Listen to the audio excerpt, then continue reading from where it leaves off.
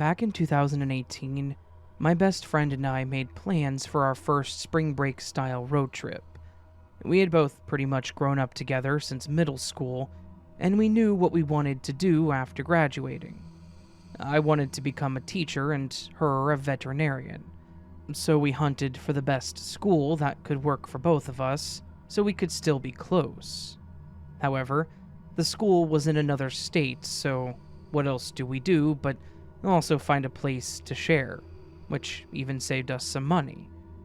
We actually budgeted pretty well. We always pulled out the money we needed for rent and other bills so we knew it wouldn't be spent. However, between work and school, we didn't have a lot of time for play. So, we decided to do something for ourselves. And we planned a trip to North Carolina for spring break. We had plans to go to the beach, go hiking, and of course, party. We actually got a pretty good hotel and airline package thanks to her work, which saved us more money to actually spend on the trip. So, onward to the actual trip. It had actually been going great. We took it easy the first day and just hit up the beach and went shopping. We went on the hiking trail the next day while we still had the energy. On the third day, we lounged around in the hotel, went to a local diner, but otherwise we're just taking it easy. So, we took this as our party day, or rather night, I suppose.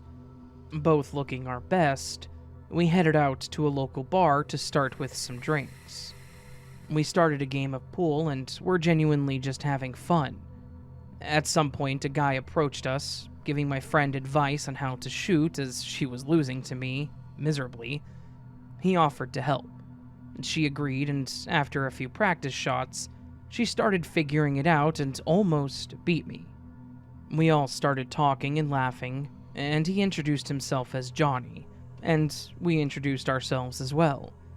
He seemed like a nice guy, and genuine too. My friend, Jamie, seemed to be pretty interested in him, and he didn't give off any weird vibes, so I stuck around to hear him out too.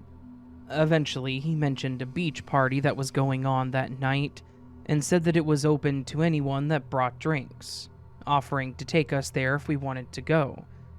We had no reason to really say no, and thought it could be a lot of fun, so we agreed. He did offer to drive us there, but we did have some sense to us, so we declined. It was the same beach that we had went to a few days earlier, so we said we would take an Uber back to the hotel, change into our swimsuits, and then just walk there from the hotel room. He didn't even push the matter, so I thought that was pretty cool too. So, we did exactly as we stated, and when we got to the edge of the beach, Johnny was standing nearby and greeted us. He offered his arm to both of us and walked us through the sand. We could see a group of people near a fire. Some were standing around drinking, some were playing beach volleyball, and some were just sitting and watching. As we approached, Johnny called out a few people, and we were all introduced and offered drinks. They were closed cans, so we accepted. We sat with some of them and talked, and eventually tried to play volleyball. Neither of us had really played before, and being buzzed, we were all over the place. But we all seemed to have a good time. They started playing music, and we were dancing and playing some dumb drinking games. Jamie was definitely enjoying Johnny's company. I found myself chatting it up with another girl that was there alone, playing a ukulele actually, who said that she was just visiting like we were. After a bit of time had passed, it was getting pretty dark with just the light of the fire and the nearby lights. I wasn't quite ready to end the night, but I was getting a bit chilly. I wanted to go change or at least grab my jacket, so I thought I would ask Jamie if she wanted to go with me or if she wanted me to grab something for her. She wasn't on the bench where I last saw her, so I just looked around the beach, scanning the area of the party, and I didn't see her. I asked the girl who I had been talking to if she saw her, and she said no. Same with a few others, so I started walking around. I ended up walking the whole shore hoping to find her, Maybe walking with Johnny at the least, but still, no luck. I went back and asked a few more people around, and some told me they didn't see where they went, confirming that she was still with Johnny. And others told me that they didn't even know who I was talking about. At this point, I was feeling a bit sketch, not to mention frustrated. We were the only two girls that seemed to not understand volleyball, and were constantly falling and bumping into others. How do you not remember this person? I was also confused and upset that Jamie would just leave without telling me. Part of me did have it in my mind that maybe she took him to our hotel room, but was fighting myself because that's just not something that she would have done. We shared a room, so she would have at least sent me a text telling me not to go back yet. So, I decided to risk the embarrassment and went back to the hotel room alone. I texted her asking where she was and that I was going back to our room, hoping that maybe a warning might help or that I would at least get a response. Yet, I got nothing by the time I inserted my room key into the door. I wish that I could say that I found her passed out in there, but instead, what I did find made my heart drop. Our room had been ransacked and torn apart. Clothes were everywhere. The drawers were open. My purse was open and my wallet was missing. Jamie's entire purse was missing. We even had one of those book safes that was in my luggage that had been broken open. We kept our extra emergency funds in there in case anything happened. I was devastated and terrified. The only thing I had of value on me was my phone, a little cash, and my ID. And thank God that I took that with me. But more importantly, while the room looked like this, Jamie was still missing, and she never responded to my text.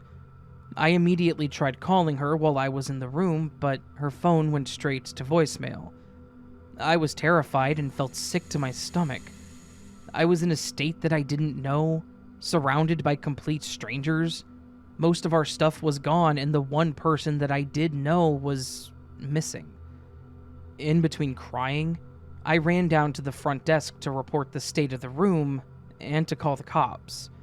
The hotel staff made a report, and when the police arrived, I told them about Jamie and our whereabouts. When they went up to our room, they concluded that it hadn't been broken into and that a key had to have been used. Thankfully, they had cameras in the halls, and they went to check the footage immediately. To my horror, I watched as Johnny approached the door, used the key, and went in. Alone. Jamie was not with him.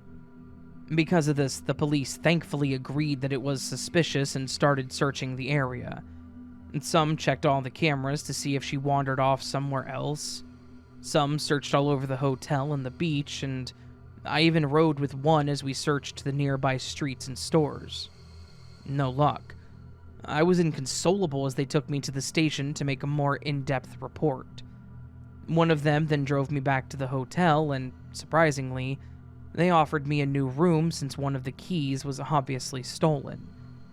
I accepted, thinking maybe that she would show up in our old room, or maybe Johnny would come by again and we would be able to question him. That was a sleepless night. I kept calling and texting her phone, hoping that she would eventually reply, but I got nothing. We were supposed to be leaving in 2 days, and I was not going to leave without her. I had so many thoughts going through my head, not to mention the fear and sadness of putting my best friend in a horrible situation. There was no way that I was going to be able to sleep. Then, early that next morning, I think it was around 4 a.m., I got a call from the detective saying that they thought that they had found her. They said a woman showed up at a local hospital in a state of stupor, and due to other things they noticed, they called the authorities to report the incident. I took an Uber to the hospital where I met the detective, and they took me back to the room to identify her. And, thank God, it was her. She was awake and very aware of who we were, where she was, etc. and then she told me what all happened. She told me that after several drinks, she and Johnny were walking around the beach when they both made hints to go somewhere else. They started walking to his car when she realized that she hadn't told me yet, so she pulled out her phone to text me when Johnny started to distract her and grab her phone from her. She said he was doing this in a playful manner, so she didn't think much of it at first. But then a woman came up to them and grabbed her phone from him, which caused her to panic a bit. Unfortunately, he had managed to get her in the car with the help of this woman, and that was the last thing she remembered until she woke up on a bench in the park. She then walked about a mile until she ended up at this hospital. She was still in her bathing suit, but her cover-up was gone, and she had nothing else on her, of course. They ended up doing tests and did sadly confirm that she had been drugged, but otherwise didn't have any signs of SA, thankfully. They did do the normal precautions just in case, though. The detectives then explained to us that they had seen similar occurrences to tourists, men and women alike. They were found drugged, had been robbed, so they most likely did this in hopes of a quick payout, I guess. But since all that we really had on us were our phones, IDs, and room keys, they went for the room. Her purse was later found in a trash can behind the hotel, but of course, all the cash, cards, and ID were gone. Her phone was never found. She apologized profusely, but I wasn't even mad. All of that stuff we could just replace or figure out, but I couldn't replace her, so I was incredibly thankful to have found her. But from then on, we doubled down and promised each other that no one, not a man nor a woman, would come between us, and while we're traveling, we always stay within each other's view.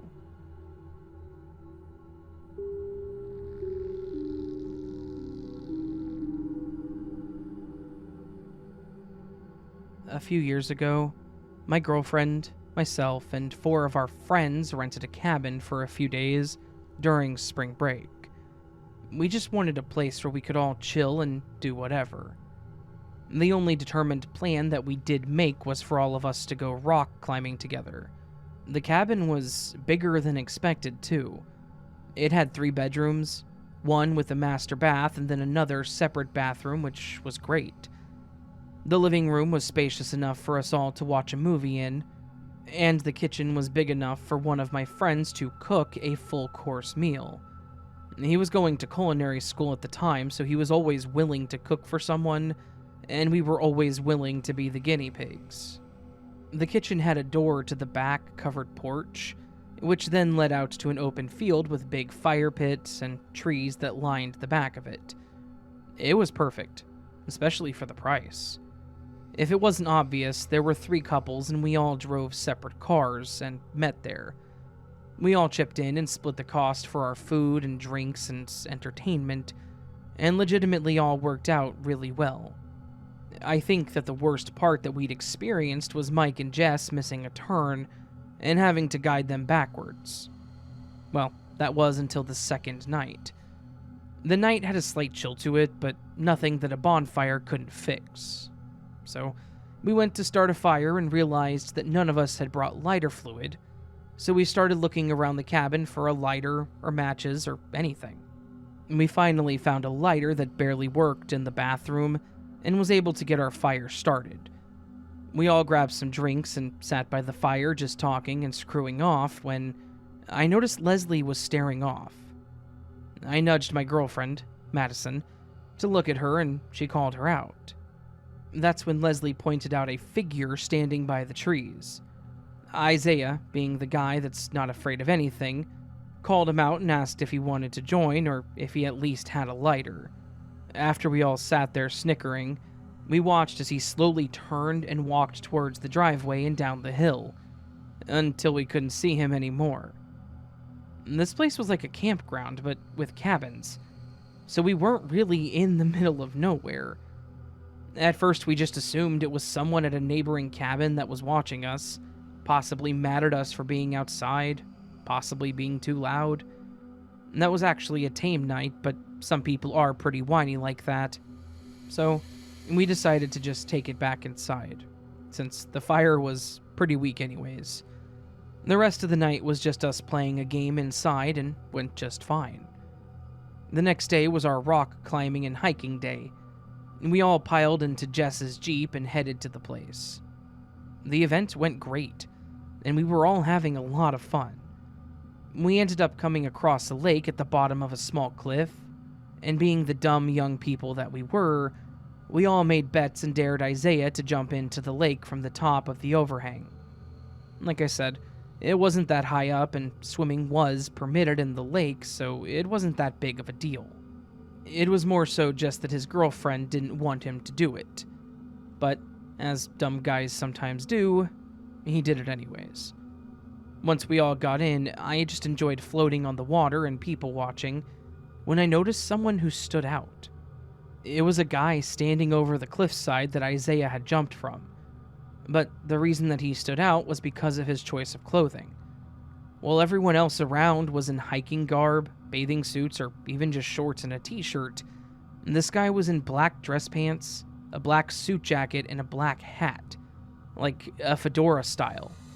He had the hat on pretty low, however, so I couldn't really see his face, yet I could feel his gaze.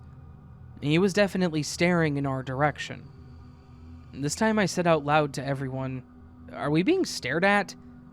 And this caused everyone to look in the same direction and notice this guy as well. We all just waded in the water, having a staring contest and talking amongst ourselves, and trying to figure out why someone would possibly be here and dressed like that. Not long after, Isaiah again shouted out to the guy, which caused some other people nearby to look around. I assume others noticed the oddity as they began staring, talking, and pointing, which then caused this guy to turn around and walk straight back behind the ledge, until he was gone. We all thought that this was weird, but I, at least, didn't connect it to our previous night's experience at this point. I just thought it was some guy being weird. We ended up leaving shortly after to go get stuff for dinner, as well as some lighter fluid to be prepared for our next fire. After dinner and some freshening up, we decided to have a bonfire again. This time, it went a lot better, and we had loosened up and were having a blast. We were talking, teasing. The girls were even pushing their limits and making a fool of themselves.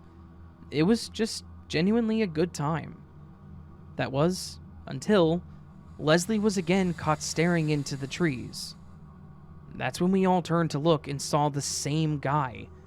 The form was the same, and with the giant flashlight that Mike had bought, this time we could shine the light right on him. He was wearing the same pants and suit jacket and hat. When the light hit him, he didn't really budge though. He leaned his head down some, probably to block out some of the light, but otherwise he didn't do anything else. Isaiah, again, yelled at this guy, but this time it was a bit more threatening. I don't really blame him though. The girls were getting pretty nervous, and this guy had obviously been following or watching us. But this time, after a bit of shouting, I think most of us started feeling uncomfortable with the situation and all agreed to go inside. Once in, Madison actually called the cabin management office and told them that someone was being creepy around our cabin, and they said that they would send someone out to take a look. The rest of the night wasn't as eventful as the staring guy kind of made us sober up some, but we did watch another movie until some of us started getting drowsy. Leslie and Isaiah went to their room, Madison went to bed before the second movie ended, and I followed after it was over, leaving Mike and Jess in the living room. Mike was already snoring, so I assumed they weren't going anywhere. I don't know the exact time that it was, but I know it wasn't more than an hour or so after I went to bed that I woke up to a piercing scream. Madison had been startled awake too, and after confirming that it wasn't her, I ran out of the room to find out what the hell had happened. I found Jess screaming in the living room, the front door wide open, and Mike was gone. She then explained that she woke up to a scratching sound, and when she looked at the window behind the couch they were on, she saw someone trying to open it, or at least standing at it. She then said that Mike ran out the door to catch the guy. Isaiah and I ran out after him, but found him shouting towards the trees. When we caught up to him, he said that he'd caught up to the guy and knocked his hat off, but the guy fought back with pepper spray or something to the likes. He said that something hit his face which made his eyes burn, and it was really hard to breathe. We brought him back to the cabin, and this time we called the cops and the office people. This time Madison was not anywhere near as nice. The police actually showed up pretty quick and took our report, and then looked around the cabins. They even went to a couple nearby and questioned those people too. They, of course, never found the guy or his hat. This guy was most likely brazen enough to go back and get it and still miss the cops. Jess took Mike to the hospital, and Madison agreed to go with her while the rest of us stayed behind. We never saw the guy again that night, but none of us went back to sleep either. After a few hours, the others came back and confirmed that it was just some sort of pepper spray, so he was going to be alright. But the trip had kind of been ruined. Jess, Leslie, and Mike were definitely not interested in staying the rest of the trip. No one could blame them either. After some talking, we ended up packing up all of our stuff that night, and the other 4 took off. Madison and I were pretty shaken up too, but we still had this booked for one more night, and she really wanted to give the front desk people a piece of her mind. I guess they didn't seem too concerned about the situation when she first called, and yeah, they probably should have been because it was their property that could have been damaged. And so, we put all of our belongings in the bedroom, locked the doors, and tried our best to sleep there. The next morning was exhausting, as we didn't really sleep much. Management did call us to apologize, and said that they couldn't give us a partial refund, but they did offer to move us to a different cabin. After informing our friends, they told us to enjoy, but they didn't want to come back. They did move us to one that had an indoor hot tub, so I guess that was pretty cool. We didn't have another run-in with the guy, but they also never found him. We still, to this day, have no idea why he targeted us, or what his intentions even were if he were to break in. And the fact that he had the pepper spray makes me think that he had intentions of using it, or, at the very least, thought he was going to need it. We haven't been on a trip with the others since, but we do all still hang out, and we remember that creepy spring break that got ruined for us.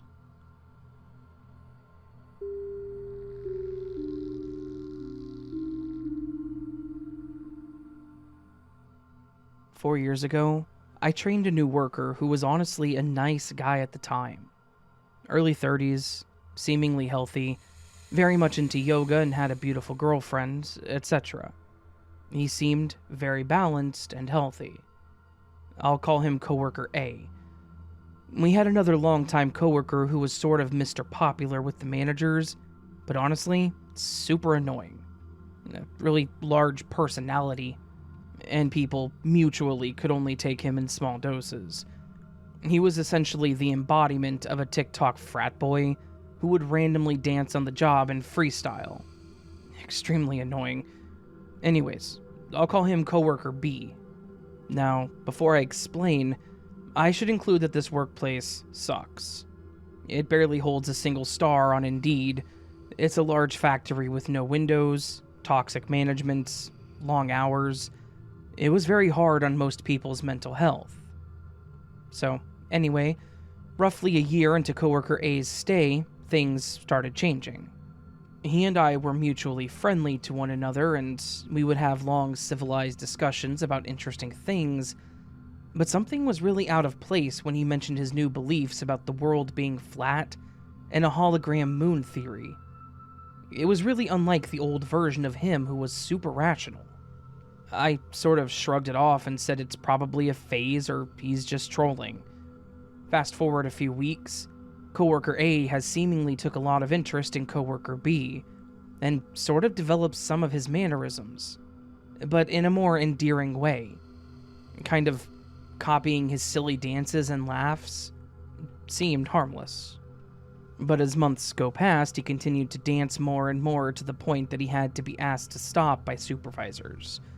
He would even be moving around at the morning meetings, using all the same mannerisms and phrases as coworker B, to the point that he switched shifts.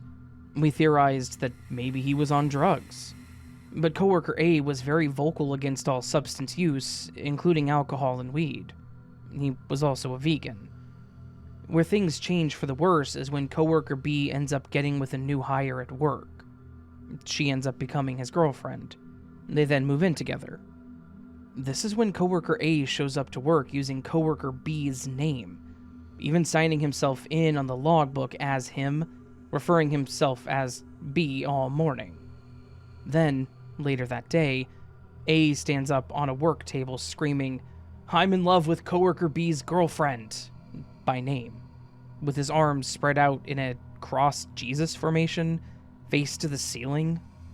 The whole place was silent, and after he ended up standing in a corner with a broom, sweeping nothing for the next several hours. He wouldn't turn around from the corner either, not even when tapped on the shoulder or called by name. The only time that I saw him away from that corner was when it was time to go home. He was the last one out. Unfortunately, my job being QC, I'm always among the last ones as well. Despite both of us being the last in the building, I did my best to act normal when passing him in the hallway. I glanced at him. He was looking directly at me, head tilted down, making a pseudo-snarling dog face, eyebrows in a V, tongue and teeth out. The next day, our boss decided that coworker A needed to go to the hospital, so we actually made an appointment and got him in with an Uber. He was put on leave for a week. The security guards who I was friend with told me that A was showing up in the middle of the night, trying to sign in for work at the card reader, sometimes 2 to 3 in the morning. Anyway, surprisingly, a week later, coworker A comes back and seems somewhat normal. Almost like he has no recollection of anything he did. He even wrote an entire album on his phone in that time, which surprisingly was better than I thought it would be. But I noticed it was all love lyrics, sort of wanky country love songs. As things seemed to normalize with coworker A, he stated that he really wanted to hang out with me and go for a hike, throw axes at trees, etc. I sort of didn't agree or disagree, and told him I would get back to him on that, as I secretly was a little on edge. He asked me later that day if I was still down, and I said unfortunately that I had other obligations. He said, "Well, I guess I can't throw an axe at your face then." And I laughed, not knowing how to react at all. I told the manager about that, and he kind of just scratched his head uncomfortably and shrugged his shoulders. Anyway, coworker A ends up finding coworker B's address due to a work get-together where everyone was invited and someone leaked it to coworker A. They eventually find rocks and sticks in weird formations on their doorstep like shrines, and we all collectively knew that it was A. Things got really weird when they actually found A looking through their windows at night. He was also scratching the window with his nails, calling out B's name, repeatedly whispering, "B, I need to tell you something." This is when our manager finally decided to take action and agreed to fire A. 4 years later, coworker A still stalks coworker B's now ex-girlfriend, who had to get a restraining order against him. He annually makes new Facebook accounts and adds all 200+ workers who used to work there, as the place got shut down. He uses a new name each time with a different selfie. He then sends a message to each one of us as well, saying, "Hey, you, it's B from work." So, I guess that my question is, what would this behavior be called? And how did such a normal, likable, level-headed person turn into this? Is there a term for this behavior? What would your diagnosis be? One of my friends had the gall to ask him in a reply, which I can share a screenshot of if he recalls anything, in which he doesn't seem to. but he sure remembers B's ex-girlfriend and says some extremely concerning things about how she's the one and the only, how he's the bigger one and she's the smaller one. He was put on this earth essentially to save her. He also seemingly has no support at all from family or anything like that. And he's working at a new job, living alone, unattended. I feel like this is sort of a risk. Anyways, I'm interested in some of your feedback of what he might be dealing with.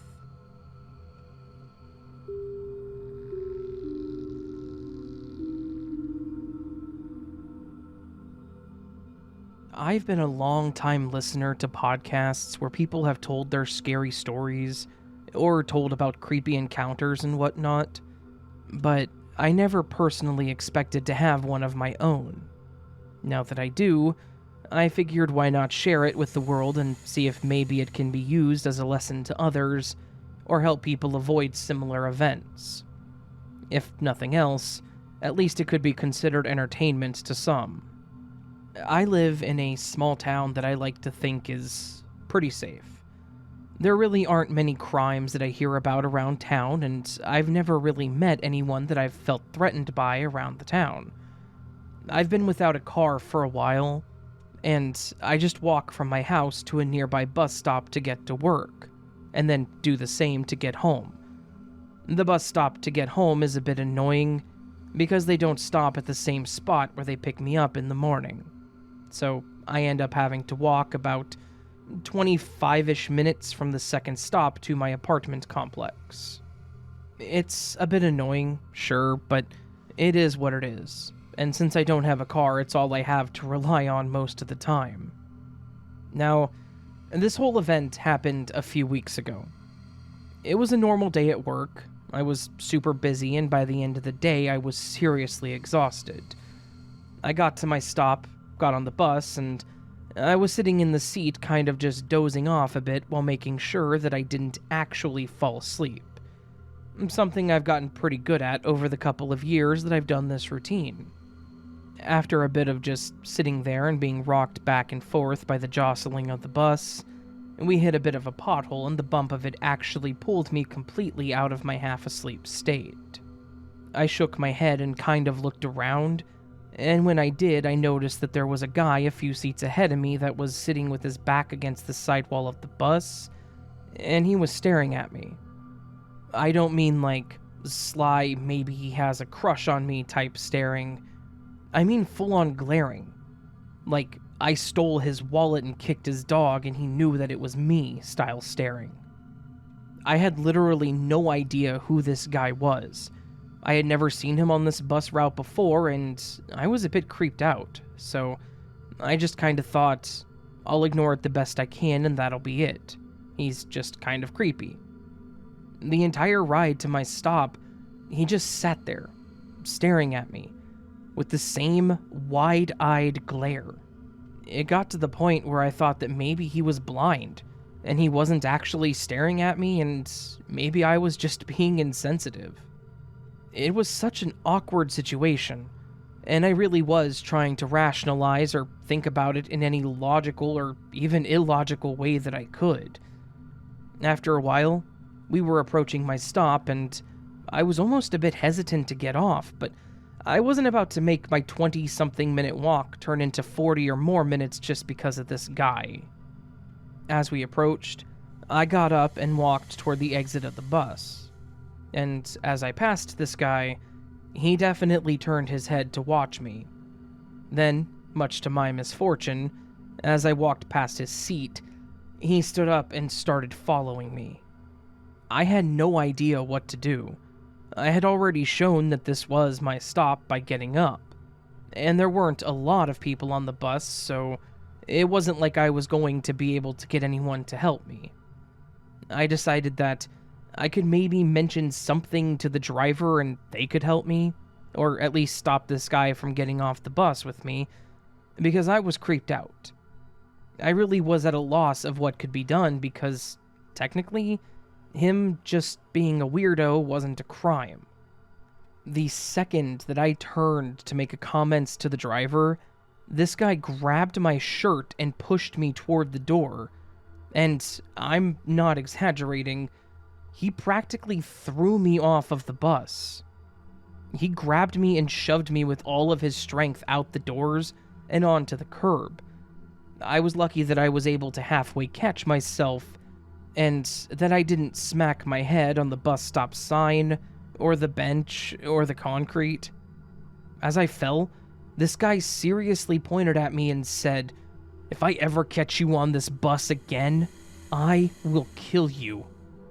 This was obviously terrifying, and it caused a lot of chaos to ensue, mostly from the driver. He was yelling at the guy. The couple of other people that were on the bus were standing up and approaching the man that had just threatened me, and I was just sitting there on the ground, terrified for my life. As soon as the other people got to the guy, he jumped off the bus and took off at a full sprint. Within moments, he was gone, and they were helping me up, and the driver told me to get back on the bus while he called the cops to escort me home.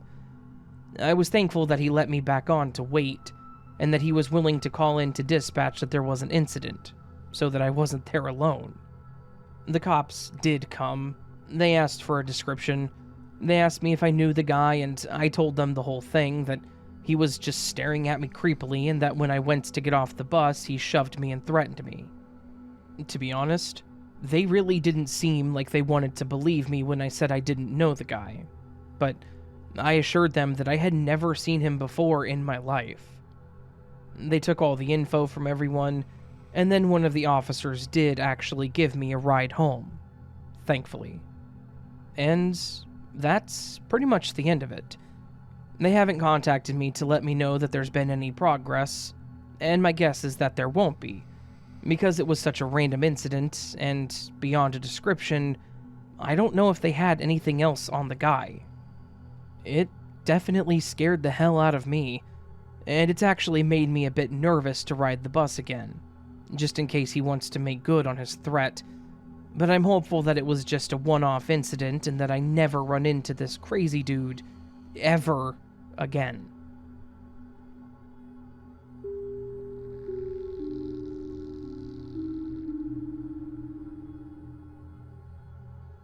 Hey everyone. Long-time lurker in this group, never posted because I've never really had anything that I thought was worth sharing. I've read a lot of stories here, and I honestly never thought that I was going to, one day, make a post. Yet, here we are. Sure, we've had our share of creeps at my work, but this one was far above and beyond everything else. This happened only a couple of weeks ago, so the memory is still fresh in my mind, and honestly, I'm still a bit creeped out by it. I was working the night shift at my McBurgers, and yes, I'm calling it that because I don't want the real restaurant to see this and try to shut me down, and it seemed like a pretty normal night. To give some context, the McBurgers that I work at isn't in the best part of town. We've had our fair share of weird people and bizarre things happen, but honestly, it kind of feels like the people with ill intent just leave our store alone. It's almost like our McBurger is a safe haven for them, so they know not to do the crazy things there. Like, we get the types that kind of look like they're going to commit a robbery, but they just order a burger and leave. And then, wherever they go afterwards is who they hit. Well, unfortunately, on this night, we got a taste of the crazy. It was around 2 a.m., and we were mostly empty. I was manning the drive-thru window and doing some sweeping in the back area, when we weren't getting any cars, that is. Kevin, one of my coworkers, was manning the front, but due to lack of traffic, he was doing some cleaning up on the line and the other parts. After a bit of this, we heard the door open, and Kevin wrapped up what he was doing to head up to the front to greet the customer. I watched him go up and look around and then come back saying that there was no one there and shrugging it off. He went back to cleaning. About 5 minutes later, I looked up and told him that he had a customer, because there was a man standing up at the front. He looked a bit messed up, is the best way to put it. Not like dirty or anything, just a bit like he was stressing out. He was wearing a nicer button-down shirt and a decent pair of slacks, but they were, for lack of a better way to put it, again, just messed up. His pants were unbuttoned, but his belt was holding them up. His hair looked like he'd been pulling it out. His shirt was halfway unbuttoned, and his tie was still tied around his neck but was halfway unknotted. He looked like he could have been a VP for a company that had just closed its doors for the last time, if that makes sense. The man just stood there at the counter looking at nothing in particular, like he was just spacing out.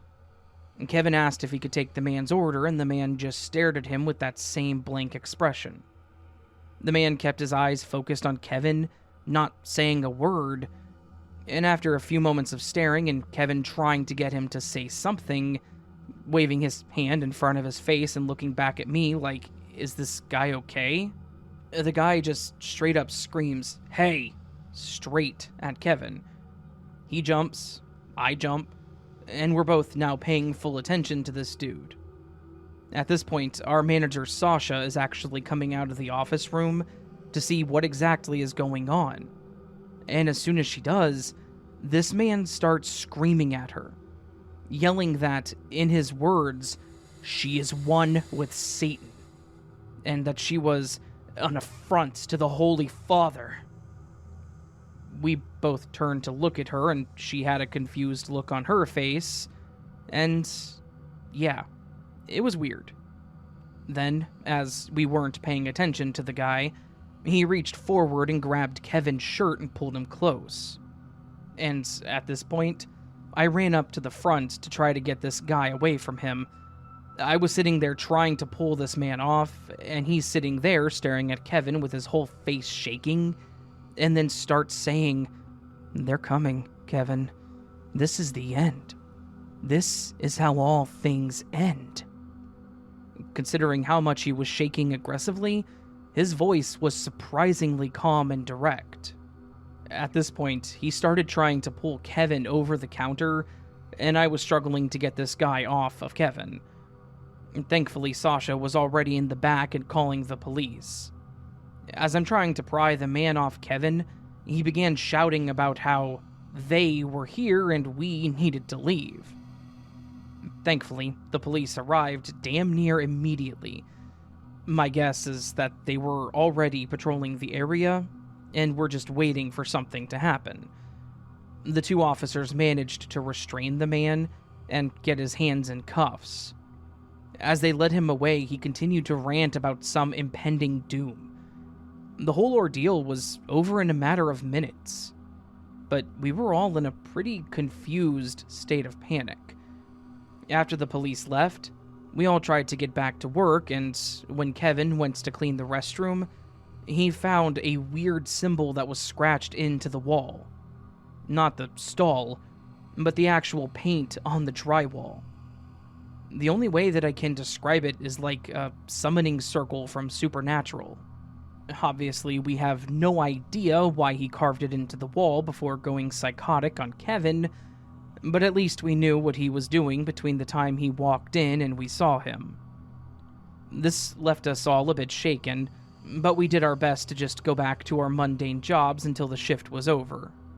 Kevin did end up putting in his 2 weeks not too long after this, and he actually just had his last shift.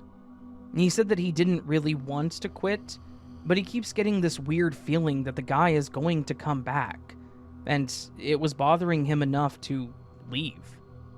I get it, and I don't blame him. It was definitely a terrifying moment, and the fact that this guy paid way more attention to Kevin probably didn't help.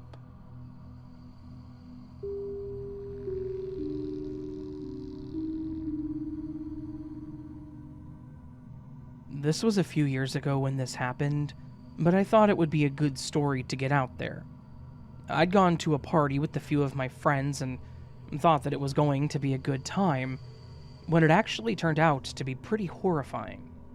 I'm gonna be honest, I'm not the best storyteller, and I'm not really sure where to begin with actually telling the story, because it's one of those terrible events that was pretty messed up, and it affected a few people. I guess I'll just start by saying that my group was just myself and two of my longtime friends, and the party was at the house of one of our longtime friend of a friend's that we'll call Jordan for the story. Jordan is a pretty nice dude. I've known him for a few years, as have both of my friends.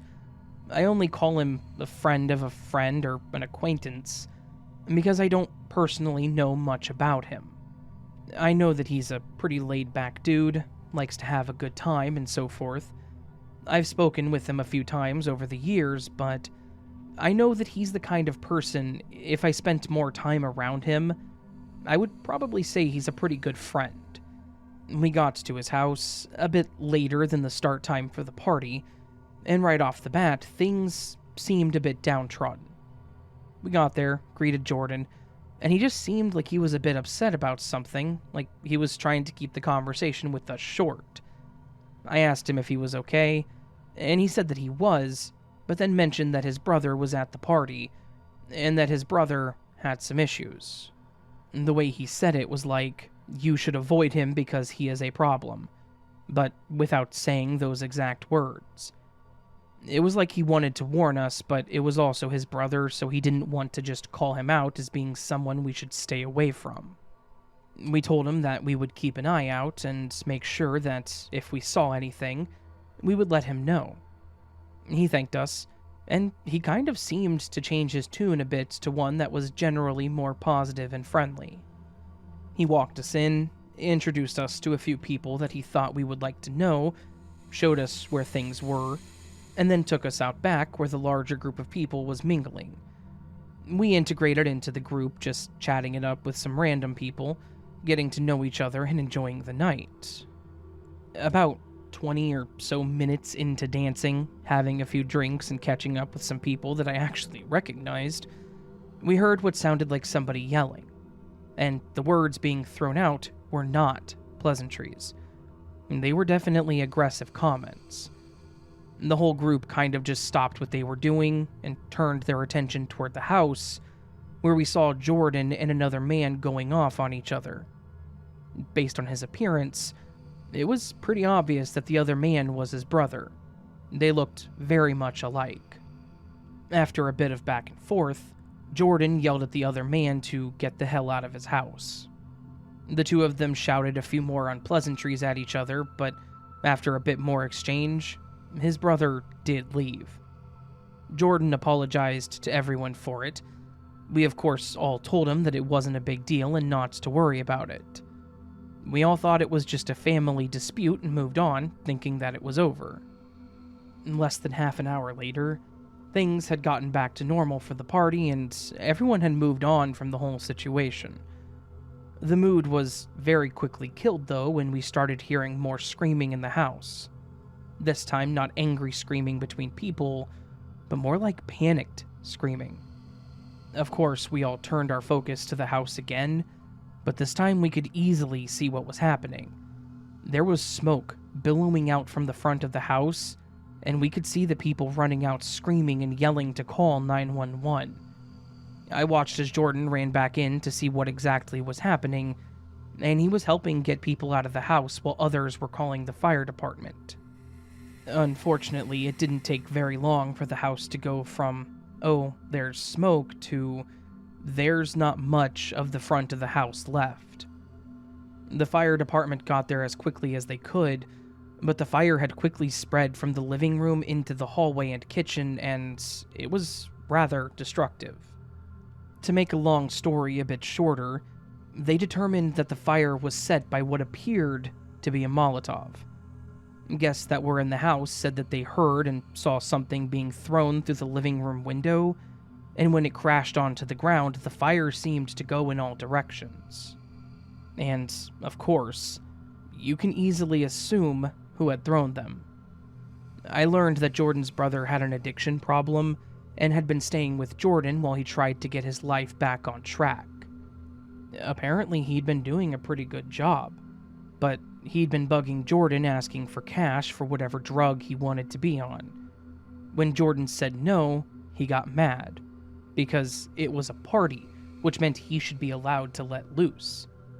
Jordan told him that he could join the party, but anything he ingested needed to be legal. And, of course, this put his brother on edge. The argument that they'd had before his brother left was enough to send his brother over that very destructive cliff, and he decided to go find somebody to help him get high. Then, he opted to set his brother's house on fire in retaliation. He was pretty quickly caught, too, because he didn't really leave after he threw the Molotovs. He'd actually stuck around so that he could watch the damage that he caused. And he was more than willing to confess it to the cops when they questioned him. Thankfully, by the end of this, nobody was physically harmed. Jordan lost his home, and what's worse, the only reason his brother was there was because he was trying to help him. It has been a while since all this happened. His brother is in jail, and the couple of times I've spoken with Jordan since then, he'd been rather optimistic, considering the fact that his brother had burned his house down. The property was a complete loss, and he ended up having to stay with family and try to get everything sorted through insurance, but I don't know how all that ended up. I just personally hope that the property loss was the worst of it. I can only imagine how much it must have hurt Jordan to have his own brother try to destroy his life like that.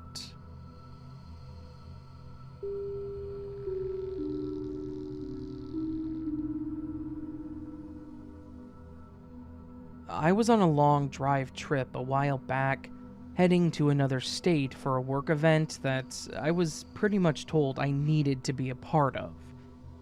I was given the options to fly, or to drive a rental car out there, and if I drove, I had to do it over the weekend, and I wouldn't be paid for mileage.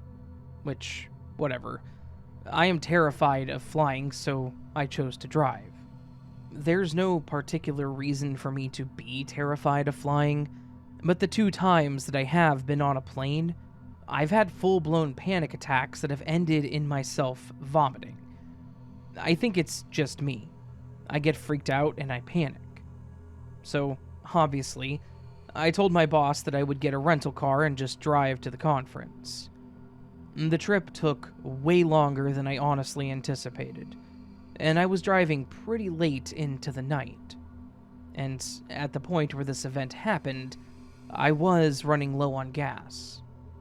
I wasn't low enough that I would have ended up on the side of the highway, at least I don't think so, but I was low enough that I had made plans to fill up at the next station that I saw on an exit sign. I went for a while longer, saw that there was a station at the next exit that indicated it was open 24 hours, and thought that I should consider stopping to use the restroom, getting something to drink, and then fill up my tank. I pulled off, and after a little bit of searching, I did find the station.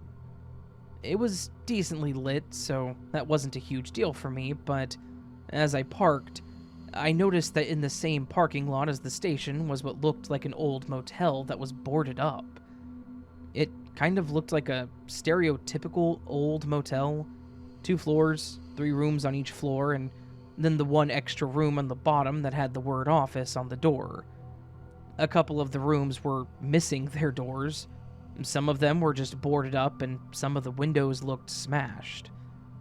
Honestly, it's not relevant, but it was a bit unsettling. But I wasn't there for lodging, I was there for gas. I headed into the station, and it looked decent at the very least. Like, sure, it was a bit dim, and a couple of the fluorescent bulbs were burned out, but the floor was clean, and everything looked well stocked. It wasn't a small station either. There was actually a good amount of space, and everything looked open, so it was kept up. And there were 2 guys standing at the front counter talking to the clerk, and honestly, none of them looked too threatening. They just looked normal. As I walked in, the clerk turned his attention to me, and he, very politely, asked me if he could help me find anything. I asked him if he had a restroom, and he motioned toward the back. I nodded and headed back and did my business. While I was washing my hands, though, I heard what sounded like all three men giggling like schoolchildren.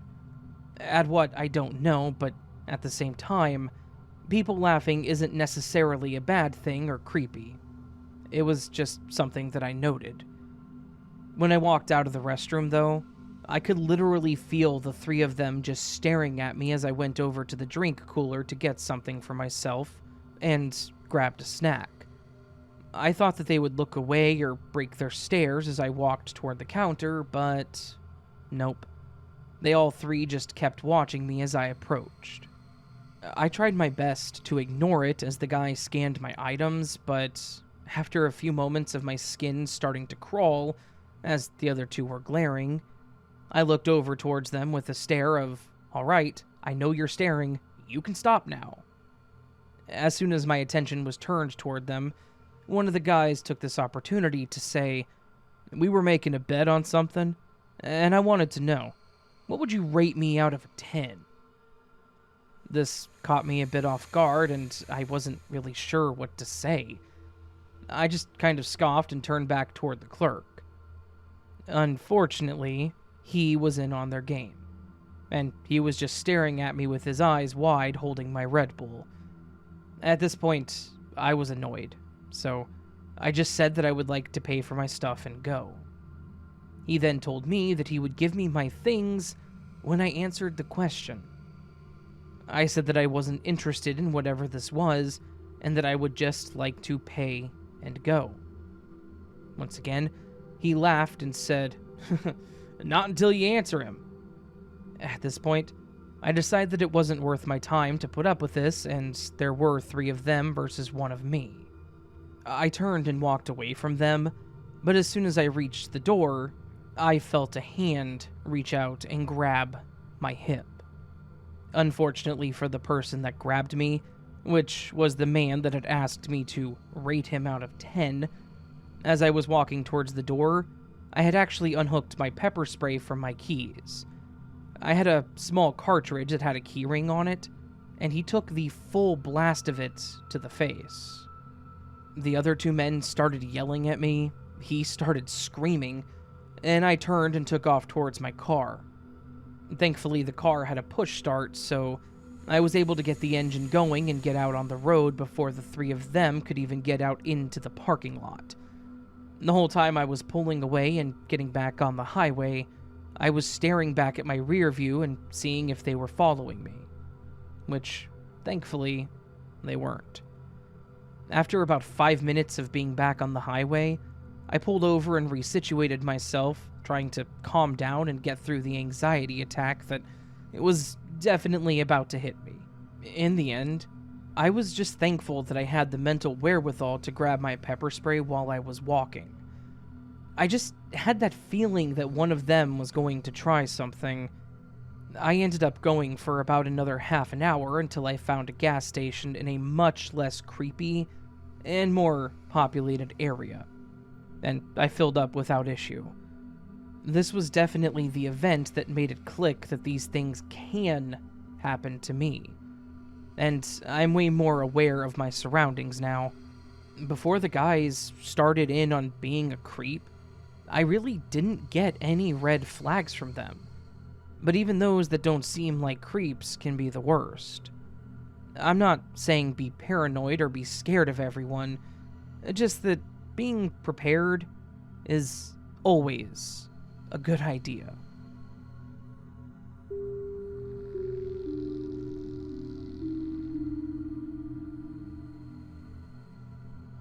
One Saturday morning, I, 21, female, decided to go to my local Goodwill.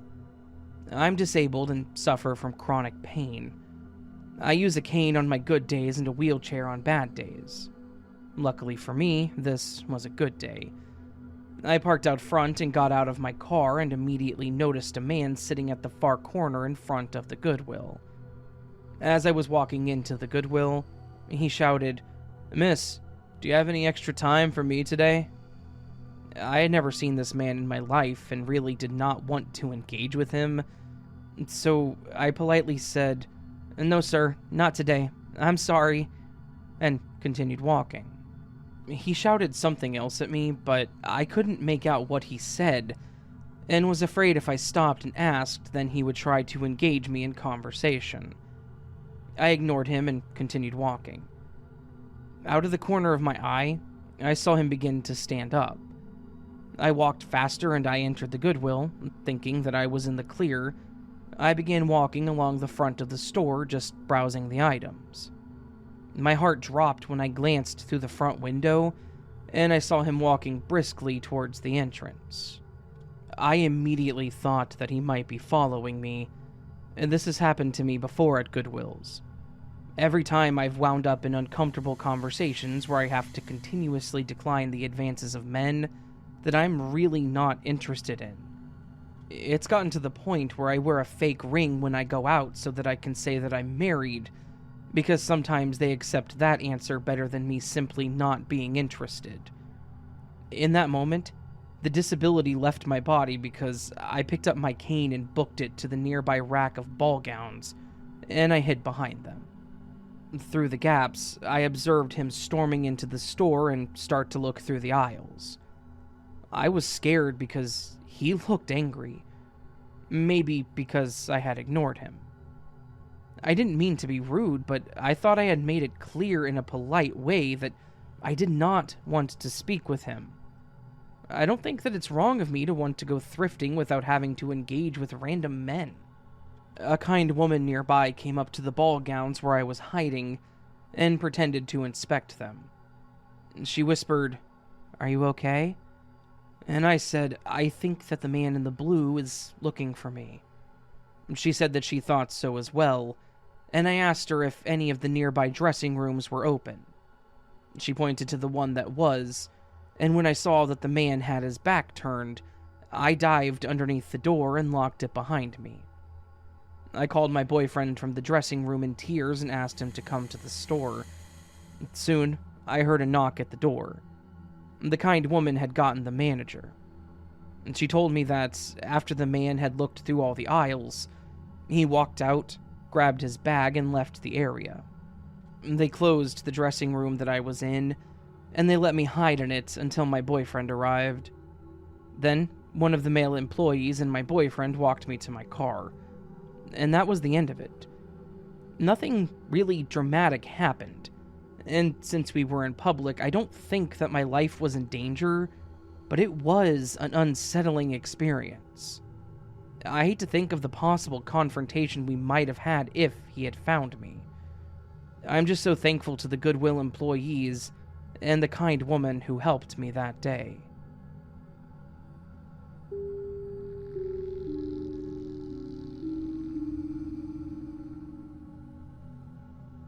I think I'll post this here just to see what others think of this experience.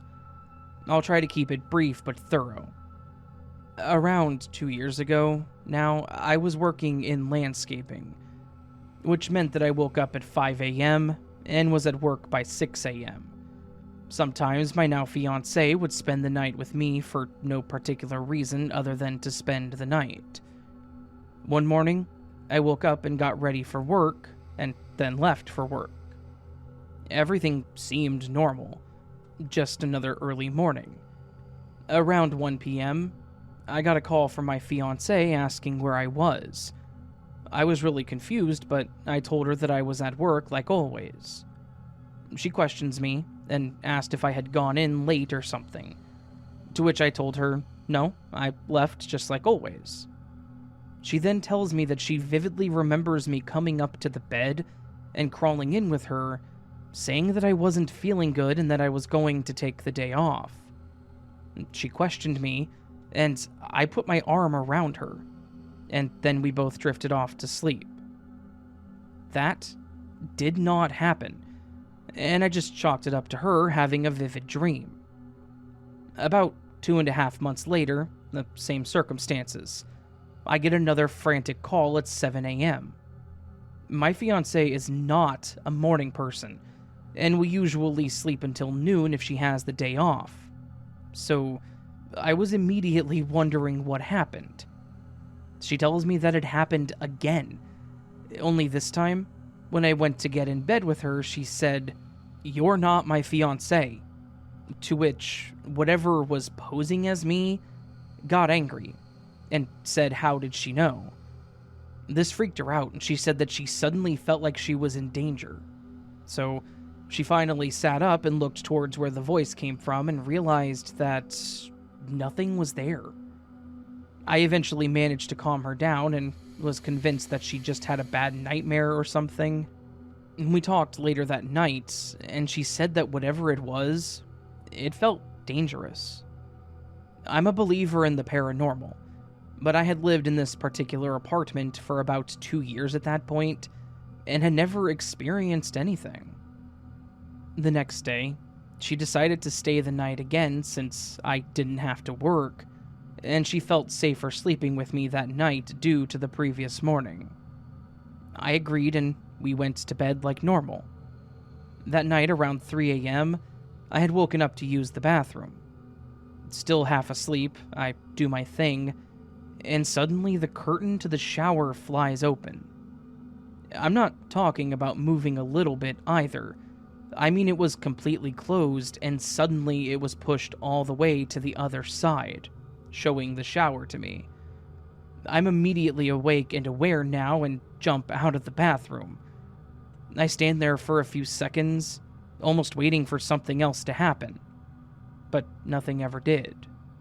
I didn't go back to sleep that night, and I told my fiancée about what happened when she woke up. A few other small things happened after this too, but I'll end this here to see what y'all think of this. I'm honestly still confused about it to this day, and never really understood what was going on for the rest of the time that I lived in that room. But thank you all for reading and giving me a bit of your time.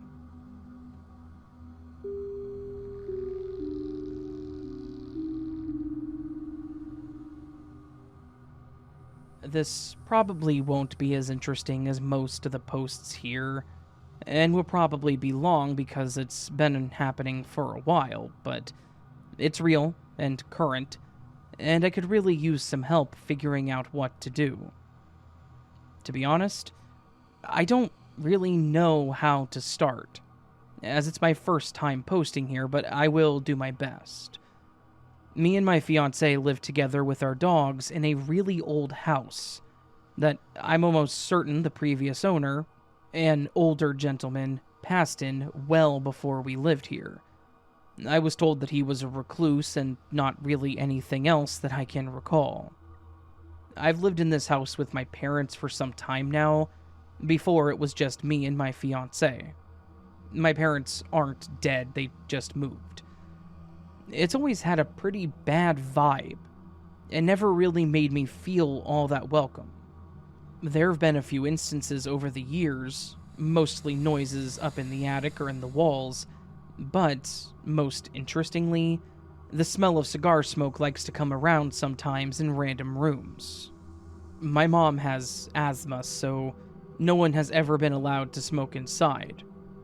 Once my parents left the house, after a pretty nasty divorce, I only mention it because I notice a lot of encounters having to do with negative emotions. Me and my fiancé have been happier, honestly, since it's just been us, but the weird stuff has been getting worse and worse lately. The feeling of being watched has been tenfold, to the point where it literally feels like someone is about to breathe down your neck. Our dogs have also been acting pretty weird, staring and barking at nothing way more than usual. That, and our dreams. I have always had interesting dreams, but only here have I dreamed of being watched or being intruded on with occasional self-death dreams. An example, a waking dream of someone barging into my room and staring and charging at me, or being stared at through the vents. But more noticeable and harder to explain is our windows constantly coming unlocked as of the past few months. They're not complicated locks, and it happens so frequently that we started actively checking them to make sure that they're still locked sometimes. and they won't be, or they'll be partially unlocked. It's a lock that swivels left to right over a bump to click in place. Not something that happens on accident. The noises have gotten more frequent and louder, and things get moved when no one is around to move them. Just tonight, I got frustrated and threw a Powerade bottle in a bag into the kitchen, and my fiancée didn't go into the kitchen once. She literally didn't even get off the couch. And the bottle, 30 minutes later, is on the counter upright, when I know that it was on the floor. Also tonight, the noises were really loud. So I checked the house again, and of course, no source. And it doesn't seem to happen upstairs while I'm actively looking for it. It literally sounded like someone was dragging something through the wall. It's getting to the point where I'm worried that we have an actual person in the house sometimes.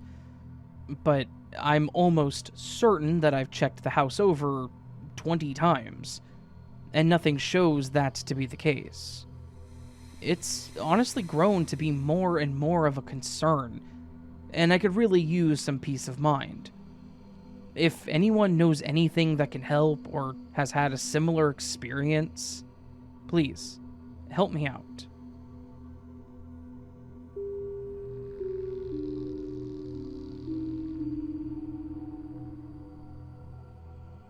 Many years ago, my girlfriend, Maya, and I spent our spring break on a road trip to St. Louis, Missouri from New Mexico. We wanted to see the Gateway Arch and check out some other sites nearby. She also had grandparents that lived in the area, and they welcomed us to stay with them while we were there. This gave us a bit more wiggle room in our budget and helped us greatly. We planned on leaving super early to get a head start on traffic and taking turns driving and sleeping so that we could save more time and money on hotels, which did work out in our favor. Well, for the most part. Most of the drive went smoothly. We had printed out our drive and directions and even planned our stops. And yes, I said printed directions.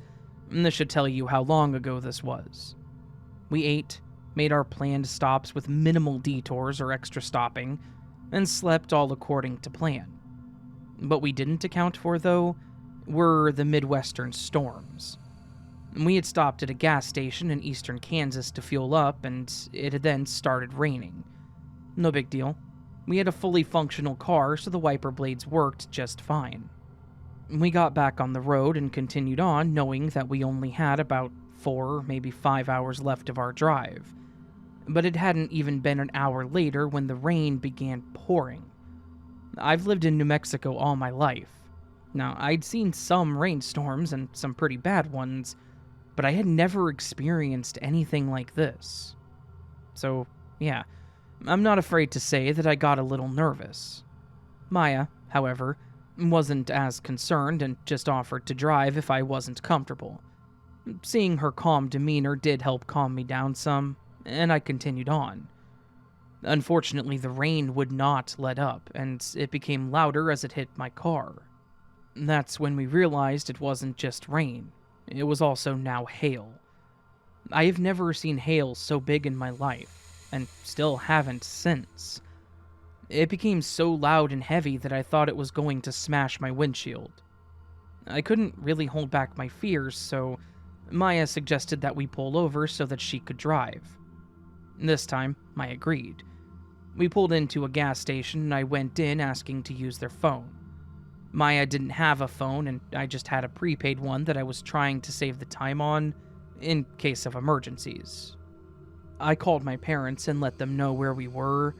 I then explained how bad the weather was, and my mom sounded worried and suggested that we take shelter at a hotel until it passed. Of course, this didn't really help relieve any of my concerns, but I told them I would consider it and ended the call. I went back to Maya, and after sharing with her, she said that she would continue the drive, saying that we would probably be fine. I tried my best to remain calm and just trust her judgment. We continued to drive, but it seemed like we were honestly going further into the storm. The rain and hail continued, and the wind was so strong. I thought it might even blow us off the road. And speaking of the road, I could barely see the lines on it, let alone a few feet in front of us. We were on a pretty empty stretch of road with no exits nearby, but I looked over at Maya to ask if we should maybe just pull over and wait it out. And her face told me all that I needed to know. She no longer looked so confident. I pleaded with her to pull over, and she agreed. We were now on the shoulder and parked, and we sat there in the dark and silence, just trying to decide the best thing to do. I grabbed my phone from her purse to at least call her grandparents, or my parents, with an update, and of course I didn't have any signal. It was a bit disconcerting to see, but I told myself that we were parked, so we should be okay. We tried keeping each other calm by just talking and occupying ourselves, which did start to work. We probably sat there for about 45 minutes when we noticed that the hail had stopped. It was still raining pretty hard, but since the hail cleared up, we could see the road a bit better and decided to give it another go. But as it goes, there's always something. Now, the car wasn't moving. It started just fine, but it appeared to be stuck. We got out and checked, and sure enough, the tires on the passenger side had sunk into the mud. This road didn't have any sort of barriers on the side, so it just went from road to grass and dirt. I tried pushing it while Maya steered, but it was not budging.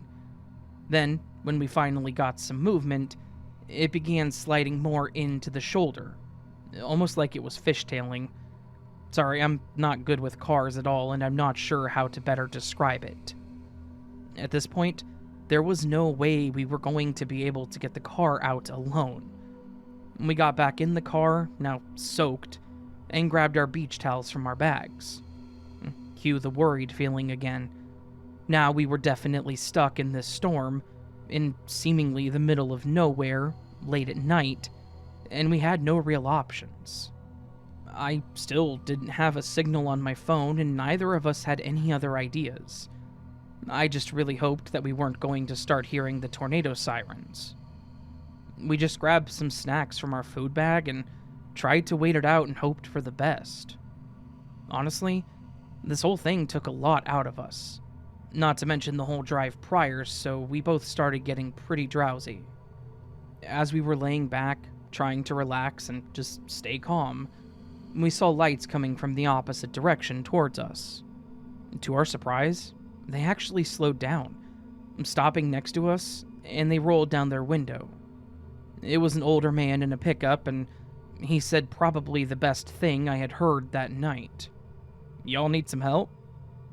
We probably should have been a little hesitant at first, for the reasons mentioned above. Middle of nowhere, stranger, dark road, etc., but we were so desperate that we decided to take the risk. The man got out of his truck, put some kind of board between my back bumper and his front, and pushed my car while Maya steered it. It came out like it was nothing, and the man's truck plowed right through the mud, too.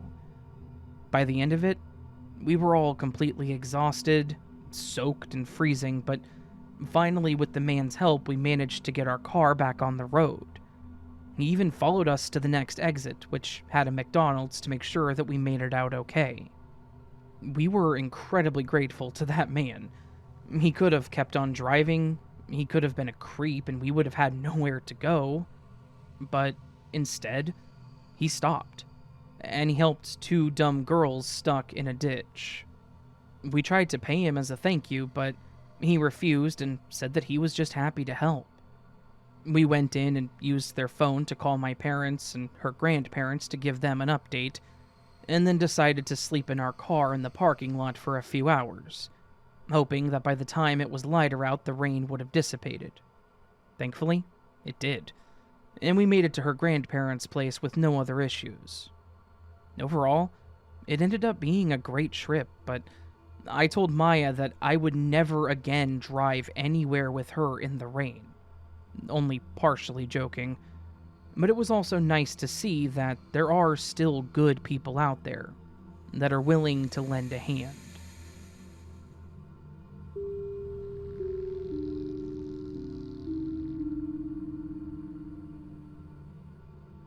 This happened to me and my daughter several years ago. My daughter Brooke had recently gotten her permit and would come up with any reason to drive.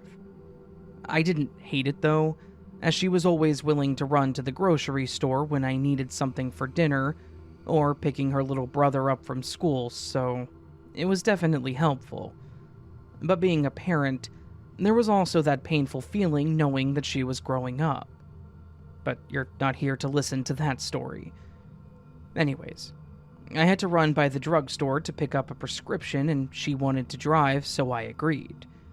My husband was at my son's t-ball practice, so it was going to just be the two of us. I think this was partially to drive more, but after we left the drugstore, she said that she wanted to stop by a local fast food place that had really good ice cream. She offered to buy it though, so I wasn't going to say no to free ice cream, and I agreed. We got there and decided to go in so that way she wasn't driving and trying to eat. She didn't need to already be driving with distractions anyways. We got in, placed our order, and stood towards the back waiting for them to call it out. After we got it, we went and sat down and enjoyed our little treat and talked about her classes, her friends, etc. I typically ate mine slower, so since she finished before me, she said that she was going to use the restroom before we left. After she walked away, I pulled out my phone to check the time and text my husband. It was just about that time that a guy walked in, and I immediately got a bad feeling in the pit of my stomach. He had a pretty average build, was completely bald, and was wearing jeans and one of those brown Carhartt-style jackets. He looked right at me with this piercing stare, and then quickly looked back towards the counter. It gave me a shiver down my spine, and all I could think was that I needed to run. I gripped my phone, but before I could stand up, the guy pulled out a gun and started shouting demands. It was like the room was in slow motion, as I watched people scatter and try to run out the doors. The employees were crouching and covering their heads, all while the poor girl that rang us up just stood there frozen. The guy demanded the money in the register, and she immediately started pushing buttons trying to get it open. As the guy was shouting at her, I looked over to see the restroom door open. My daughter could see the people trying to take cover and looked confused. I tried to communicate the best that I could without talking, shaking my head and trying to motion for her to go back into the restroom. I was praying that she would understand and go back in and call 911, but as she stood there just frozen, I really couldn't blame her. Unfortunately, I was within the sight of the guy and he noticed me motioning to her. This caused him to approach me and hold the weapon in my face, which made my daughter yelp, and he looked at her. I immediately spoke up, as stupid as it may have been, but I pleaded with him to leave her alone as she was my 15-year-old daughter. He then looked back at me and demanded that I give him everything I had. I opened my purse, and as I was pulling out my wallet, he snatched it from me. After he searched it and pulled out everything he wanted, he motioned for me to go outside, which then caused my daughter to start crying. Before I could react, he looked at her and said that he wasn't going to hurt me and again told me to go. As we started walking outside, he put the weapon in his pocket, but kept it close to me, as I remember feeling him press it against my side. He said that he wanted me to drive him somewhere, and I said I would. However, when I approached my van, I realized I didn't have my keys. They were still on my daughter. I tried to say something, but the words weren't quite coming out. I told him I just remembered that I didn't have my keys, and he immediately became angry. It was obvious that he thought I was lying as he snatched my purse from me and proceeded to dump it out into the parking lot. After this, he became pretty furious and began punching my car door over and over. I stood there not knowing what to do now when we both stopped to look up.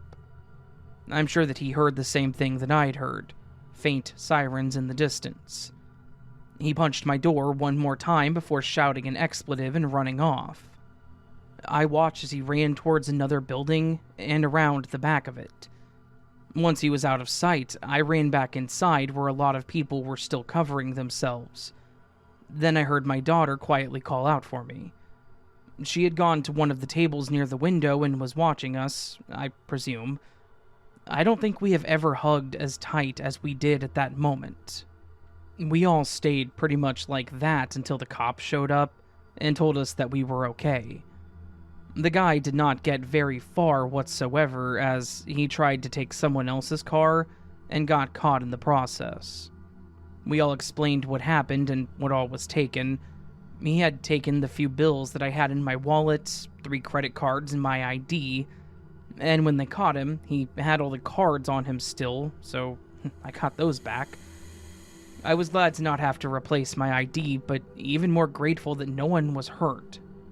Traumatized, definitely, I'm sure, but I'm so grateful that the gun was never fired. It was a terrifying moment for us, but I don't let it hold me back. It's been almost a decade since this happened, and my daughter has also moved past it too. She definitely struggled for a while, not wanting to leave my side when we were in public, and had some pretty mean nightmares about it, but she's become a very brave young lady. However, I really do hope that we never have to experience something like that ever again.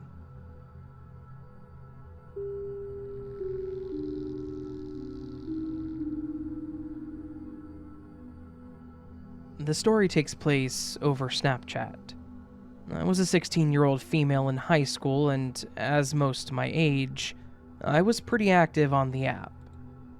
I received a notification that a new friend had added me. They went by a name that I had never heard before, but being the dumb teenager I was, I accepted their friend request anyway out of curiosity. I noticed that their Snap score was extremely low. A Snap score determines how active a person is on their Snapchat account. The higher the Snap score, the longer they've had the account. The fact that their Snap score was extremely low made it seem as if they had just created this account very recently. They started to message me right away after I accepted. Almost immediately, I could tell that this was a fake account that somebody had created. They started chatting with me, and they then started to send me inappropriate pictures of themselves. Their face was never in the pictures, and an inappropriate picture I assume they found online. They would harass me and say really cruel things to me, as if they had it out for me. I would tell them off because their harassment towards me made me feel very upset and targeted. I would later find out a few things about them, one of them being that they followed me on Instagram. They sent me a screenshot of my profile. This was definitely somebody that I knew. They also admitted that they went to the same high school as me. I decided to block them soon afterwards. For years, throughout the rest of high school and even after, I would get random accounts from the same name and different names doing the exact same thing. Sending inappropriate pictures and being very hateful and stalkerish towards me. This made it hard because, since they used different names sometimes, I would just assume it was someone from school whom I didn't know who got my username from one of my friends. Sometimes I would be anxious to walk home alone after school, thinking they may try and follow me and get me alone. They made around 10 accounts in total over the few years that this took place. What I found even more creepy is they went as far as to add me on Snapchat on my birthday. And when I accepted, they wished me a happy birthday, which meant that they knew my birth date. They did this on my graduation day too. On my graduation day, they also said more cruel things to me, almost as if they were trying to ruin my graduation. This person really hated me for some reason, yet I could never think of who it could have been. I couldn't think of anyone at school or elsewhere that could have possibly hated me this much, to target me like this. Unfortunately, I never found out who it was. I assumed it was somebody that I rejected, or my ex, but either way, this person was very unstable. I'm in college now, and thankfully this has stopped. I have a new account on Snapchat with a unique username, so it's much harder for anyone to find me.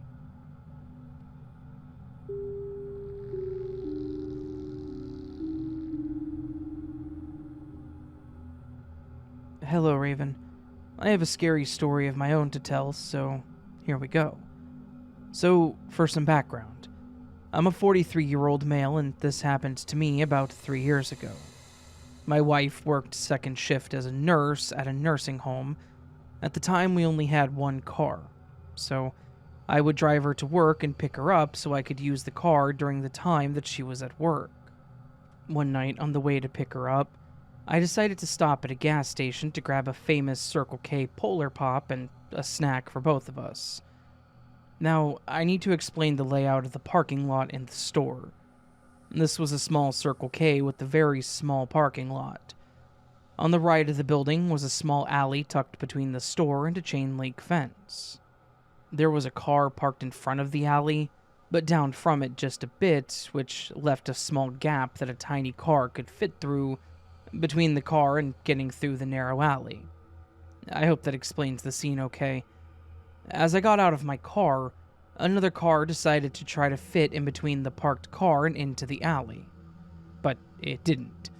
It scraped up against the car parked in front of the alley and dented the front end and left huge scratch marks.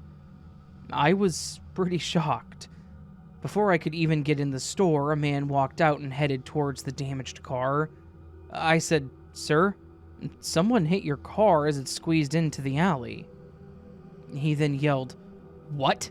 and a few expletives. I told him I was sorry and that I wasn't able to get the plate number. He then got even madder and started yelling more. At this point, all I wanted to do was get into the store and out of this situation that I brought on myself. But things only got worse. The man then reached into his jacket and pulled out a gun. He began to wave it around and scream and yell. He then said, "I'll shoot him. I'll shoot anyone." At this point, I was just flat out terrified and frozen in place. I wasn't sure what to do. Should I make a beeline for the store? Or my car? My fight or flight kicked in, and I decided that surely flight was the better option. As he continued his tirade, I decided to turn around and walk at a brisk pace back towards my car. My muscles tightened as I could only think about a bullet piercing my back or, God forbid, the back of my head. I've never felt more unadulterated dread in my life. I've never had to deal with a maniac with a gun. Finally, after what seemed like a solid 5 minutes, which I'm sure was only about 15 seconds, I was in my car. I let out a huge sigh of relief. I turned my car on and burned out of the parking lot as fast as possible, shaking like a leaf. I thought about calling the police, but then decided against it. I don't know if that was the wrong or right decision, but what I do know is that the right decision now is to mind my own business.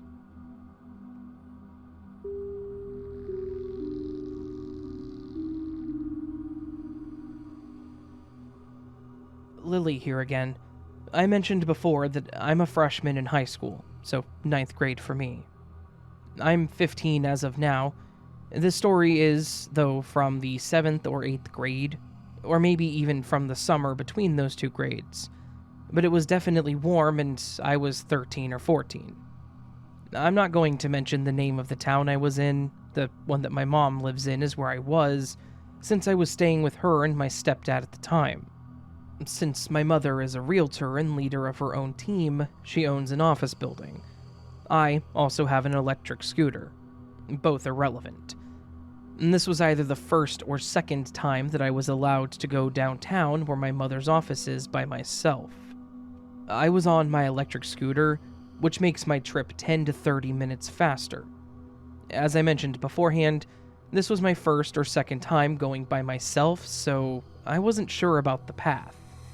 On this trip, I managed to forget where to turn, so I missed the turn that I needed to take.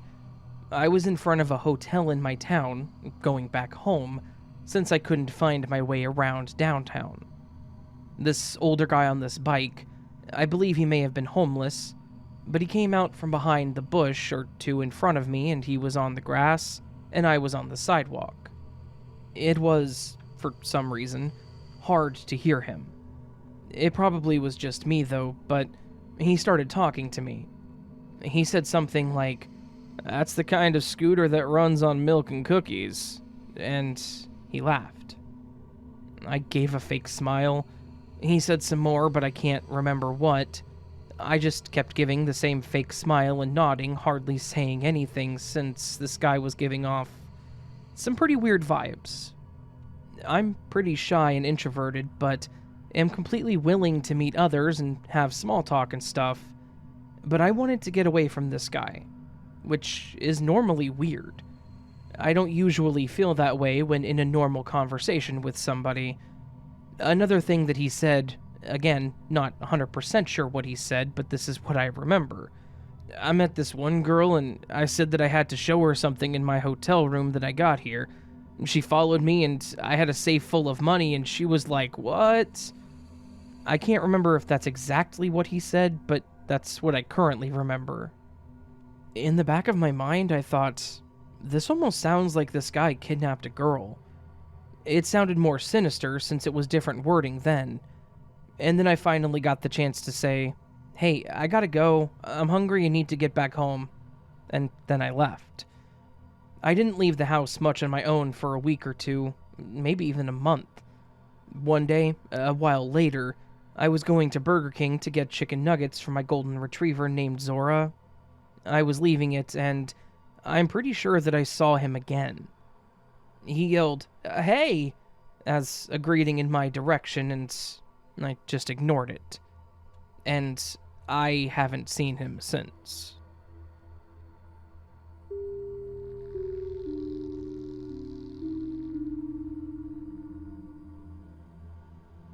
I'm a recovering addict who has done drugs for more than half of my life.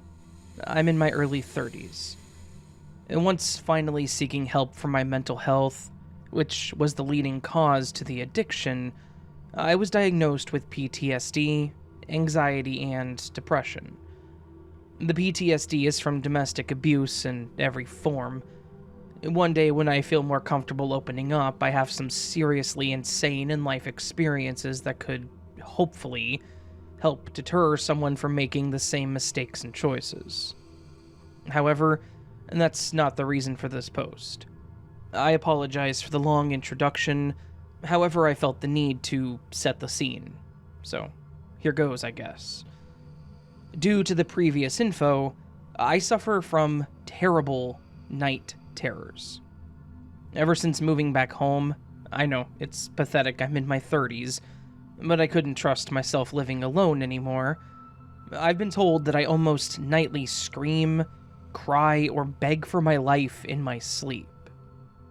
My sister lives at home while she's in law school, and her bedroom is directly across the hall from mine. I've woken up screaming, begging, drenched in sweat, crying multiple times.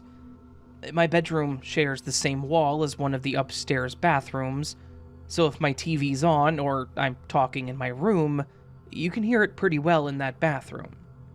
One night, my sister's girlfriend was sleeping over and she heard me screaming and crying while she was in that bathroom. She went back into my sister's room and was genuinely freaking out that something was wrong. The next morning, they both told me that they thought I was being attacked, and that it scared her badly. I said to my sister, jokingly, "Thanks for not making sure I was okay." That's when she proceeded to tell me that this happens almost every night. So here lies my concern. I, up until that point, had no idea that it happens so often. As previously stated, I do know that I wake up completely traumatized sometimes, but not every night. The nights I've woken up feeling scared or PTSD-related feelings, I can feel something waking me up by touching my legs or feet. I wake up, and I swear something quickly drops down or ducks where my legs and feet are hanging off the bed. Every time. The issue is that I never remember anything that caused me to be so terrorized. So, please, if anyone has any advice, I would greatly appreciate it. Is there any way that I can maybe remember my nightmares? Or maybe it's best not to know. Maybe, even one day, I can lucid dream and fight along with whatever demons my subconscious is fighting. Also, I want to know what is waking me up, that I feel a physical touch and pressure pushing my legs or feet down every time. But thank you for your time and patience, and thank you for reading.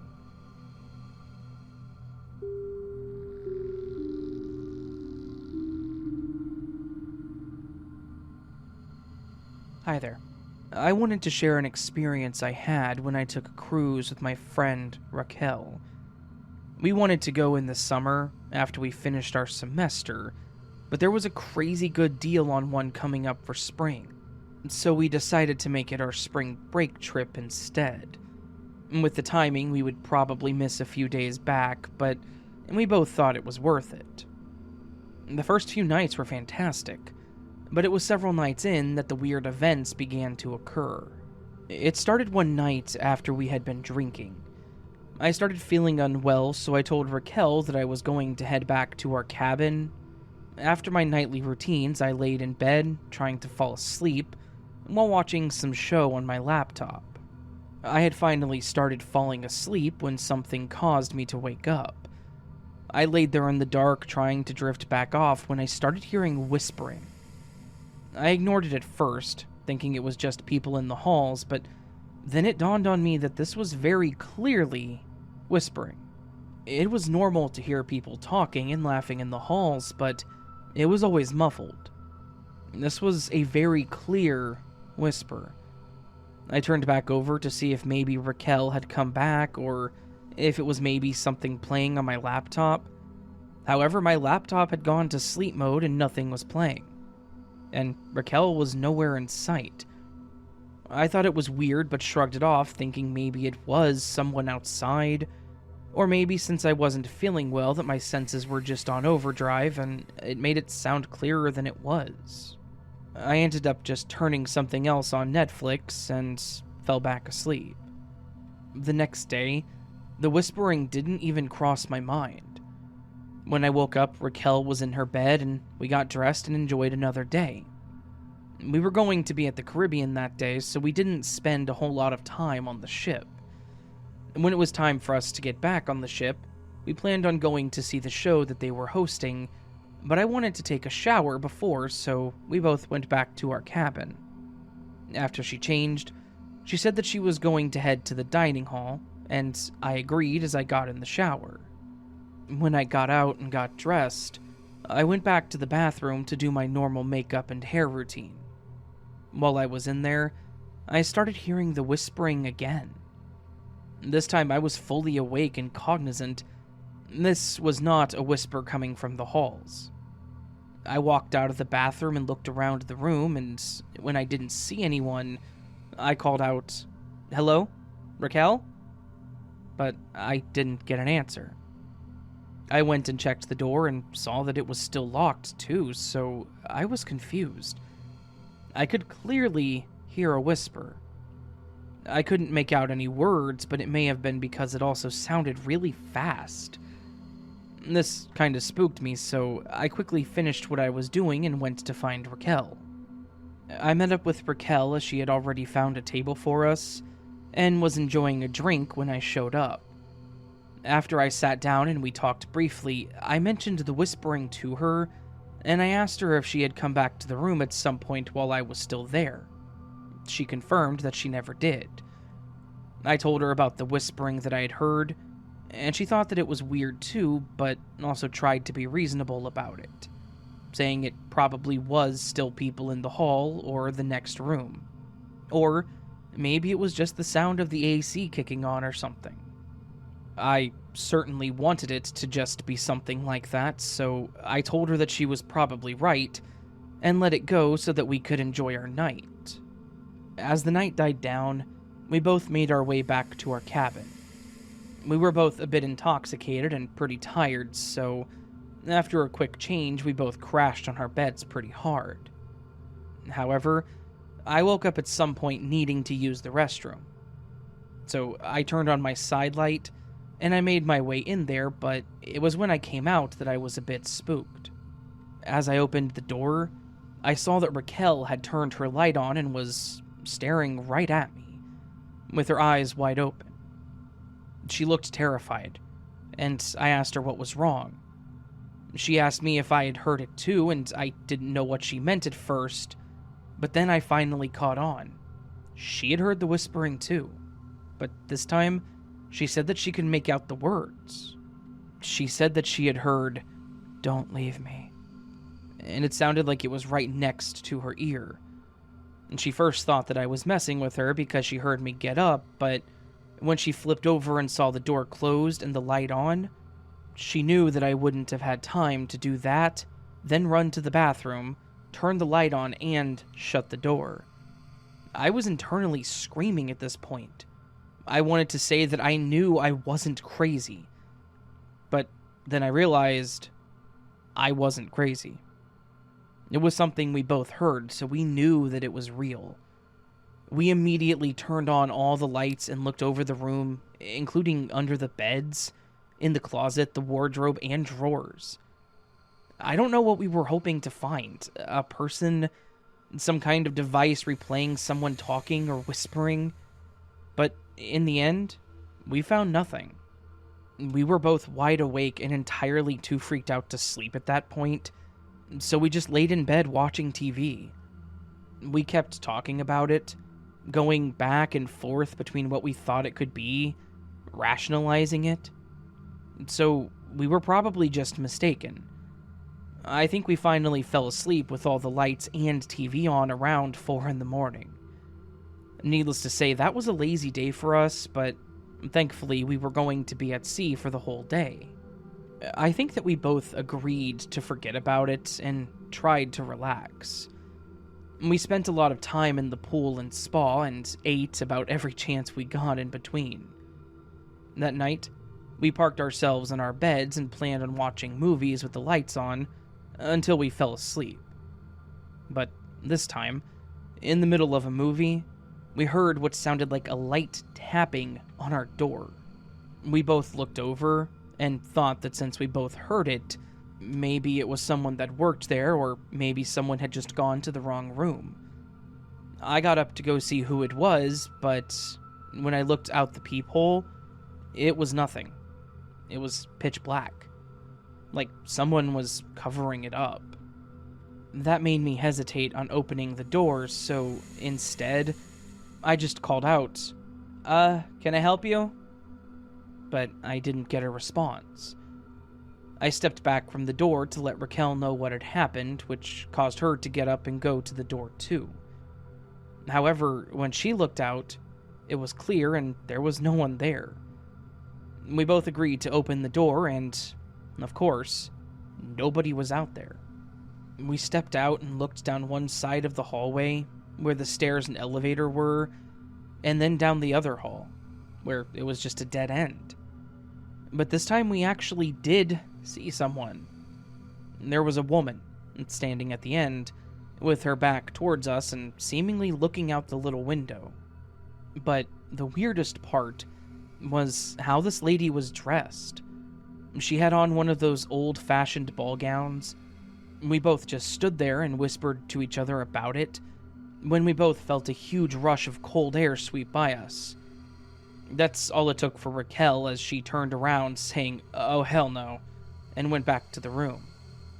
I followed quickly behind her and saw that she was already on the phone calling services. She requested that an employee come to our room because someone was obviously trying to pull a prank on us. I could tell the tone of her voice was teetering between angry and terrified. Someone did show up to our room, and she explained the whole situation, talking about how we kept hearing whispering and the person standing at the window. I think the guy tried his best to take our complaint seriously, but I could also tell that he did not care. He said he would go check the cameras and see who it was, so that they could then speak to the culprit. Being too freaked out to stay in our room anyways, we followed him to the front to watch the camera with him. We were better off just going back to bed and pretending that nothing happened. We first stood at the desk while we waited for the guy to go to the back room and check the cameras. When he came back, he looked confused and asked us again for a rundown of what had happened. After we explained everything again, he asked us to follow him to the back where he showed us the footage. We saw the hall with our door on the right, and all the way to the end where the window was.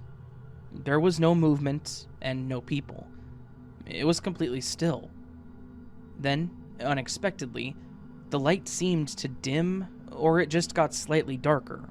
It's similar to what you might see if someone put their hand or something else in front of the light or above the camera, creating a shadow. It was there for a few seconds and then back to normal lighting. Then, shortly after the light went back to normal, you could see us open the door and walk out. We stood there, looked around, and then looked back towards the window and at each other, pointing out the person, before then running back in. We saw this all play out again, except there was no lady at the window. We were shown staring in the direction, but there was nothing there. The guy looked confused and clearly did not know what to say to us. I stood there dumbfounded myself, but when I looked over at Raquel, she was obviously terrified. The only thing I said was, "I know what I heard. I know what I saw, and I'll be damned if I have to sleep in that room another night." The guy escorted us back to the desk and asked us to wait there. The whole time, Raquel kept looking around the area, eyes wide, like she was paranoid. I had never seen her like this before. The only thing I knew that she was afraid of were bugs, but usually she would just run away from them, letting out some kind of a yelp. But she looked terrified. I tried asking her if she was all right, and she just said, "I know that you saw it too." Surprisingly, the guy came back and said that he could move us to another cabin, but it would be a slight downgrade. Before I could say anything, Raquel said that it was fine, and we went back to get our things. We, silently and quickly, packed our stuff and went to our new room. All the while, the guy was apologizing to us. Once we got settled in, we went to bed saying very little, with the lights and the TV still on. The next day, Raquel had done a complete 180, and she was back to being her bubbly, enthusiastic self. And to both of our surprise, I'm sure, we didn't have another event for the rest of the trip. I asked Raquel again about it when we got home, and she refused to talk about it, saying that she didn't want any negative energy or bad spirits to follow us. So, I was left on my own with the thoughts of what the hell we experienced. I'm conflicted to look into possible hauntings on cruise ships or mysterious deaths or disappearances, but while I may not be religious, what I saw and what Raquel told me is enough to make me hesitate. So instead, maybe I'll just ask, has anyone ever experienced something like this while on a cruise?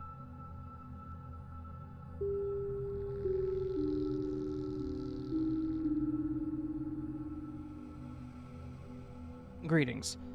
I almost did not write this in because this paralysis happened only one time to me, and I say thank goodness to that, because it was a most disconcerting experience.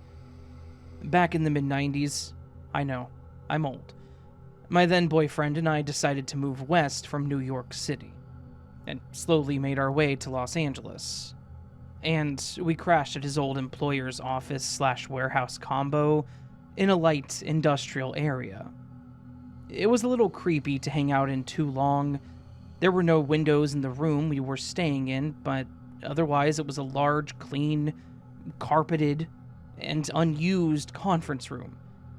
I did like the peacefulness of it, and did a lot of artwork in there after going for long walks in the mostly charmless area that had once been home to miles of orange groves.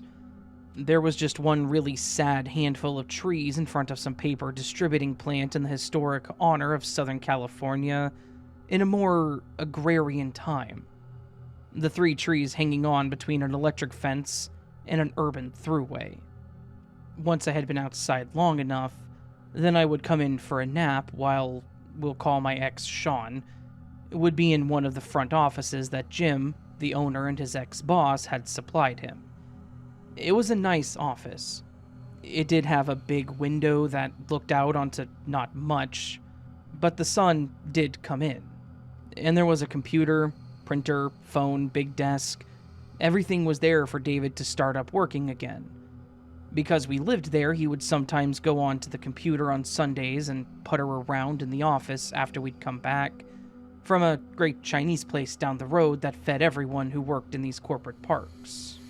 I went for a nap as I was working nights on the phones for another company, and Sean would join me in that as well. I turned out the lights, and it was always a bit creepy just how very dark that room got when the lights went out. And we had no computers or anything set up in there, save for a phone way at the other end of the giant room, flashing a little red light. It was tomb-like quiet there, being a Sunday especially, and I fell asleep quickly in the dark, cool room. And then at some point I woke up. I don't know if it was an hour, 2 hours, 20 minutes, I had no idea.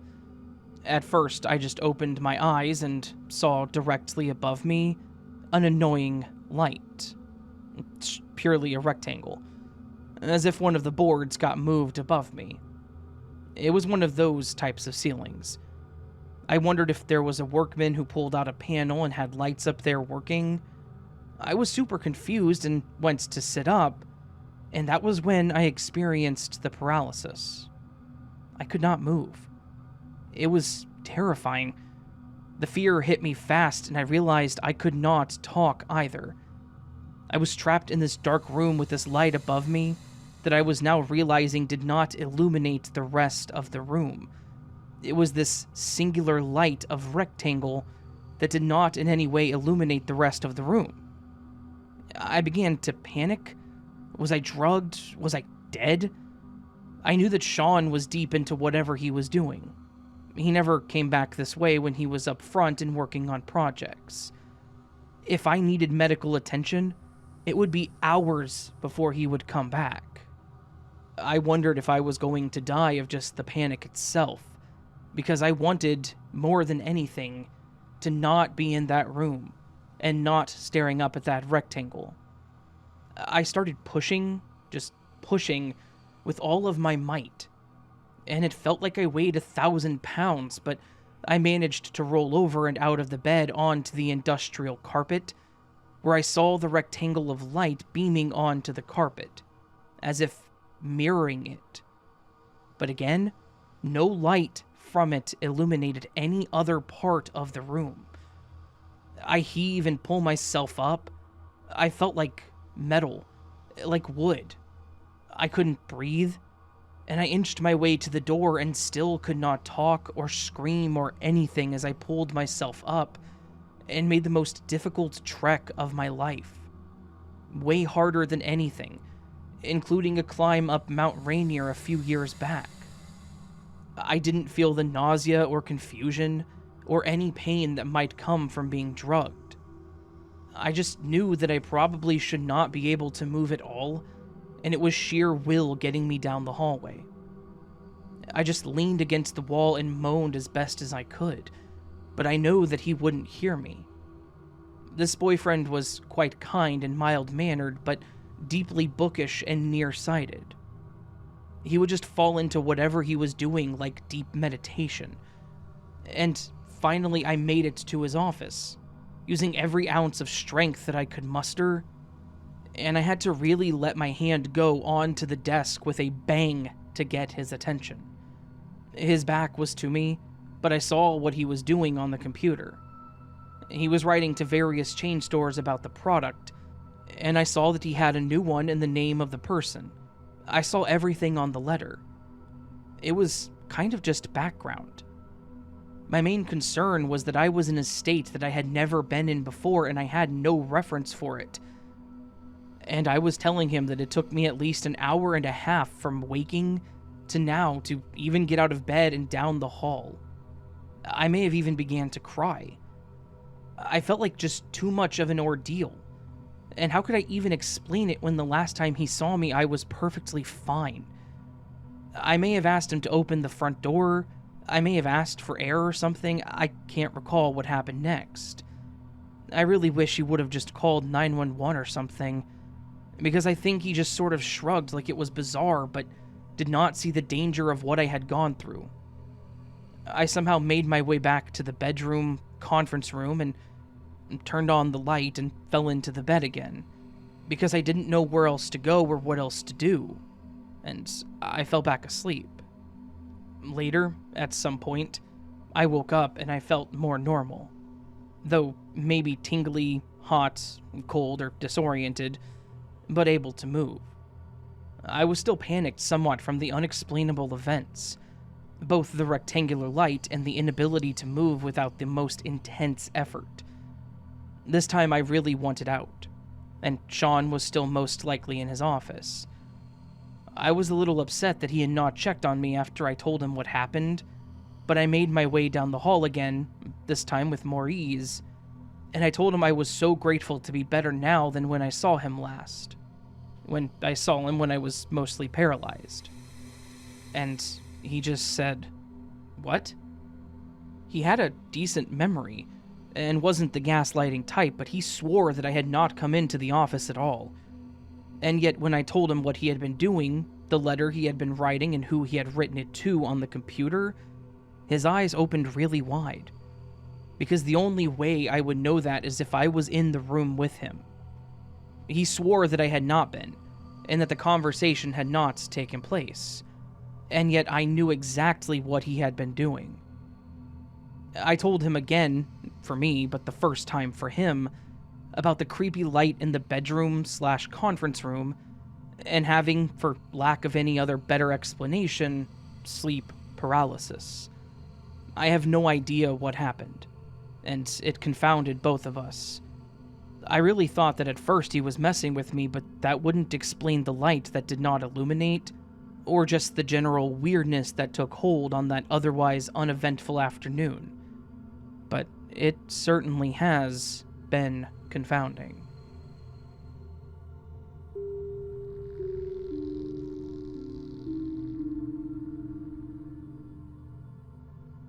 In 2014, I finally decided that it would be my last year working on the high seas. It paid very well, but there's a reason for that.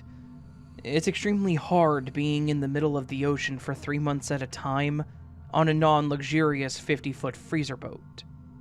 Living on the ocean is a constant reminder that humans are not meant to be there. From the stench of rotting fish bait mixed with diesel to the constant motion of the swells under your feet, combined with the vastness of nothing, I always compared it to being an astronaut. It tends to drive you up the wall eventually, no matter how fortified you are. And for context, just being able to sit on non-moving furniture back at home was an ethereal experience. The last day of the season tends to be the longest, as we have to pick up every long line that was in rotation and detail the deck of the mess left behind. This would take us very late into the night. On this particular night, we ended our day around 1:30 a.m. We were 17 hours away from land, so our captain decided to take a nap and allow us 2 hours of rest before we took our wheel shifts. Yes, not standard practice. He was an alcoholic. We were so far offshore that our captain put us in a slow autopilot, which essentially would just keep us from not drifting further from land as everyone took power naps. My little ritual every night was to make tea and smoke cigarettes by myself on the deck. It was the only time that I got to myself in such small quarters. This night, however, was both the last night of the season and of my career on the ocean. Although I was relieved, I felt a weird bittersweetness knowing that I'll never be this far out in the Pacific Ocean again. I climbed to the top of the cabin where I had secretly stashed a joint in the outdoor freezer. It was sort of my little secret treat at the end of the season. I lit it, and I stared out into the moonlit ocean. I went into deep thought for a while. As I climbed back down, my jacket got snagged on a fishing hook, which was from a fishing rod stored behind the ladder. This is when my 19-year-old brain concluded, you should do something you will never be able to get to do again. And that was, well, letting all of the fishing line out on a 200-plus pound test rod into the near infinite depth of the ocean. Just to see what would happen, I guess. I wasn't at all concerned at the time, as I've seen essentially 99% of the fish that lived out here, but I've yet to see certain deep-sea oddities, such as anglerfish, and as such, my fascination took a hold of me. I proceeded to clamp on a bigger, heavier halibut lure onto the fishing line's carabiner, which wasn't really designed for rods, but I felt it was heavy enough to sink further down. I began to let all the line out at the A-beam port of the vessel. Standing there for what seemed like an eternity, I began to give up on actually letting it all out. At this point, it was a little past 2 a.m. My day's work was starting to become more apparent on me. I started reeling in quite quickly as I lost interest in this whole idea. I just wanted to sleep at this point. When suddenly my rod got hooked on immense dead weight. Extremely dead weight. It wasn't like a fish. I knew what those felt like. I instantly realized that I'd gotten snagged on a kelp patch on my way up. I just wanted to get this done and over with. As I got the kelp patch closer to the boat, I peered over the railing and I noticed the water was absurdly black, even for dimly lit night conditions. Almost Vanta black. I tugged on my rod trying to assess where the kelp was, when I saw a tea saucer-sized silver circular light flash in the water. I honestly went lightheaded not knowing what I was looking at. I started hearing something reminiscent to hot tub jets spewing out water, except much, much louder. The louder it got, the blacker the water became. At this point, I'm just confused until I see an arm roll up the side of the boat. As the water cleared from the inky blackness, I saw an 8-foot-long cigar-shaped creature. It was a squid. Out of everything I've caught in these waters, this was by far the most unexpected, as squid don't tend to make their way this far up north. But I do remember hearing about an instance a few years back where they got stuck in certain ocean currents, which pulls them further up than normal. My mind instantly went to, how can I get this thing on the deck? The bragging rights that I would have amongst the crew on our entire trip back would be a poetic end of my career. I began to look for a gaff hook, one arm on the rod, one arm pushing totes around on the deck frantically looking. I kept a lot of tension on the rod just to ensure that it was still there, but I noticed that my rod was starting to bend very aggressively, nearly pulling the tip to the underside of the boat. The power of this thing felt almost like a hydraulic winch. No gaff hooks in sight. They must be stored in a storage compartment as we were going to be docked tomorrow. It was standard practice so that they wouldn't get stolen. I rushed back to the railing, peeling over the side. No squid in sight. But the immense tension was still there, and I haven't let any line out. Until I noticed the unfortunate sight. The squid had latched itself onto the bottom of the boat like a tree trunk. I put both of my feet on the railing, nearly pulling my back to the floor. I felt a huge release, almost like a giant Velcro strap being pulled apart. I nearly fell on my back end. I lunged towards the railing again, trying to shorten the line even more to inch this thing out from underneath. But my skinny teenager arms buckled almost instantly, as I could see this thing rolling its whole body and arms back to the bottom of the boat. My anchoring foot slipped on a coil of loose rope on the ground, nearly throwing me off the deck. My gut hit the railing, face to the water, its huge head with its silver saucer eye peered out for a moment. They were darting around aggressively, almost like it was analyzing me. I neutralized myself to put my feet on better grounding. I began to accept that the risk here might be higher than the reward. Accepting my strength and its immense power, I began to contemplate cutting the line. I noticed the three-pronged hook was attached to the base of its tentacle. In an optimistic attempt, I pulled the rod tightly. The tip starts to bounce and flick. The squid began to contort and twist its whole body, pulling its tentacles close to itself, wrapping one tentacle around its hooked leg. Knowing it has compromised its grip on the bottom of the boat, I pulled once again until, suddenly, the rod snaps straight. There's a cleanly cut, amputated squid arm on my hook. This thing performed surgery on itself. The whole length of the squid slowly pulls forward out from under the boat, and I swear it stares at me for a moment. With one graceful contraction of its arms and a jet stream of ink, it then disappears into the depths. I stood there for a moment waiting for my heart rate to hit baseline.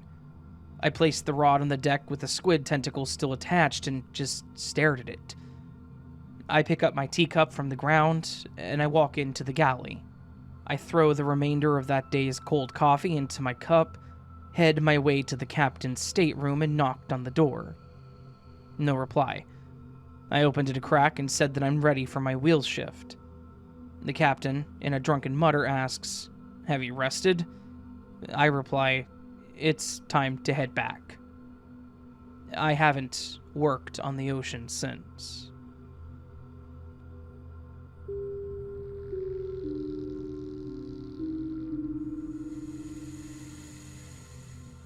Back when I was in college, I used to do the thing that most early 20-somethings like to do. Party. Like, a lot. Pretty much every weekend or week off from class. I was always at a party somewhere in the nearby town. Yes, it was a very dumb way to live, but I was all about having a good time and trying to get the most out of life that I could. I've definitely gotten past this part of my life, and the story is actually part of the reason that I stopped partying. Mostly because it kind of messed me up mentally. This party that I was going to was pretty much like every other party I've ever gone to. Too many people, people planning on drinking too much and crashing on the host's floor. Probably some illegal activities occurring that I won't mention, because I'm not going to incriminate anyone. I actually knew the host, but I wasn't really friends with him. I guess that I would say that we were sort of acquaintances. When I say host, though, it's probably important to note that I just mean the person that rents or owns the house that we are going to have the party in. Because there were always a group of us crazy kids that would supply the party with all it needed. We just needed someone to give us 4 walls, some furniture, and a stereo. When I got to the house on the night of the party, it looked like it was going to be one hell of a time. A bunch of my friends were already there, the music was decent, and I was ready to let loose and have a good time. I walked in, and just inside the door, I immediately ran into the host. We're gonna call him Robin for the story. And I went in for a handshake to thank him for letting us use his house, and to tell him how awesome he was. I started off with a, "Hey bro, how's it going?" Just trying to keep it informal, and he literally just stood there staring at me with a blank stare. After a few moments of me reaching my hand out and him just staring at me like there was something on my face, several moments that were incredibly awkward, I may add, I just sort of readjusted and then asked if he was okay. He kept that same dead stare and just shook his head slightly, saying, "No, Cody, I'm not okay." Then he turned to walk away from me without as much as a second stare. I was pretty obviously confused. This was an incredibly strange interaction that I definitely did not anticipate from Robin. The few times we met, he always seemed pretty chill, and I thought we were decent with each other to the point that he would accept my conversation, but here we were. I shrugged it off and just went back to the table to get something to eat and to get myself a second drink. I figured maybe he was just in a bad mood or something, and I wasn't wanting to let it ruin my night. After a while, I was just having a good time at the party, chatting it up with people that I knew. I actually asked a few others if they had spoken to Robin or seen him that night. Everyone else mentioned that he gave them that same cold shoulder, but they said that they just assumed he was having second thoughts about hosting the party. I agreed that that was probably the case, but the other side of that is that he could have just not agreed to have been the host. In the end, I assumed that this was just going to be one of those parties where the host complained a lot after, and no one was allowed to crash on the floor. We'd had a few Killjoy hosts before, and it was fine. It was his house, after all, but it was still kind of a pain. Well, I thought that this was the case until what happened actually happened. And this was about 2 hours into the whole party. Everyone was sufficiently loosened up, probably a bit too loosened up, to be honest. We were all doing what we did when we heard what sounded like somebody screaming from a closed room off the hallway. It was incoherent at first, but after a few minutes of it, I walked over to hit the pause button on the stereo to pause the music and see what the hell was going on. As soon as I paused the music, the door swung open, and out came Robin. He looked seriously mad. Like, he had an absolute scowl on his face, looking like he was about to beat the hell out of somebody. We all kind of backed off from him as he walked out of the hallways and into the main area, mostly because I think that none of us wanted to be the person he took his anger out on. He then stopped in the center of the living room, all of us surrounding him, and staring at him, of course. And then he asked, "Who the hell turned the music off?" The whole crowd kind of looked around, but slowly fell off to the sides, pushing me towards the middle, basically singling me out. I just kind of shyly said, I did. We heard you yelling and we were wanting to make sure you were okay, man." I finished this sentence, and as soon as the last words came out of my mouth, I saw Robin lift his hand toward me, and I was met with the business end of a handgun. I could feel my heart speeding up. The people in the room started screaming and trying to push back, but no one really did anything to help the situation. Not that I would expect anyone to jump in front of a gun for me. I slightly lifted my hands and I tried to tell him that I was sorry about turning the music off, that I didn't want any trouble, and that if he wanted, I would just leave the party and not come back. I was basically just trying to plead for my life at that point, because this guy that I didn't really know very well was about to shoot me. After several more seconds of silence and me feeling like I was about to puke, he shifted his arm and he put the gun up to his own head. Then he just gave us this really messed up smile and creepy laugh. It was almost cartoonish how creepy it was, like something the Joker would do. The whole room just sat still and watched as this guy laughed and pulled the trigger. And I think there was a huge collective sigh of relief when nothing happened. He pulled that trigger with the gun against his own head, and as soon as it was clear that the gun was not loaded, he started laughing like an absolute psycho. Obviously, this was a huge party killer. We were all speechless and freaking out, and I was trying to figure out how the situation was supposed to be funny. Obviously, he thought it was the most hilarious thing to ever happen. And honestly, I think the whole room was ready to beat the hell out of this guy, while he was just howling about how he got all of us, and how we really thought he was going to do it.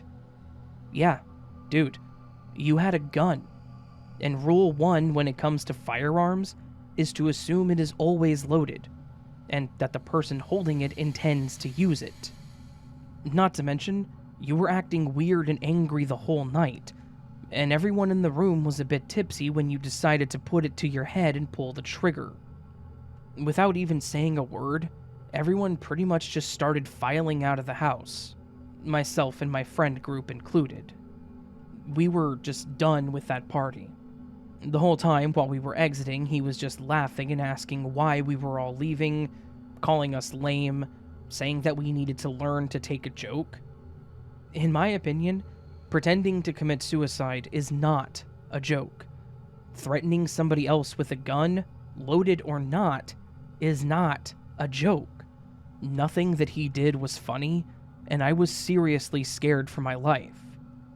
Like I mentioned, this was actually one of the last parties that I went to. Most of us pulled away from the party scene and just started doing hangout nights, where a few of us would meet up and do whatever. But there weren't any more big parties for that year.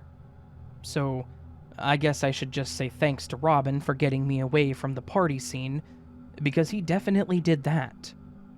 I hope that he and I never meet again, because I will probably kick his ass if we do.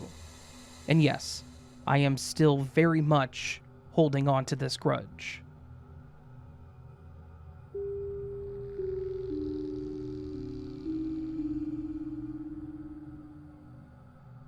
This happened about 8 years ago, and I still think about it on the occasion and wonder what the hell happened.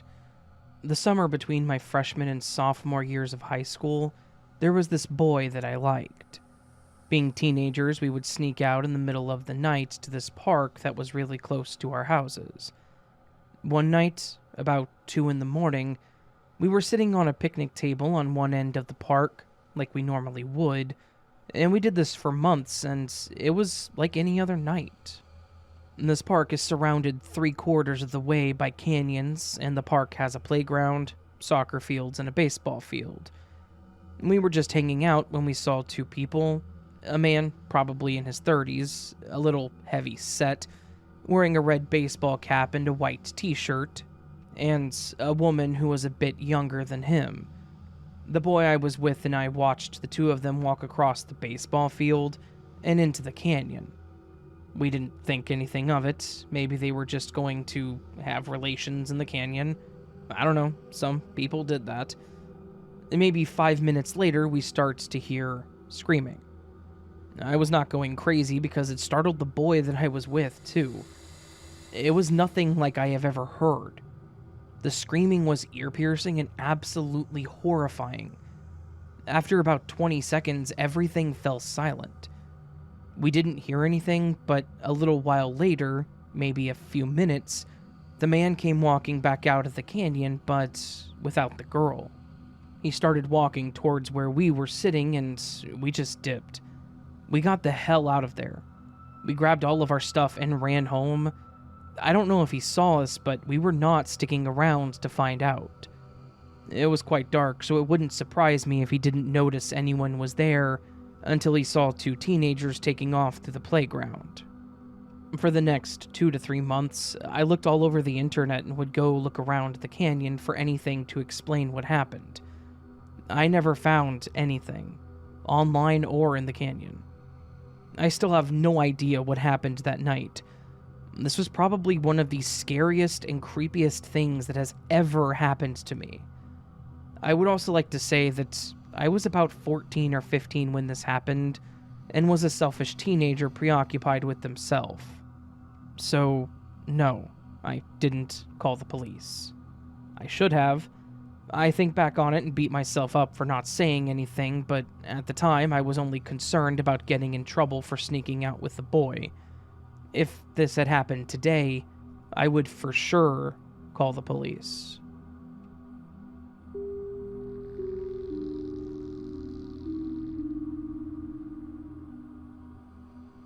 Just a heads up, this story does contain some mentions of sexual assault, and yeah, just wanted to add a warning on this one because of that, so if that's not your thing, consider going to the next story. So, a few days back, I went into a mall a bit far from my house, and things were really good that day, but then while I was in the KFC branch in there, someone on Grindr with a blank profile messaged me while waiting for my food at the table.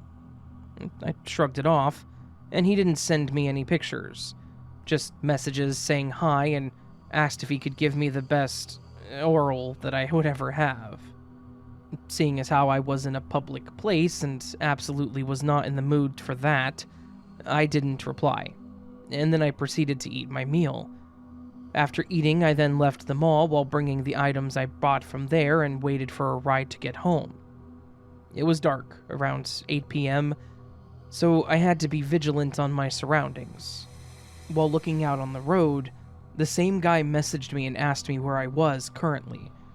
I saw that his distance from me was only 70 meters away, about 230 feet, from where I was standing.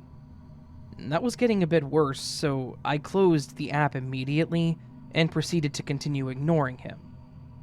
Around 5 minutes later, a guy was standing beside me trying to act unsuspicious, even though my gut feelings were telling me something was wrong with him. He looked like he was around his late 30s. I'm 18, by the way, and he was a bit bigger than me in both height and weight. I started getting goosebumps while standing beside him, and it only got worse when he tapped on my shoulder and asked if he could perform on me. I froze, having no idea what to do while being extremely anxious, but then I suddenly punched him in the face when he started grabbing at me and tried to unbutton my pants.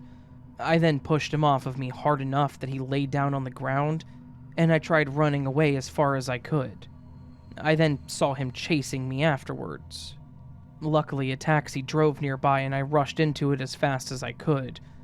I know that guy was him, the guy that had been spamming me messages on Grindr, because his Grindr profile told me that he was only 1 meter away from me. I blocked the profile and I logged out of the app. Then what I realized was that I wasn't logged out at the time. Therefore, my location was exposed still, and my profile picture in the app was my face, which wasn't covered, meaning it was easy for me to get identified there. Also, the location of the mall was pretty crappy, and there isn't a lot of lights around it, and it's surrounded by pretty low-looking houses and roads.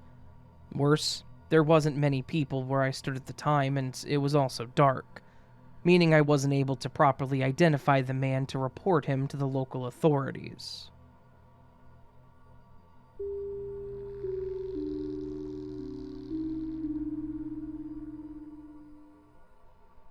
This story takes place several years ago, but the memory is so heavy that I can see it and revisit it as if it happened last night.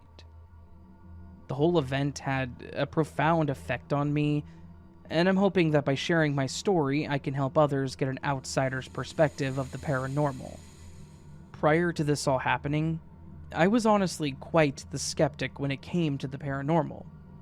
I wasn't the type to say that I didn't believe people, just the type to say, I believe you, but there's no way to prove what happened to you actually happened. I guess I was sort of agnostic when it came to the paranormal, if that makes sense. The experience occurred during the summer when I was house-sitting for a family friend. They had a beautiful old colonial-style house on the outskirts of a rural town, surrounded by dense woods. It was probably the most beautiful house that I have ever seen, and I absolutely adored everything about it. The house had been in their family for a few generations, and while it was well maintained, it still had that unmistakable air of antiquity. Creaking floorboards, musty smells, creepy little shadows in the corners of the room, all of it. The woman that owned the house was actually childhood friends with my grandmother, and her kids knew my parents, and so forth and so on. And that's why when it was mentioned at a get-together that they needed someone to watch the house for a bit, I immediately jumped at it. I had spent some time there as a little girl, so I knew the area too, and I was nothing shy of excited to stay in the house. The first 2 days and nights were completely uneventful. They had asked me to do some cleaning for them, which I had no issue with, and since no one was there, it wasn't like the chore list was extensive. I was just enjoying the days to myself, and I was curling up with my Kindle in their little study room enjoying the feeling of this beautiful house. Now, the third night, that was when things got creepy. The day was fine. I had actually gone to the store to get some food for myself that day, and had spent some time actually having a lovely little picnic in the woods. It was that evening that the feeling changed. The first thing I felt was this deep sense of unease. I couldn't quite put my finger on it, but I felt an inexplicable sense of dread, as if I was being watched by something. I tried to shake off the feeling and distract myself with a movie, but the whole time I was watching it, I just kept feeling like something was going to sneak up on me and grab me. I thought that maybe I was just feeling a bit homesick. It kind of made sense. I was feeling off because I was missing my own bed. I figured I would force myself into getting comfortable and would just stay up late watching my queue on Netflix until I passed out. I did just that too. I watched like 3 movies, and at some point late into the night, I ended up completely passing out on the couch. At some point, around 2 or so in the morning, I jumped up, like I was having one of those falling dreams, and I shot awake. After catching my breath, I laughed and closed my eyes again, but I was struggling to fall back asleep. I kept hearing what sounded like a light tapping sound, like someone was tapping on the wall or a door or something. For a while, I was adamant that I was going to just ignore it and go back to sleep, telling myself that it was an old house, so it was just something to do with that. But then, that light tapping turned into a really loud bang. That bang made me jump up again and look around, trying to see if someone was breaking in or something. I got up, glanced at the doors and out the windows, and as one would expect at 2-something in the morning, there was nobody there. I went back to the couch, but before I could sit down, I heard that same bang again. And it was definitely coming from the back of the house, near where the bedrooms were. I walked down the hallway towards the guest bedroom, and the whole time, I could feel that static feeling you get on your arms when you're starting to freak out. I got back to the guest bed and I pushed the door open to see what it was that was making the noise, and that's when I pretty much lost any semblance of calm. The room was super dark, but I could see a figure standing in the room and staring out the window. It looked to be an older woman in a long nightgown.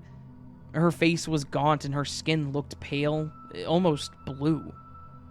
I stood there, freaking out inside, staring at what was clearly some kind of apparition just watching the side yard from the window. I was thinking that I needed to scream or run or something.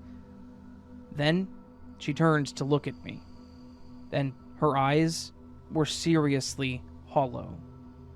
There was nothing but darkness there, but I could tell that she was staring at me.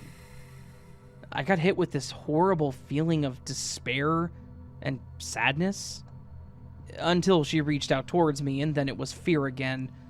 I admit that I screamed. I wasn't really screaming at her, just the situation, and I pulled the door shut and took off down the hallway. I kept running until I got outside. I ended up saying screw it and camping out in my car that night, mostly because I couldn't bring myself to go back inside. When the sun came up, I figured I should stop being so pathetic and went back into the house. It took me a bit, but I did muster up the courage to go to the guest room and see if, for some reason, she was still there. She wasn't, of course, but I did figure out what that banging sound was. Both curtain rods that were on the windows had been pulled off the holders and thrown to the ground. I didn't realize it's the night before when I saw her looking out the window, but it makes sense. I actually called the owner to tell her about the story, because she's the type that I knew would love it. And she laughed when I finished my retelling. She said that she knew who it was, that it was her great-grandmother, and that the current guest room was once her bedroom. She mentioned that, in her words, her spirit sometimes gets antsy in the summer and wants to get outside into the garden, and she basically throws a fit. When I mentioned the curtains, she said that she had recently replaced them, and that her great-grandmother must not have liked them.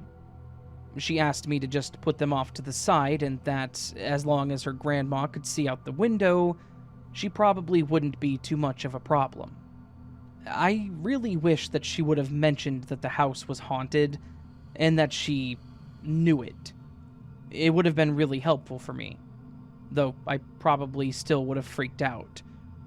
I did what she asked. I moved the curtains off to the side, and I made sure to tell her spirit that she apologized for blocking the view, and sure enough, nothing else happened. I didn't feel uncomfortable again in that house for a single minute after that. Since that night, I have never been able to shake the memory of that ghostly woman, and that profound sadness that seemed to emanate from her. She lived in a very different time, and it seems really sad that she's stuck in her home like that, but I guess so long as she can see the garden, she's okay with it. To those that hear this and may be skeptical of the paranormal, I understand. I was like that too, unsure of the idea of ghosts and haunted houses, but my experience in that old house has forever put me on the side of being a believer, and I see that there are indeed things that exist beyond our understanding. I hope that by sharing my story, I can help others who have experienced similar encounters to feel less alone, and, perhaps, encourage those who are curious to approach the unknown with both caution and respect.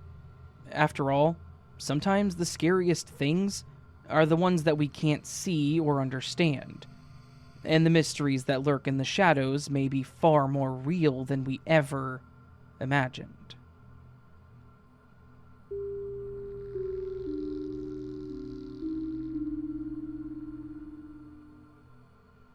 This was a few years ago in my old house, around Halloween.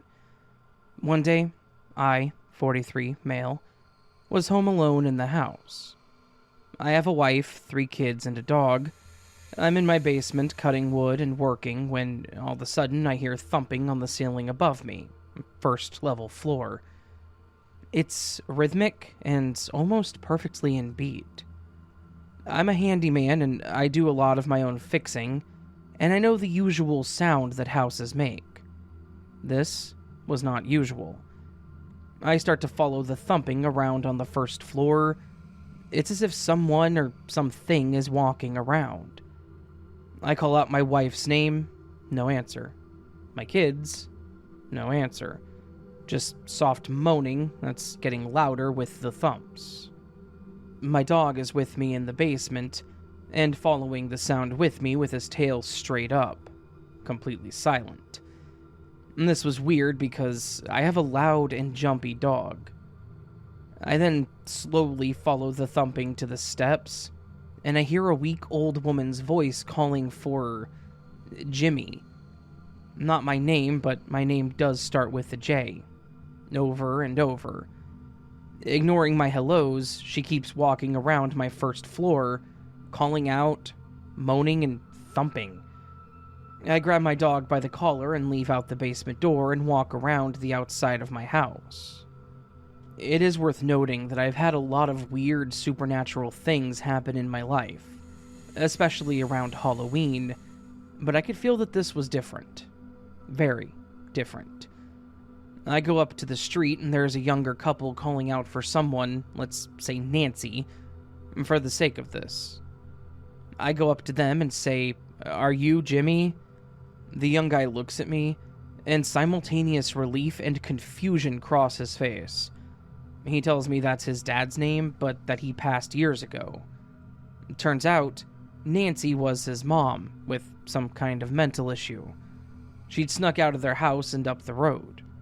Her family lived in my house before we didn't know that, and she was having some kind of episode. And she went looking for her husband in her home. Oh, and also, she has a wooden leg.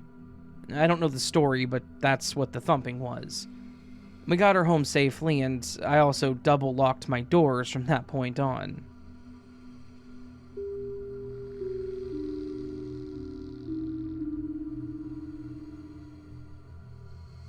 For the weekend, I wanted to visit my boyfriend. He lives 2 hours away, and I always go by train. I'm not easily spooked, but I always keep an eye out. A girl's gotta do what a girl's gotta do. Am I right? 1 hour into the trip, it was around 2000 hours, and I see two men getting into the same train compartment as me. I was sitting in a two-seat, the seat next to me was empty, and in front of me was a seat for 4 people. So 2 pairs of seats facing each other. The men came in being very loud, even though it was a silent compartment, but nobody said anything because they already seemed very suspicious. From the moment they stepped into the train, probably before they got in, they had their eyes fixated on me. They stepped in through the doors and sat in the seat in front of mine, the 4 seat, and from then on they kept an eye on me, while discussing things with each other in a language that I did not understand. Like every other girl, I get stared at frequently, especially when I wear my hair down. It normally makes me feel a bit awkward, but I never feel unsafe when this happens. Until yesterday. But they were staring at me in every way possible. Through the chairs, standing up, sitting down, bending over to get a good look, through the reflection of the mirror, and by getting up and walking past me.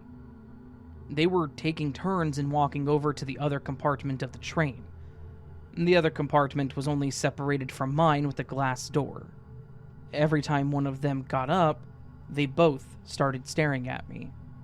Then one of them went away and the other one had clear vision of me and kept staring at me. He poked his head through the middle of the seats and offered me chocolate, which I politely refused. Then the other one came back, and 5 minutes later the man who did not go away yet went away in the same way.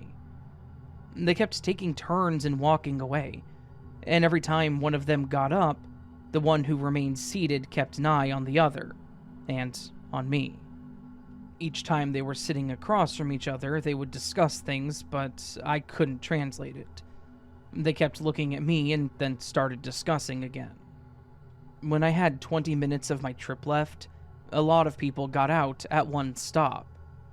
So it was just me, them, and one other male at that point. The moment the doors were about to close, one of the creepy men started walking through the doors to check to see if there were people coming in, and maybe to check to see if there was security. I don't know why he did it, but when he came back, he scanned the train to see how many people were still on, I think. From that moment on, they both got in seats facing me. They would not stop staring at this point. As you can imagine, I panicked and was stressing the F out. So I slowly turned around to look behind the glass doors to see if there were more people that could maybe help me. And, to my luck, there were more people there. So I slowly and very softly put on my jacket. We still had more than 10 minutes left then. And I kid you not even 2 minutes later, one of the men starts getting dressed too. He took his purse and his jacket and kept looking at me and fixating on me while still discussing something with the other man. This was where I really panicked. I had already let my friend know what was going on, and my boyfriend was already at the train stop where I was supposed to get out. Then, I contemplated what the smartest thing to do was, because there is an emergency number on the train that you can call or text if you feel unsafe. But I had a gut feeling that this would not help me. So, I grabbed my bags, got up, and I walked through the glass door to the other compartment. I sat facing them so that I could see what they were doing. They both got up, grabbed their bags, and started walking towards me. Mind you, they were sitting closest to the exit, so there was absolutely no reason for them to take this route too. I rapidly started to talk to someone in the seat next from mine, and I asked if he could help me, because I was getting followed and watched by two grown men. He said that he also thought that they were very suspicious and was getting worried for me. He asked me to sit next to him, so he could keep me a little safer and possibly distract the men or something. Then he distracted me a little bit and asked me some questions about my life. When the two creeps saw that I was seated next to that man, they were already coming my way and were making their way through the doors of the compartment.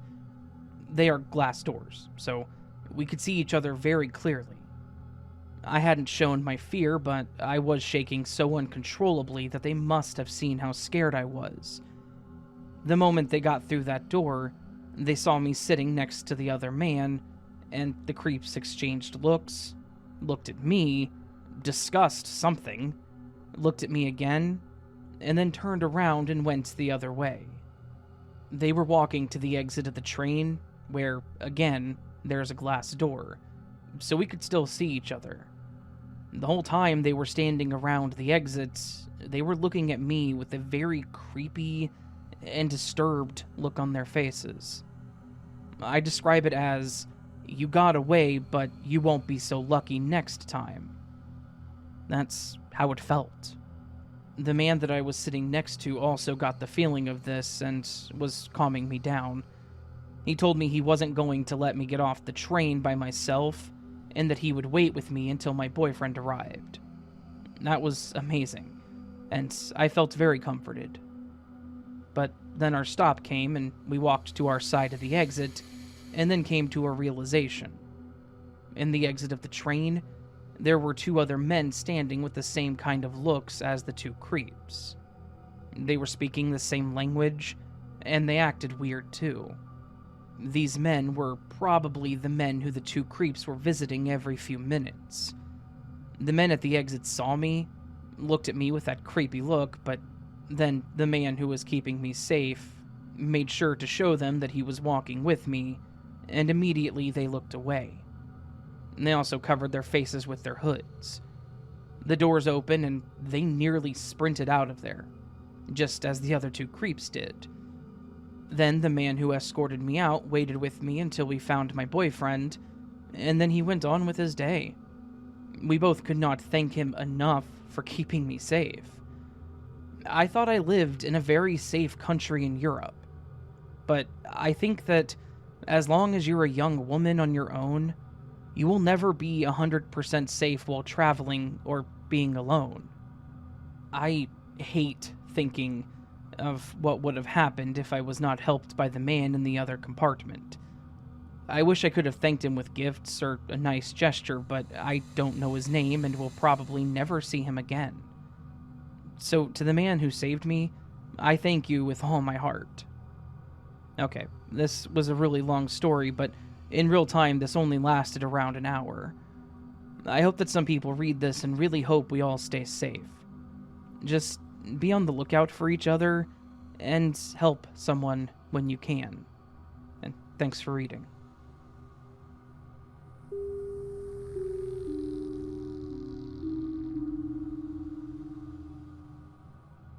So, yesterday my mom told me a story about something that had happened to her at work. My mom has always been a huge skeptic, as I have been myself, but this has properly freaked us both out as we can't explain it. I'm curious what others think. My mom works at a pharmacy as a dispenser. She has a colleague that she talks to every day, who is also a skeptic but has interest in the paranormal. She told my mom a story about how she went to visit a graveyard to visit a loved one with one of her friends. They were the only ones in the graveyard, but they heard a female humming. They assumed it was someone crouching behind a grave, tending to it, and they had a look around. They eventually came to a grave where the sound appeared to be coming from, but nobody was there. They checked their phones and any other devices, nothing. A little freaked out, they went to the pub nearby and had some food. As they were chatting, they both went silent at the same time and froze as they could hear the humming again. They carried on eating and eventually parted to go home. Later that night, my mom's colleague got a call from her friend who was hysterical. She cried on the phone and said that she had heard the humming in her house. Mom's colleague calmed her down and reassured her that it was nothing and that she was probably just hearing things. After putting the phone down, she went upstairs to bed as it was late. She heard the humming in her bedroom. My mom, upon being told this, wasn't that amazed, as she just brushed it off as a story, being the skeptic that she is. She left the room and walked down the long hallway leading to the top of the stairs. She said she heard a female humming right behind her. Different notes, but only lasting 2 to 3 seconds. She turned around to laugh at her colleague, thinking she was taking the mick, but nobody was there. Her colleague was still in the room on the other end of the hallway, far too far away to be heard, and nobody else was on that floor with them. There's no PA system or any kind of speakers, and she didn't have her phone or anything on her. I've never seen my mom so freaked out before, as she's a very straight-laced person and always tries to debunk anything paranormal. I can't think of anything either, so what do you guys think?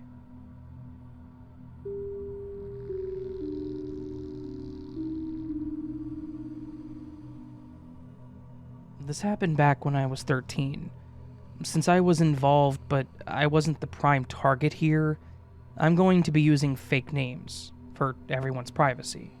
I did get permission to share this, though, as I feel like it's very important for people to hear. I had been invited to a friend's 14th birthday party. We'll call him Sam. We actually used to live on the same block until the year prior when his family had moved. He was still within the same school district, though, so we never lost any time. Along with me, there were probably about a dozen kids there, boys and girls, and most of them I knew and were also friends with. The party went as planned. Everyone showed up. We played for a while in the backyard because it was huge. They had one of those play sets, a tire swing, and some other things. Then we sang to Sam, had some cake and ice cream, and opened his presents. After a few party games, we again were left to our own devices for a few hours. Everything was going great. Sam enjoyed his presents. I got him a special Yu-Gi-Oh! Deck pack that came with a collector's box. He got a special foil card in it that a lot of us were pretty excited about, so that made me pretty happy all by itself. At this point, the party was dying down and some kids were being picked up. At the end, there were probably about 6 of us left, all boys, and 2 of them actually lived nearby, so they were going to be there until their parents called them home. The other 3 of us, Jack, Kyle, and I, were going to be spending the night at Sam's. After it started getting dark, the 6 of us went inside and started dueling at the kitchen table. We were getting a bit loud and rowdy, I'm sure, so Sam's parents told us we needed to quiet down.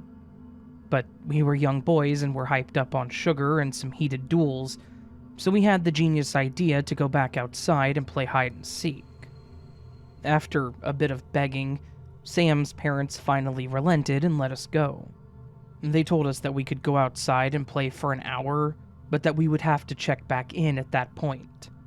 We ran out back as we shouted our okays and byes, ready to go play hide and seek. It was still the 6 of us at this point. The 2 neighbor boys, Charlie and Brent, wanted to play before they went home, and we had no problems with that. The more the merrier when it comes to hide and seek, I say. The first couple of rounds went fine, and then it was my turn to be it. I counted down, and then I started looking for everyone. Charlie wouldn't stop giggling, so I found him pretty quickly. Then I found Kyle. The way we play, though, if you could get back to the base, or where the person counted down, you win or were considered safe. So I caught Sam going back to the base, and soon after that, Brett. I still had to find Jack. The others were standing around doing whatever while I continued looking, but I was starting to become stumped. Other than the playset that I mentioned before, their yard had a small playhouse, a few things that belonged to Sam's dad that lined the outside of the shed, and was covered with the tarp, and then of course the shed itself. The shed had a lock on it, and we knew that it was off limits anyways, so I knew that he wasn't in there. The only place that I hadn't looked was in the small patch of trees behind his house. It separated their yard from the house behind them. We didn't really say it was off limits, but between the other sessions and no one hiding there, I guess we all assumed that we wouldn't.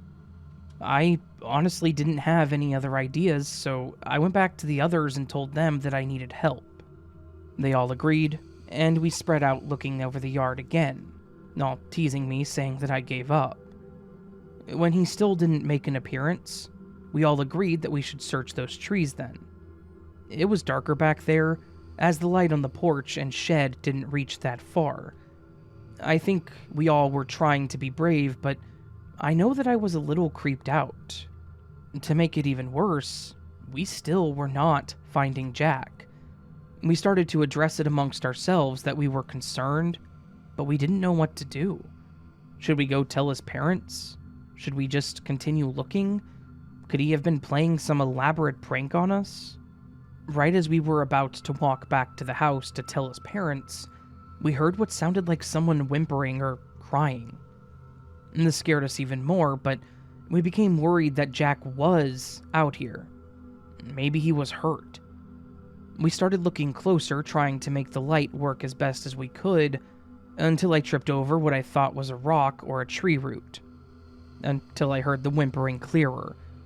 I looked over toward the tree that I had just walked by, and when my eyes had finally adjusted, I could make out a person. It was Jack. But this was not the way that we had last seen him. He had something on his head, and I realized that it sounded funny because he was actually muffled. Then as I tried to help him up, he seemed to be stuck. I again used my hand to trace down his neck, shoulders, and torso, and I felt some kind of rope. By this time, I had yelled to the others that I found him, so they came running over. I told them to help with the rope, and thankfully it seemed to be a pretty simple knot that we were able to undo. We pulled off the thing that was on his head, as well as the tape on his mouth, and the first thing he shouted was, "Run!" And we all ran behind him towards the house. I could tell in his voice that he was terrified. I was terrified too, because I didn't know why we had found him like that. He immediately ran to the living room where Sam's parents were, crying, visibly shaken, trying to explain to them what happened. I just remember him saying, "Somebody grabbed me, they tied me up and put something over my head," and that he wanted to go home. Sam's parents thought that one of us did it, and it took a few minutes before we finally convinced him. His dad then took us to the kitchen, made us a bowl of ice cream in hopes to calm us down. And his mom went to the living room and was talking on the phone. Shortly after, Jack's parents showed up and a few cops, so we had to go through everything again. I remembered this because all the rest of our parents showed up too, and I was becoming irritated. The cops questioned us all when our parents arrived, and kept making comments about how it was important for us to tell the truth, and it was okay if us boys were just playing a prank. Honestly, we should not have had to convince them so hard that it was none of us that did it. Even Jake said he was certain it was not us. But while they were talking to us, they had other officers out in the trees taking a look. We weren't really told by our parents what all they found until we were older, and I can understand why. Jake remembered having something pulled over his head and said that someone covered his mouth telling him not to scream. Then they taped his mouth shut, tied him to the tree, and told him to count to 100. He counted to himself as he heard the footsteps fade slowly. He could hear faint laughing and talking from the rest of us, but we weren't close to the trees by that point. Then, about the time that I went toward the trees alone, he could tell that it was one of us, but since he hadn't reached 100 yet, he was scared to call out. But when he started hearing all of us, that's when he decided to try calling out for help, the best that he could. With how terrified he seemed, I have no reason to not believe him or the rest of our friends. So, many years later, I was a teenager at this time, the situation came up and they explained a bit more to me. They said that the cops were searching the woods and found something like a burlap sack, and that's what was most likely over Jake's head. They also found the rope and the tape. The most eerie part of this, however, was the note that was pinned to the sack. It simply said, "Found you." That's what convinced the police that it probably wasn't our doing after all. I mean, that had to be intentional, right? Leaving a prepared note like that?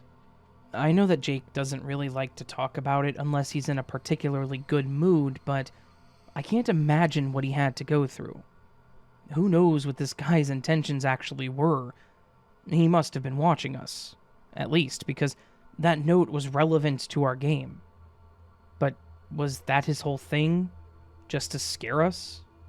As far as I'm aware, and from what I've heard from Jake and Sam, they never found who did it. They questioned the people on the other side of the trees, but it was just an older couple living there, and the guy had to walk with a cane. So I doubt it was him. What I do know is, for those of us who still talk and hang out, we will never forget the fear that we felt that night, and that lingering dread that that guy still may be watching us somewhere.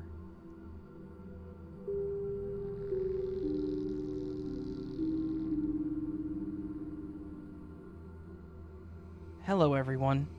I, male, 22, am going to a college in Ohio. I live in a fraternity house that used to belong to the town. The school buys out properties and houses students in them. My house has been displaying some interesting encounters. Last year, around February or March, one of my housemates and I were talking in the hallway outside the bathroom. We were there for at least 30 minutes. The bathroom was empty, no one went in or out, and then the shower suddenly turned itself on. For context, the shower handle is one that points to the ground when off and rotates counterclockwise to turn it on. We looked at each other and we went to check it out. The handle was turned 90 degrees counterclockwise. I turned it off and we resumed our conversation. Last semester, around September, I was at esports practice. One of my friends had sent me a Snapchat of my room from the outside, asking what I was doing. When I opened the photo, there was a figure standing in my room. This was more concerning considering my room is a single, and I am the only one with a key, outside of the skeleton keys kept by campus security. At this point, we had assumed it was the spirit of the old man who, conveniently enough, passed away in the room that I'm in. At the end of last semester, around early December, my girlfriend, female, 20, and I were sitting on my bed talking. We heard a voice outside of my door. Both of our heads snapped in the direction, as it was either a young or female voice. The rest of the house is male. When we asked the others about it, who were all downstairs, no one was outside my door, they all swear that they didn't hear anything or do anything. A few weeks ago, I, my girlfriend, one of my frat brothers and his girlfriend were in the living room playing Mario Kart when there was a sudden, loud bang. We all went to check it out. The shower curtain rod had fallen from its fastened spot. 2 years living there, and it had never fallen before. Finally, last night was one of the weirdest. I heard the same voice from last December, and it was trying to speak to me inside my own head.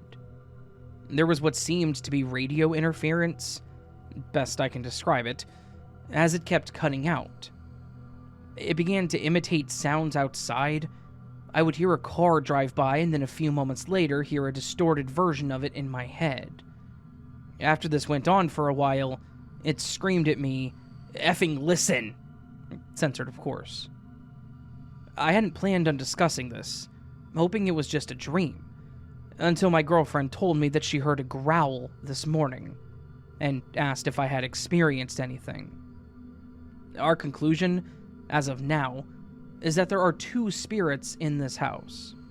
The old man, who's peaceful, and then whatever the other thing is. Any assistance on identifying it or general advice would be welcome. Thank you in advance to everyone's help. Updating information as of February 22nd, 2023.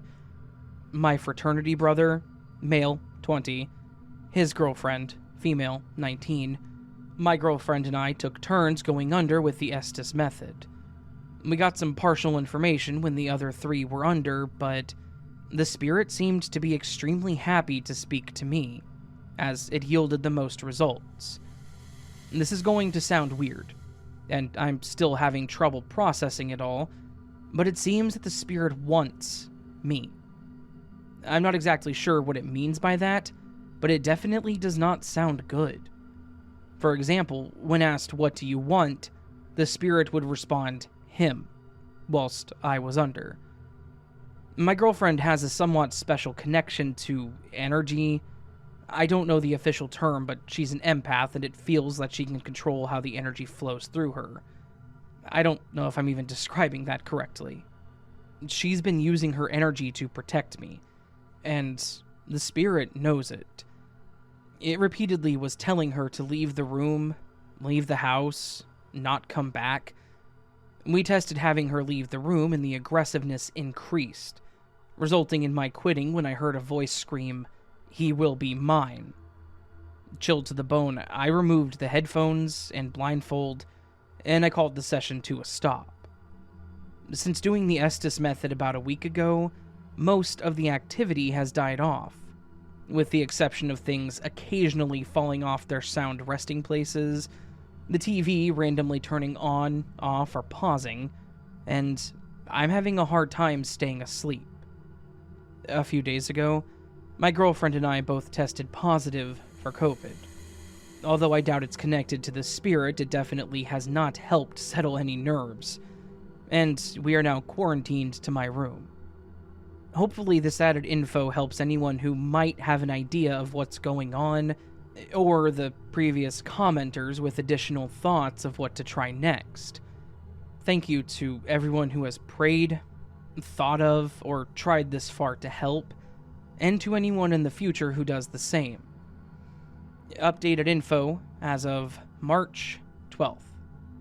Note, this was written right after the incident into my notes on my phone, so I could document the encounter and check for grammar later. I thought I had heard my girlfriend talking to me. She told me that she was missing me. She told me that she loved me. She told me that she is with me. Then, I thought she told me to open my eyes, so I did. I was met with the face of our Squishmallow, Willie the Dragon. I began shaking violently, my heart racing and hearing a pounding in my head. I was completely terrified. I was unable to speak, trying to rouse her. I was trying to tap her with my foot, but to no avail. All of a sudden, it stopped, and I'm now typing this. I've never felt that way before. I've never had this occurrence before, and I'm extremely freaked out. I don't think that I'm sleeping for the rest of the night. Thoughts after reflection of the event.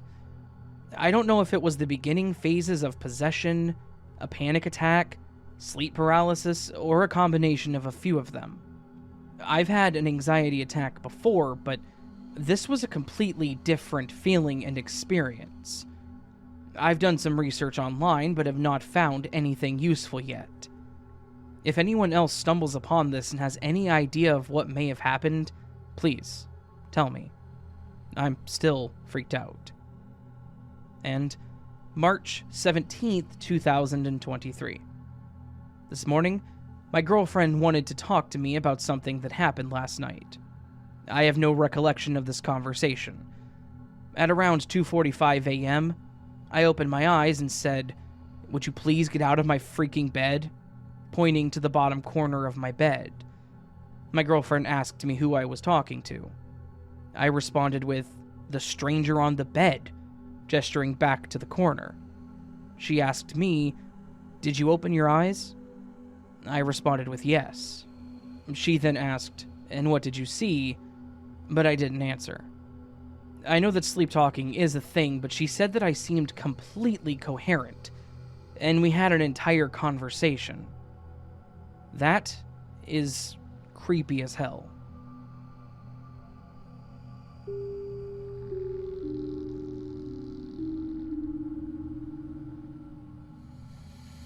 I'm going to try to explain this as best as I can remember. This happened when I was in high school, probably around 16, 17, and I'm now 27, so please forgive me if I can't recall every detail. At the time, I had a girlfriend. There's a hip little neighborhood in our city called Kensington that we would always meet up at to spend time together. She lived far north in the city, and I was pretty far south. Kensington was right around the middle and a nice place to hang out. We were walking away from the train platform, almost a full block away, when a man in a suit comes running at us with a panicked look on his face. Frantically, he says, "Can you help me? My wife just went into labor and I was supposed to meet my sister at Starbucks in a couple of minutes, but I need to run to the hospital. Can you please bring her this bag?" And he then holds out a plastic shopping bag. I believe it was for the makeup store Zara. My girlfriend kind of nudges my arm, obviously thinking this is a little sketchy, but I say, "Yeah, for sure." He tells me her name, we'll say that it's Sarah, thanks me and runs straight for the train platform. Starbucks is a few blocks away, and we walk as my girlfriend is saying, "This is creepy. What if we're drug mules?" Then I realize that the bag is strangely light. I tell her, and she suggests that we look inside. I'm conflicted by this, but concede that it is reasonable seeing as how odd this whole situation was. When we look in the bag, all that's there is a couple of crumpled up receipts and another crumpled up bag. We open the second bag and there's nothing inside. We're freaked out. We're considering just turning around and not going into the Starbucks, but my curiosity has gotten the best of me at this point. We walk the remaining block or two, and as I walk into the Starbucks, I call out, "Sarah?" A woman stands up, yells very emphatically, "Thank you so much. I have to go to the hospital now to be there for the birth, but I appreciate this so much." She throws her arms around me in a huge hug and then runs out the door. And that's it. I looked up social experiments, TV shows, and every couple of years I remember in Google to see if anyone has experienced something similar. But nothing. Never have had a reasonable suggestion that makes sense to me, and it's just something that bothers me when I think about it. These weren't university-aged people. These were adults in their late 30s or 40s at least. So, I don't think that it was a school project or anything. Any idea what this could have been for? And what the purpose of the whole interaction was?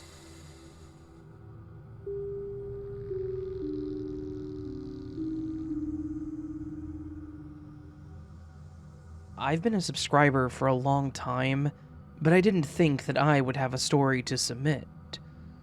I feel as if my wife is no longer my wife.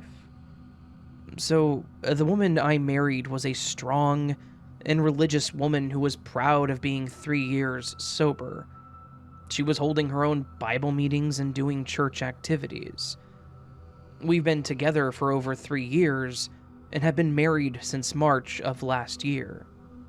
About 6 months ago, she was diagnosed with PMDD, which, for those who don't know, is premenstrual dysphoric disorder. It is a nightmare. It's as if there was a 2-week-long period with higher emotions. Anyway, the main way to get rid of it is to have a hysterectomy. She was off for 2 months of work and then had the surgery, so she was out of work for 5 months or so, and in that time we got closer and went through more tough times together, making us a better couple, I thought. After the hysterectomy, she had to have emergency surgery due to a hole developing where she had the surgery and getting infected. It swole up to the size of a baseball before she had the surgery.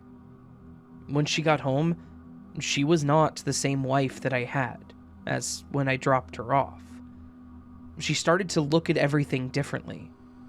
It was all of a sudden party time, and her morals and values don't matter anymore. Just a couple of hours ago, she left to go to her niece's house to drink with her. A month ago, she was trying to witness her and get her to church more. It's so weird not knowing the person you've been with for 3 years anymore.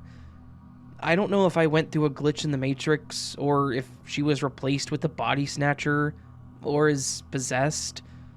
I just know for certain that the woman who was with me today was not my wife.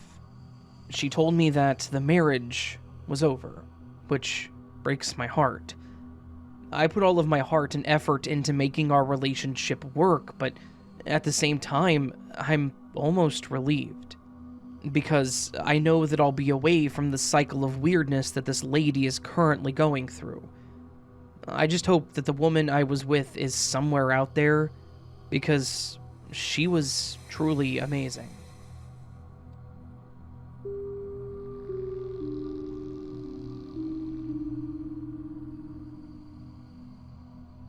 One of my first jobs was working at a fast food place that, I'll just say, was famous for serving tacos. For what it's worth, it wasn't the worst thing, but I definitely would not choose to go back. I'd had my share of ungrateful customers, unnecessary messes left behind by them, and, well, much more. But I've also had some weird customers that were memorable. We weren't often in situations where we feared for our safety, though, so I would just take a deep breath and get ready for the next day. However, there was one situation that often plays in my head when people bring up working in food. I was working the front on this day, taking orders and occasionally picking up the lobby when it was slow. We were open 24/7, and I picked up part of someone else's shift, so I was going to be there until 2 in the morning. It was probably around 11 to midnight when a guy walked in. When you work overnight in fast food, you get used to the clientele that you see around that time. So it didn't really catch me off guard at first when the guy looked a bit disheveled. He was tall, average-built looking guy with thinning hair and a scruffy beard. He was wearing a dark hoodie and some pretty dirty sweatpants, but was keeping his hands in his pockets. When he entered, he seemed like he was surveying the lobby, so between that and him keeping his hands hidden, it did kind of put me on guard. We had never been robbed before, but we did go through training on how to handle them if one were to occur. I was hoping that I was just being way too judgmental, and I still greeted him with a smile. I asked him what I could get for him, and he just stared at the menu with his eyes glazed over. I kept looking around the area, in a worst-case scenario kind of way, to determine my escape routes or possible weapons. I backed up a bit, trying to play it off like I was looking for something, when the guy finally spoke in a soft and calm voice. "I'm not gonna hurt you." After that, I definitely felt stupid. I felt bad for assuming this guy's intentions and tried to play it off like I was cool, though. I said with a bit of a laugh something like, "Oh, what? Oh, nah, you're fine, man. I was just looking for the broom. Just let me know if you have any questions. No rush." He didn't look down at me or move his eyes at all. He just continued to stare at the menu. I walked to the side, bringing the broom to at least back up my story. When I came back, he talked a bit more in the same solemn tone that he had before. "I actually do have a question, or more so a favor." Yeah, man, sure. What's up?" "Can you call the cops for me?" I didn't know what to say at this point, so I just stared for a minute and he kept talking, still looking up. "I'm still not going to hurt you. I'm gonna need a cop." I went to walk away to grab a phone and tell one of the others that worked there, when he called me back over, telling me to wait. "I would like to order first, before you call. You guys make the best quesadillas." Not knowing what else to do other than what he asked, I placed his order, and he pulled out a wad of cash from his pocket with a shaking hand. I actually told him not to worry about it, and he thanked me and put it back in his pocket. He then walked over to a nearby table and sat down as he looked at the table. After his order was done, I brought it over to him, and he told me that I could go ahead and call the cops now, and then began to eat his food. I then walked to the back and called the cops. That was a confusing call, and they didn't seem to take me seriously at first either. I told them everything that I knew. I explained the guy's demeanor, what he looked like, and said that he appeared to be unarmed, but he had asked me to call the cops, and I had no idea why. They then said that they would send a unit our way, though. At this point, I had already told the other two people working that night what was going on, and one of them overheard part of it.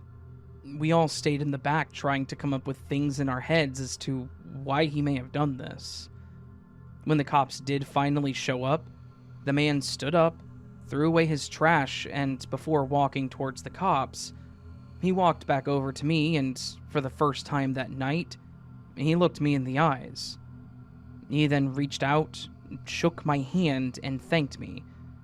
He walked over to the police, and they walked him out of the building. We all thought that that was weird, but just left it at that, as nothing else really happened. That is, until about an hour later, we had a different officer come in wanting to ask us more questions. He was asking very specifically what all the guys said and did, and if we even knew which way he came from. I didn't see him pull up or what he was driving, but there were no cars in the parking lot that night other than our own. So he could have walked there. All I remembered was that he did not exist prior to opening the door, so I don't think we were much help. He then left, and again, we heard nothing else of it. It wasn't until a few days later when there was a story on TV that caught my attention. They were making light of it and mentioned something about murder making you hungry? Or something to that effect. Anyways, they had mentioned that a man turned himself in after bludgeoning his father to death, but not before he stopped for dinner. I looked up more information on it, and got some more clarification, but it certainly did not make me feel any better about the situation. It showed the mugshot of the guy, which confirmed it was the same one that came in that night. It was reported that he turned himself in after he had beaten his dad to death that evening.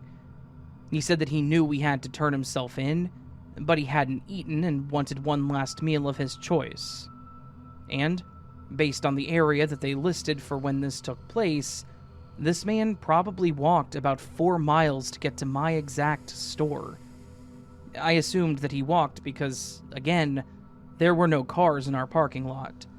I just thought to myself, why us? Why our store? But I guess he did say that he did enjoy the food at our location, and it would have been the closest one to him. The thought that I was talking to a man and gave him a free meal just hours after he had killed someone, it terrified me, and it made me feel pretty awful. Well, to be honest, it gave me mixed feelings. I was terrified, and my first thought was that my reaction that night was warranted. This guy could have easily hurt me too, but he didn't. But when I gave him the free meal and when he shook my hand, he seemed genuinely thankful.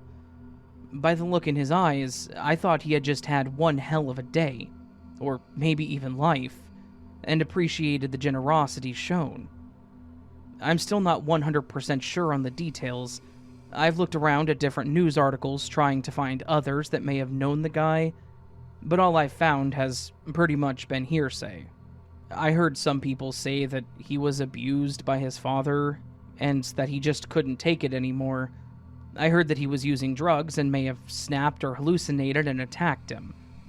I've heard some pretty wild things, but I can't say for sure. All I know is that after that experience, I appreciate life a bit more and understand just how fragile it can be.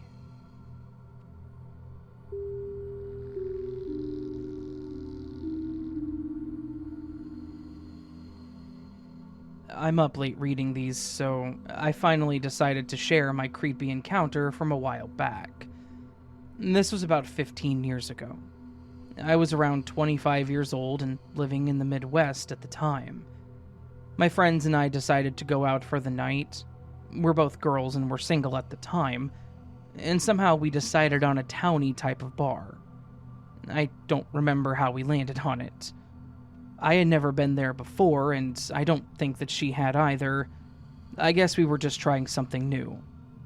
I don't remember a ton about the appearance, but I do remember that it was off a semi-busy road in a suburb. You had to drive up a dirt road to the top of the hill, maybe a quarter of a mile, before you got to it perched at the top. It definitely wasn't our usual scene, but we were up for trying something new, even though it felt a little weird being sort of close to civilization, but at the same time feeling far away from it. I'm driving and she's in the front seat. I'm going through the parking lot, using that term loosely, as it was mainly just a gravel lot in front of this bar. We didn't see any spots available, but as we were weaving through, we spotted a car backing out, so I waited for him to leave so that I could pull in. It wasn't until I was pulling in that I noticed another car in the aisle across from me, on the opposite side of the car backing out. I'm usually pretty aware of other drivers in lots, and I would have let him have that spot if it was obvious he was there before me and waiting for it. But he definitely was not there first. So I just figured he was looking for a spot too and was letting me pull in before he passed. So I pull in, and we're taking off our seatbelts about to go in, when I noticed that the car was still just sitting there, in the same spot in the aisle with its headlights on. It creeped me out a little, so I told my friend to wait for him to go before we went in. So we sit there, and I'm watching through my rear view mirror. It must have been at least 2 minutes, which felt so long. He finally starts to move slowly, but to my surprise, he doesn't drive past us. Instead, he pulls off to the edge of the dirt road near the bar entrance and parallel parks and turns off his car, probably about 100 feet behind my car. Okay, I thought, he's just going to make his own parking spot. That's fine. I tell my friend that I still want to wait for him to go in first because I'm afraid he's going to key my car or something, because he's upset that I took the last spot. So, we continue to wait. About 5 minutes or so, and no one is getting out of this car. By that point, I was thoroughly creeped out, and I told her let's just forget this bar and leave. I turn my car on again and then turn on my headlights. About a second after, I see that same car behind me turn his headlights on too. I wasn't sure if he was going to take my spot or what, but I put my car in reverse immediately, as that just gave me the chills. I back out quickly and I head to go downhill to get back to the main road. That same car started moving too, and, to my shock, he didn't take my spot, but instead followed me downhill. I turned right onto the main road and drove probably half a mile before turning into a brightly lit McDonald's. He had followed me up to that point, but kept driving after I turned into there. I still have no clue if my gut instinct kicked in, and it saved us from something horrible that night, or if it was just some sicko playing a prank. Either way, every now and then, I think about those headlights popping up on my rearview mirror, and it still gives me the chills. So, trust your gut if something doesn't feel right.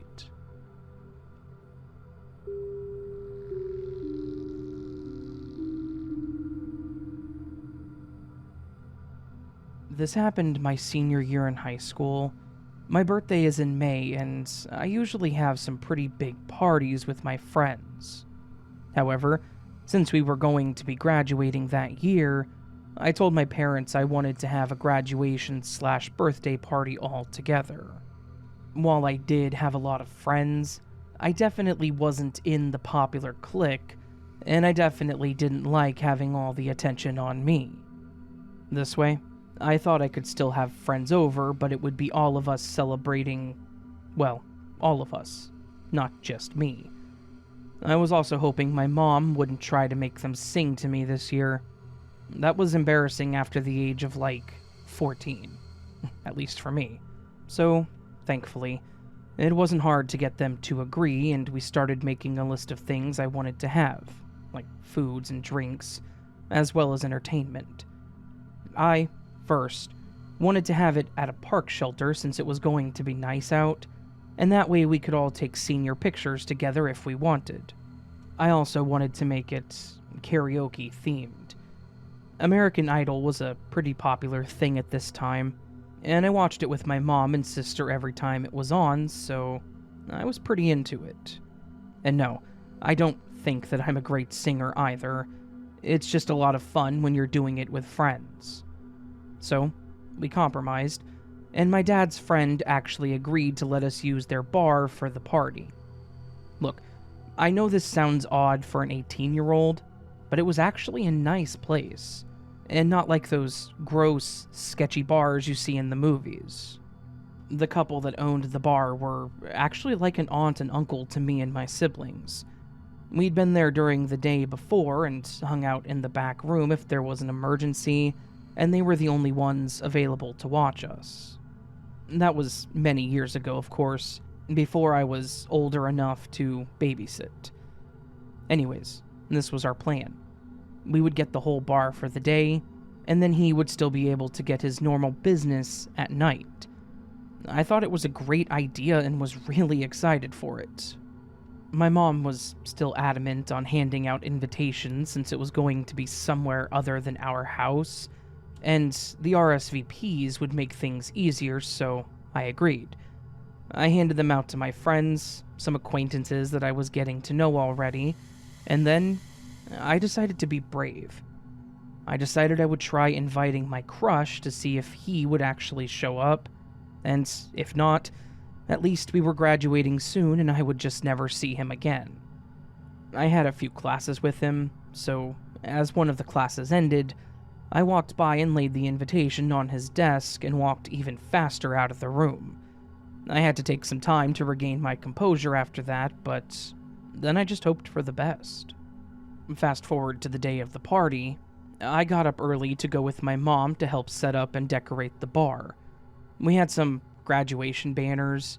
We had tons of finger foods, including some that Heather and Mikey, the owners, had made for the party.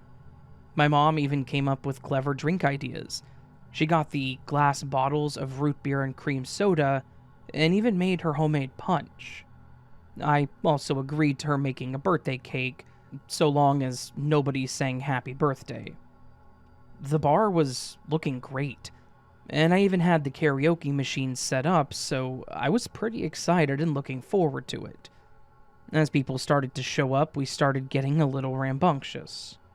However, I kept watching the door, hoping that my crush would walk in.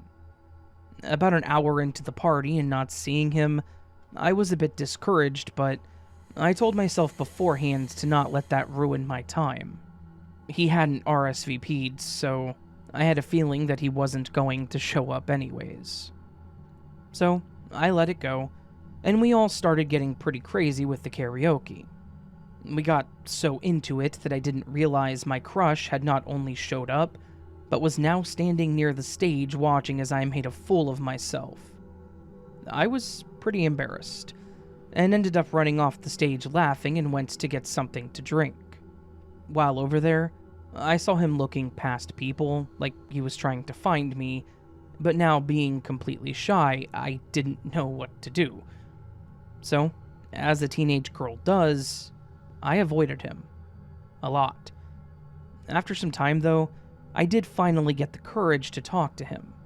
I did talk to him occasionally in class, but this was definitely the most I had spoken to him all year.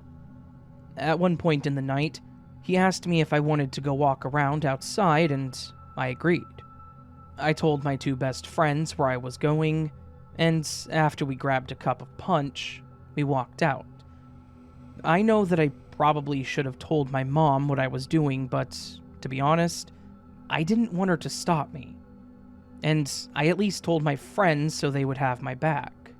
My parents were great, but I doubted she would even notice with everything else going on. So we walked around the parking lot for a while with him walking on the outside, which is how we ended up walking towards the back of the building, as he steered us to that direction.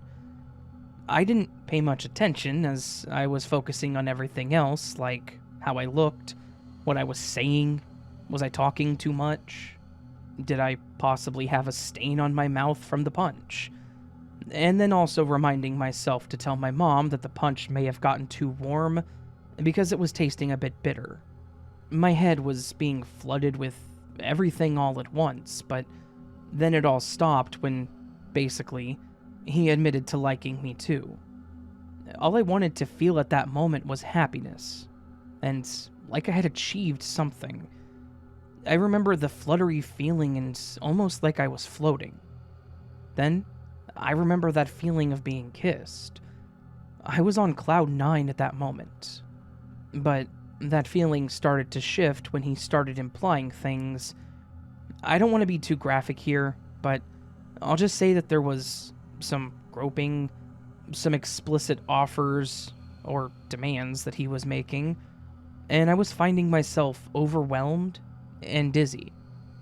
I tried telling him no, but I found that I seemed to be fighting myself more than anything. My arms felt heavy, and I felt like I was going to pass out right there where I stood. I tried to just zone out and leave my body for that moment until I started hearing my name. I recognized the voice as my dad's. And again, I wanted to call out to him, but I also just kind of wanted to sleep. After that, my consciousness continued to go in and out. I remember feeling like time had slowed down, yet I couldn't keep up with anything. Unfortunately, I don't remember anything else until I was fully awake in the hospital later that night. My parents were there, and they started asking me how I was feeling and what had happened when I left the bar. After a lot of talking and repeating myself, we pieced together the whole event. I had already had a cup of punch, and before we walked out, my crush offered to go and refill both the cups. Then we left. And that's when I mentioned to them that it tasted funny. They already had a feeling about what had happened. Or at least the doctors and the nurse did. They called the cops and reported a potential drugging. Police arrived at my crashed party site, took samples of the food and drinks, and to our horror, they found some traces of something in my cup. I did tell my parents how I ended up outside, and my crush didn't get far. There was a small cluster of trees behind the bar, separating it from the highway. They found him trying to hide out in the trees. However, he kept up with his claim that he didn't do anything to the drinks. The lab people, or whomever they were, said that the drugs that were in my cup were fairly consistent with sleeping pills. The authorities had also determined that my crush's mother had been prescribed some pretty strong sleeping pills, so it was assumed that that's what it was. I was devastated. I had strong feelings for this person, and he tried to take advantage of me. I definitely understand now, and after the event, that he was not a good person if this was his first thought. But it was even worse at that age, knowing that he brought those with this intention. He didn't get very far before I started hearing my dad yelling for me, but to add to that part, I've never been more thankful for my little sister tattling on me. She saw me leave the building and she started to get a really bad feeling. She claimed that she didn't want to get me in trouble, so she checked out front to warn me to come back. But when I was nowhere to be seen, she became even more worried and told my mother. That's when they started to look for me. I was pretty upset for a long time after that. I was embarrassed and disappointed in myself for falling for this guy's tricks, and for ruining my party due to doing something stupid, and, of course, having to explain this all to my parents and the police. I was hoping to hear that he liked me too and maybe hold hands, but nothing more. I wasn't ready to do anything else. But I guess that's why he brought the pills. And to wrap up, I know that he was kicked from school, or at least wasn't allowed to attend the graduation ceremony, so I don't even know if he graduated. I've put it all behind me at this point, now that it's been years ago, but I'm definitely more aware of who I associate with, and my drinks never leave my view. And as for my crush, I don't feel like he deserves to have a name in this story, but I hope that he and I never meet again.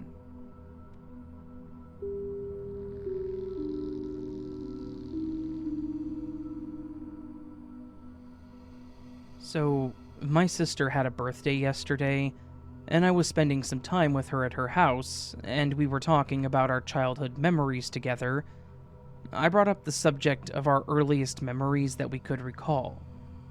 And I told her my earliest memory, and she explained that hers happened to be a dream. And in that dream, she said that she saw a very creepy man. She said that she can still see the face of the man very vividly, which I find astounding, because she was 3 years old when she had this dream. She turned 31 yesterday. Now, I don't know about you, but I have a hard time remembering the faces of people that I met recently, let alone am able to recall the face of someone I had never met before in one of my dreams when I was just 3 years old. She showed me a picture of what this man looked like that she had seen, and the picture was that of Nosferatu. If you're not familiar with that name, look him up. I believe he's also called Orlok. Anyways, he's a vampire. A very creepy-looking vampire with claws. I bring this all up because I've always had a strange feeling about myself, and if I might be connected to something that isn't really explainable.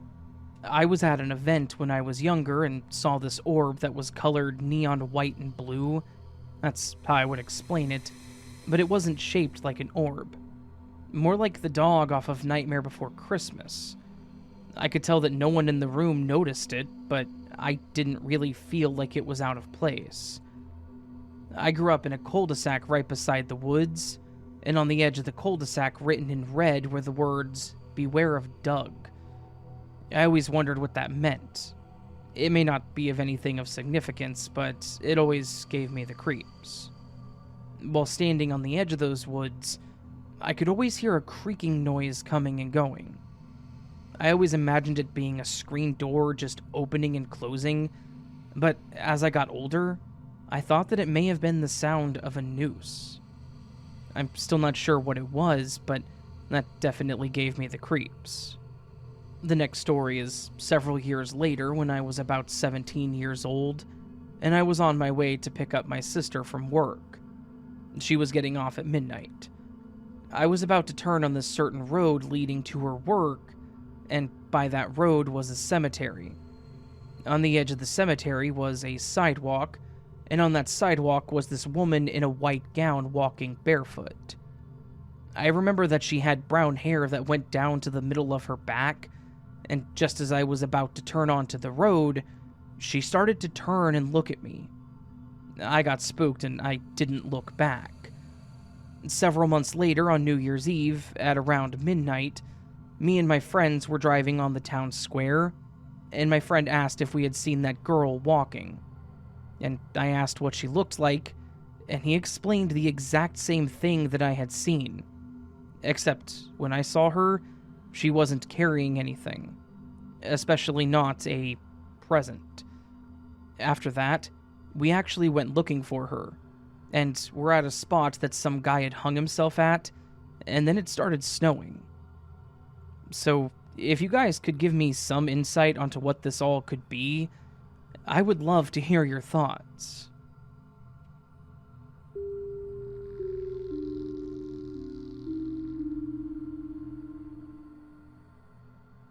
Way back whenever I was a little boy, me and my family used to make the drive from our home to my grandparents' house up north.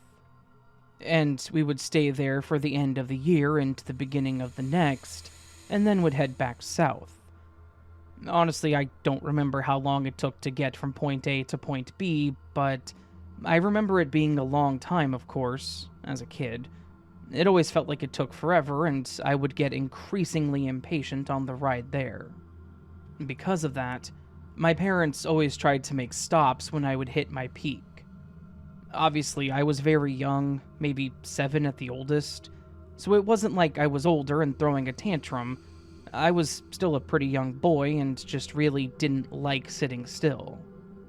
There was one rest stop between home and my grandparents' house that I really liked stopping at, because they had some really neat animal statues out front near a small playground area, and there was a McDonald's that was actually built in the parking lot area of said rest stop. When you're that age, who doesn't love colorful animals and McDonald's? Unfortunately, my appreciation for the place very quickly went away when the incident that I'm writing about occurred, mostly because I was terrified that it would happen again, however unlikely that actually was. That year, we were driving up to my grandparents' house as we always did for the holidays, and in that year my mom was actually pregnant with my sister, so we were stopping more than we usually did.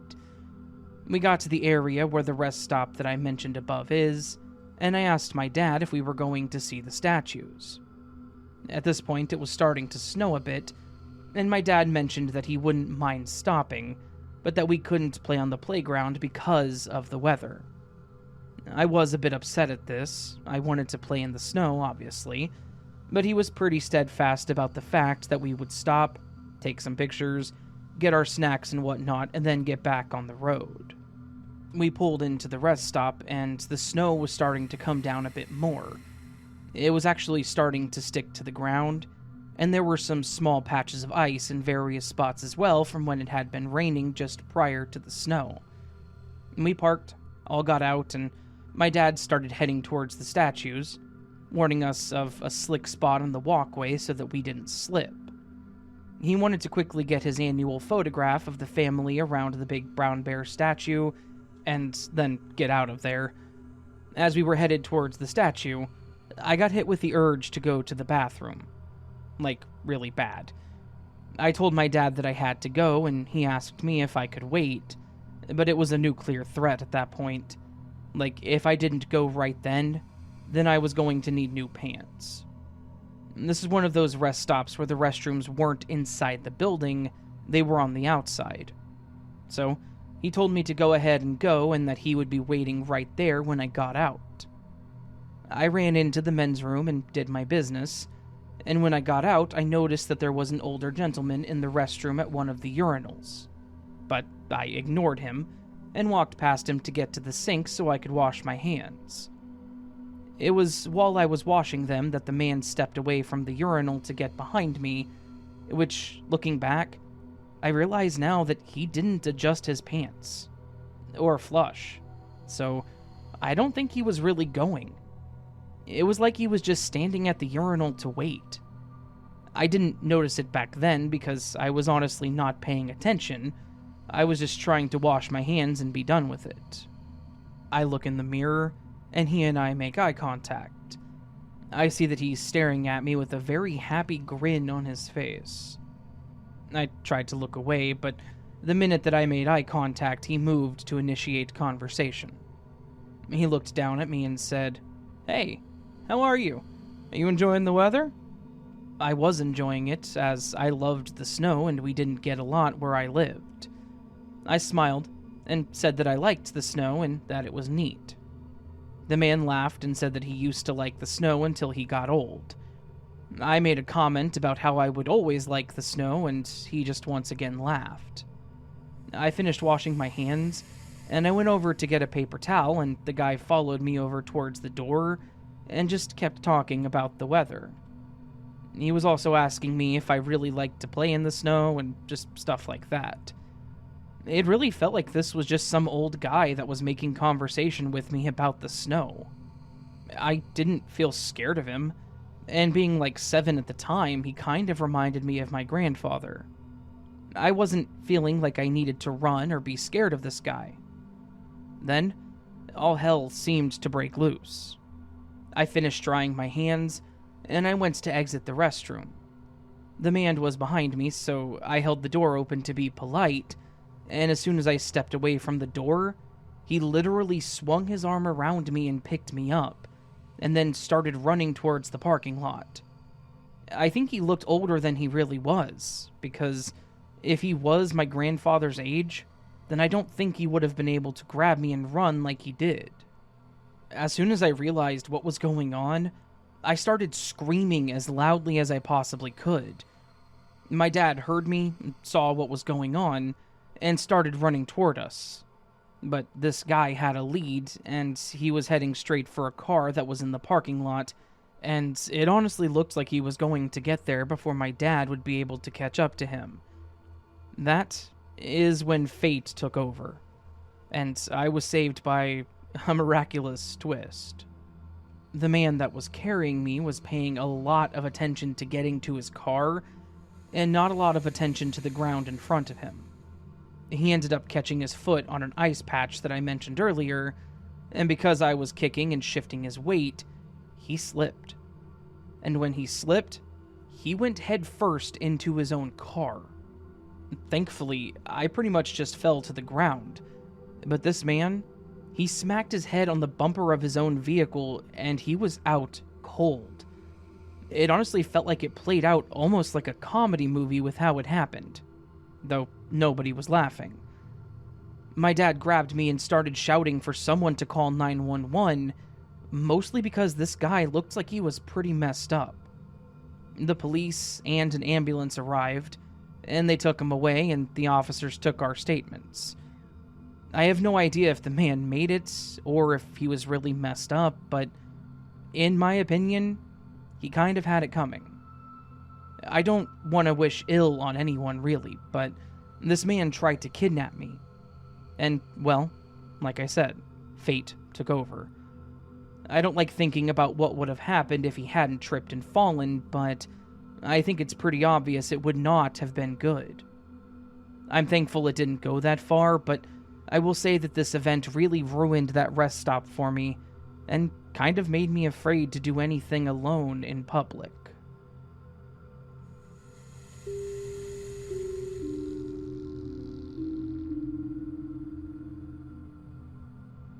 This happened in the American Southwest to my parents while on vacation. They stopped at a spot along their travel route to get some food and got talking to a young local who worked there. He told them about a box canyon that was on the way to their next stop. For those who don't know, a box canyon is characterized by being narrow, having high vertical walls, and a flat bottom. To hear my mom tell it, he described the canyon with an almost spiritual reverence, saying that it was incredibly beautiful and had superb acoustics, and that he loved taking his guitar out there to play. My folks liked doing stuff off the beaten path, so they decided to pay a visit. The canyon seemed to be quite isolated, with no buildings of any kind around it for miles. By the time they parked their car and made it to the canyon's entrance, the sun was just starting to go down. They said that they seemed to be the only ones there, with no parked cars other than their own. They made their way into the canyon. After the fact, my parents have both said that they separately, without speaking of it, started to feel a touch of unease. Not totally unreasonable, as it was starting to get dark and the canyon walls pressed closed on either side. Despite this feeling, they continued on, until they heard the noise. My parents report the nature of this noise differently. When I ask them to describe it, their faces sort of scrunch up, like it's an effortful task, or they're still uncertain. My dad says it sounded like a person, possibly a man, speaking a low single word that he didn't understand. My mom says that it didn't really sound like a word of any kind to her, just a strange, deep noise that rang out from somewhere nearby above them. It was accompanied by a brief, intense flash of pale light, Neither of them knew what it was or where precisely it had come from, but they both were immediately filled with dread and an overwhelming desperation to get the hell out of the canyon. They turned around and they booked it back to their car. As they exited the dark, closed space of the canyon, my mom describes feeling certain that there was something chasing them, and thinking that once they got to their car, they would find it sabotaged.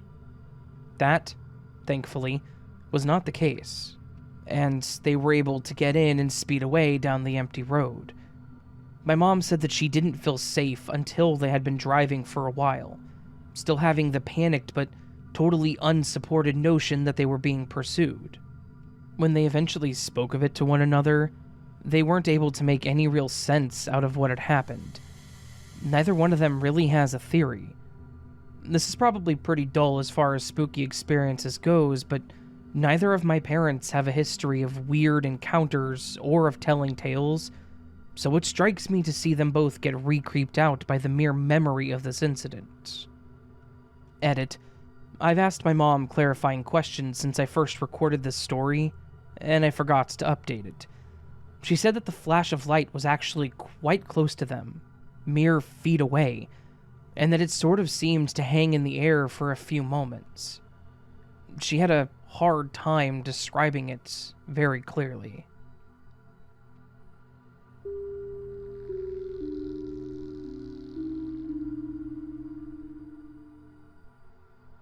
I hope my story has its place in this subreddit. I still don't know if it really happened or not. I don't even think I've told anyone this story. I've always been a shy kid. I didn't think anyone would believe me because I had a hard time believing myself anyways. So I kept the story for me.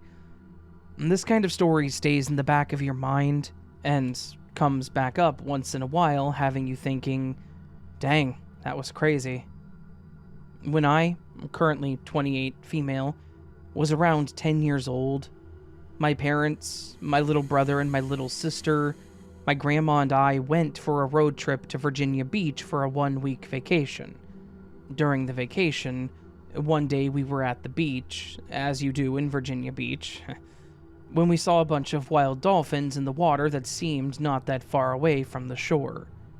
My grandma and dad decided to take foam bodyboards to try to get as close as possible to them, which is kind of crazy now that I know how cruel dolphins can be. As a 10-year-old that loved water and was far from afraid of it, I tried to join them a little later, so I took a bodyboard and started swimming to where they were.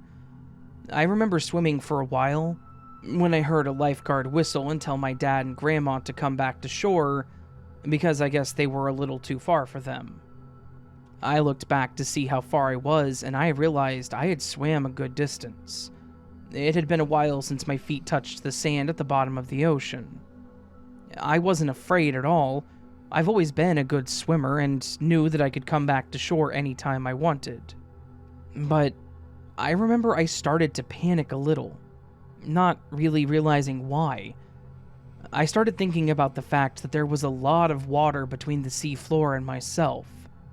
I usually don't care, but this time I started thinking about sharks. Since my brain started thinking about it, I had the reflex to look around me while I was on the board and look down in the water. I was already telling myself how silly I was for being afraid of sharks, and that there would be absolutely nothing there when I locked eyes with it. I honestly think that my heart stopped. I saw a shark's face underneath the waterline, just looking up at me. Then I did something incredibly stupid, which was to try and get to the shore as quick as possible. Probably looking like running prey, but nothing happened. I managed to get to shore, and I don't think I have ever swam that fast. From what I researched and what I remember, I feel like the shark, if it was real, could have been a sand tiger because I remember vividly that I could see its teeth even if its mouth was closed, and its size would match the size of the head that I saw. I've never had hallucinations for things that I fear before, and I don't even especially fear sharks, and I have anxiety. So, I highly doubt that it would happen only once and then never again. Don't really know what to think with that one. I'm wondering, did I have a premonition that danger was close? Or did my brain make up a shark because I was scared? I would love to have opinions on that encounter, even if I'm never gonna know for sure if what I saw was real.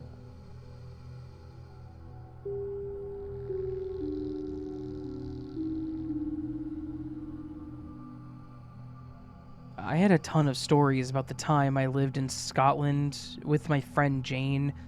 I've posted them to different Reddit subs and threads, by the way, but what I'm about to tell you is more terrifying than ghosts, since it's real life.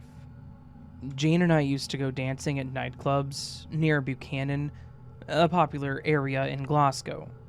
We used to meet nice people there, often drunk yet funny and harmless.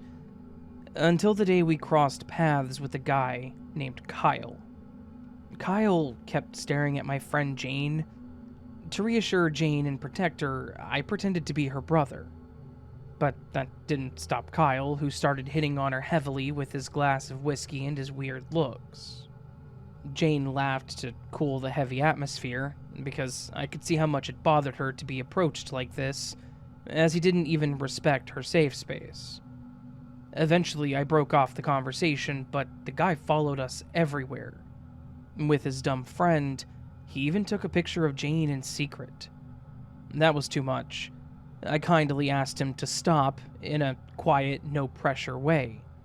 He seemed okay. I just didn't want to start a fight in a club and be kicked out of a place we liked. While we were dancing with Jane, she noticed that the guy gave her a sign. He moved his finger on his throat like he was cutting it. She totally lost it. Told me about it. We immediately ran away and even managed to hide from Kyle, who didn't show himself for a while. When the club closed, Jane and I went to a fast food restaurant, waiting for the first buses to go home. Jane felt very uncomfortable after this experience, as she had survived an attempted murder. Her ex-boyfriend's brother tried to kill her with a knife. He even killed his own mother, wanted to stab Jane's ex. He's now in a psychiatric hospital and locked up. As she was very traumatized, I tried to make her laugh, to change the subject as she asked me to. Suddenly, out of nowhere, Kyle came back again. His shirt was stained with blood. He came closer to us with his friend and said, "I bravely fought with a guy in the streets. Luckily, I always keep a knife on me." After the trauma she experienced, Jane was not sensitive to this bad boy stuff, even if he was so proud about it. I asked him to go away. The situation was tense because he wanted to hit me. Bless the guard that kicked him out, though. That night, Jane was very brave.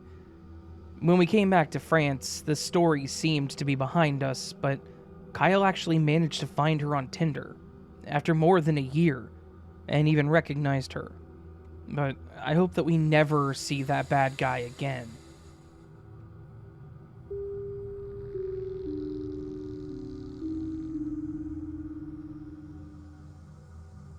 Okay, so to start, at the time, I was 19, female, and working an early morning job at Safeway.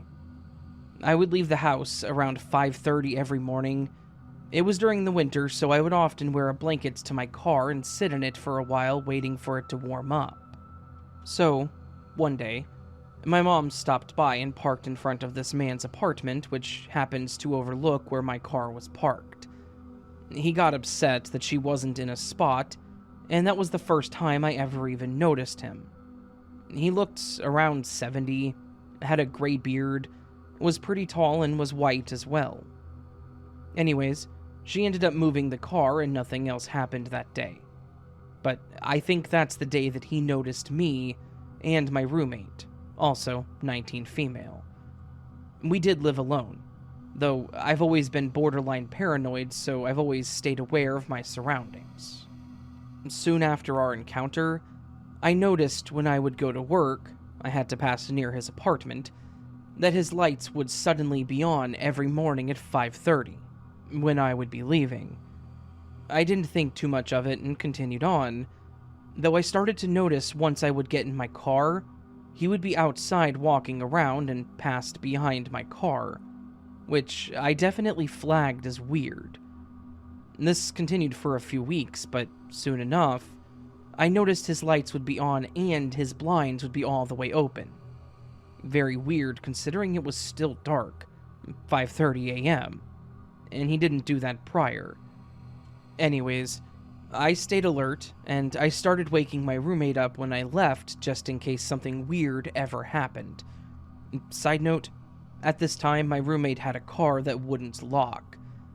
We didn't live in the best area, so she didn't keep anything valuable in her car, just random stuff, including a high school picture. One day, someone broke into her car and didn't do anything, but left her picture on her seat facing upwards. We always found that weird and we didn't know who did it. Fast forward to one day, and I was super paranoid at this point. I was convinced that he was going to approach me or do something weird. It was a gut feeling. I was walking to my car, and I had to have my back faced towards his window in order to get to my car. I was talking myself down, saying nothing's gonna happen, you're safe, etc. Then, my brain told me that I needed to turn around. So I did. He was at his window, blinds open, staring at me. When he noticed I turned around, he moved out of sight super fast. I got freaked out and I got in my car and I locked it. Then I called my roommate to tell her about it, and I tried to leave as fast as possible. While I was getting situated, he was walking behind my car and I was trying to stay calm. I ended up leaving and I don't know where he went. After this encounter, I changed my shifts to afternoon, due to safety, and me and my roommate decided to move. We've never had anything happen since.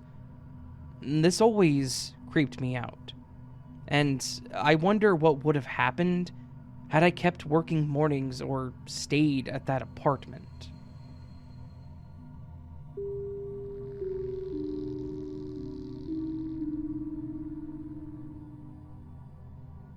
I have a weird experience that I wanted to share that was just... I honestly don't know what words to use to describe it. It was creepy in its own right, and honestly it left me feeling a bit shaken. Thankfully I came out of the whole thing unscathed, but I kind of feel like it could have gone much, much worse. So, to start off, I'm a delivery driver for a restaurant that isn't the normal kind that does delivery. I'm the only driver for this specific restaurant, and while we aren't as busy as, say, pizza shops, we do get enough orders to keep me busy for an entire shift. Because of this, I put a good number of miles onto my car, and I drain my tank pretty frequently. Sometimes I have to stop at random stations along the way or in between deliveries to make sure that I have enough miles left to get to the next stop, or stops, and then back to home base. It takes a good amount of coordination, and I have honestly pushed it once or twice to a limit that I don't like to push it to. This was, unfortunately, one of those times. It was near closing time, and I was on the last 3 deliveries. It was a triple, so I had to take one, then the next, and then the next as quickly as I could. I had gotten the first one done, looked up the location for the next, and as soon as I did, I noticed that the mile counter on my car showed 3. Basically, I had 3 miles to go until I was on a hard empty. I wouldn't say that this is the most accurate reading, but again, I don't want to end up randomly stranded with 2 people's dinner sitting in my passenger seat. I hit the button for the nearest gas station, and sure enough, there was one that was between 1 mile and 2 miles from where I was sitting. It looked like it was kind of tucked in between a couple of neighborhoods. Like, this was a really weirdly placed station, but I was thankful that it was close. I pulled away, made the quick trip to the station, and sure enough, it was there. Google wasn't lying to me this time.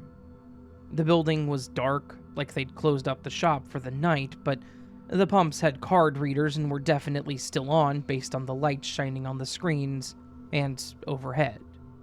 I pulled into the parking lot, got up next to one of the pumps, got out and swiped my card, and basically did all the things that one does when they're going to fill their tank. After a couple of seconds, I noticed a couple of guys standing next to the building. One of them was sitting on the ground and smoking. I could see the embers glowing in the dark, and the other was staring at me from underneath his hood. Of course, I was a bit on edge. I did have cash on me from the deliveries, but at the same time, with where he was standing, I would have had time to throw the pump and jump into my car before he could even get close.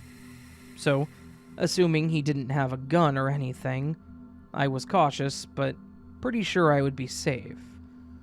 I go back to filling up, and as the amount hits 5 gallons, the pump just suddenly stops. I stare at it, squeeze it once or twice, but sure enough, it was done with me.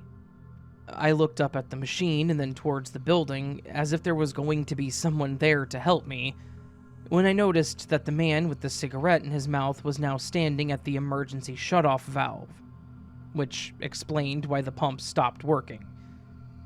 Within the second that it took me to realize that it was just him, I heard footsteps behind me and thought, I really just let this happen. After telling myself that I was going to be fine and that I would have time to jump in my car, I'm seriously about to get robbed by this creep. I turned slightly and, as expected, the man with the hoodie on is approaching me. But strangely enough, he's not getting very close. Like he was walking towards me, but stopped about 6 or so feet from me. He lifts his head a bit to stare at me, and I look at him, and there were several awkward moments that we shared while standing at this gas station pump. The whole time I'm just thinking, I'm dead, while glancing between him and the man at the shutoff valve on the building, making sure that neither of them is getting closer or pulling a gun or something. I honestly have no idea why I did this, but I looked up at the man in the hoodie and just kind of shyly said, the pump isn't working. Like, this man worked there and was going to go troubleshoot my problems. I really don't know why I said it. I guess it was just me being scared and confused as to what was about to happen. The man smirks, looks down at me and then up at the machine and says, "Station's closed." As if I wasn't already being awkward and weird, I pointed toward the card reader and said something like, "Oh, but I should be able to still get gas, right? The readers are 24/7. The guy in the hoodie seriously started laughing. Like I had just told him the most hilarious joke and he could not hold it in. After shaking that off, he shook his head and looked back at me to say, "No, mate. The station is closed. No more gas. Hint, hint." And then motioned for me to get into my car and leave. I stood there for a moment, and thankfully my brain finally clicked that he was telling me to get the hell out of there. I nodded, replaced the pump, and told him to have a good evening and got back in my car. As I did, I looked in my rearview mirror and I watched this guy put his fingers up to his head and motion as if he was shooting himself and start laughing again as he waved at me. I obviously took off from there, and it took a few moments for me to really get a grip on the whole thing, but I think he was basically telling me that if I came back, I was dead. I made a note of where I was and, well, I left. Now, I'm not sure, but I think that his original plan was much more sinister than what he had ended up doing. And I think that my awkwardness may have actually saved me. Like, I made my dumb comment and it tickled him to the point that he felt bad, and he thought, "Oh, I can't kill this pitiful idiot." Obviously, I have no idea if that's true or if he was just willing to give me the opportunity to leave, and if I didn't, then he would take action. But I'm glad that he decided I wasn't worth his time.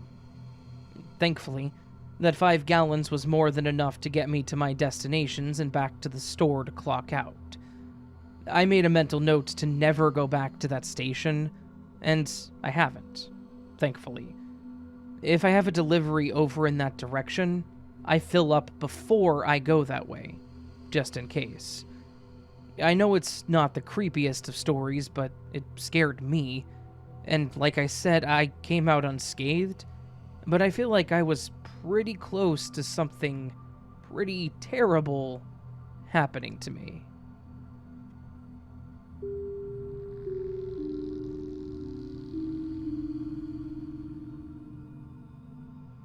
This happened to me back when I was in middle school, about 15 or so years ago. Spring break was never anything special to my family, other than just a week off from school. There were 4 of us kids, and now having 2 of my own, I understand why we didn't really go anywhere. Kids are expensive. But it didn't really bother us, as we all entertained ourselves and each other quite well. However, I did have a friend whose family was pretty well off.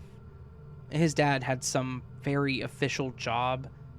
I was a kid at the time, so I don't know what it was exactly, but I remember him working long hours.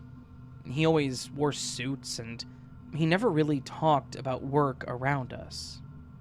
However, they did always take some pretty awesome vacations. I'd seen pictures and souvenirs from when they went to different countries. So, for this story, I'm going to call my friend Levi, just in case his dad has some job that I wasn't really supposed to be talking about. Levi has always been pretty cool. We always got along really well, and we hung out quite a bit. In fact, I've even been invited to go with them to their lake house, which was a lot of fun. So, for spring break, I was invited again to join them at the lake. With my parents' permission, I did not waste time packing a bag to go.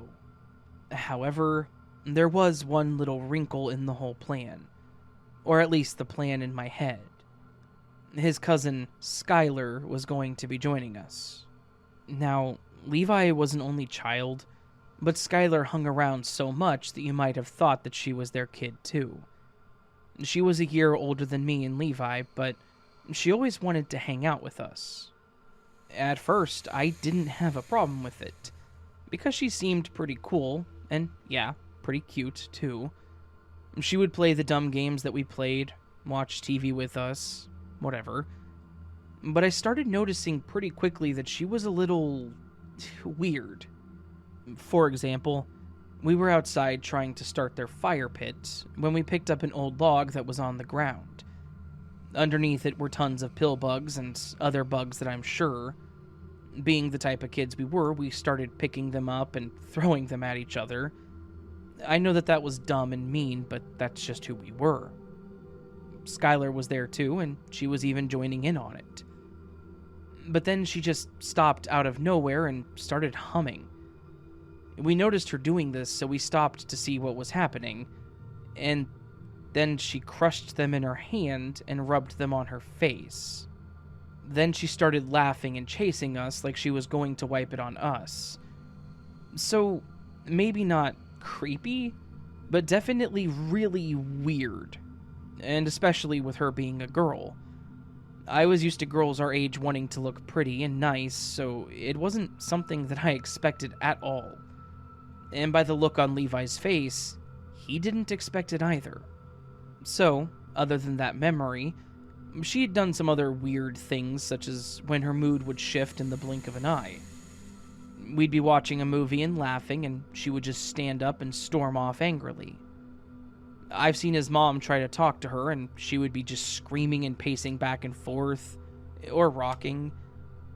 Now, before you say anything, I know a lot more now as an adult, but I didn't understand any of this as a kid. I just tried my best to steer clear from her and just dealt with it, as I really did enjoy hanging out with Levi. So, anyways, back to our spring break.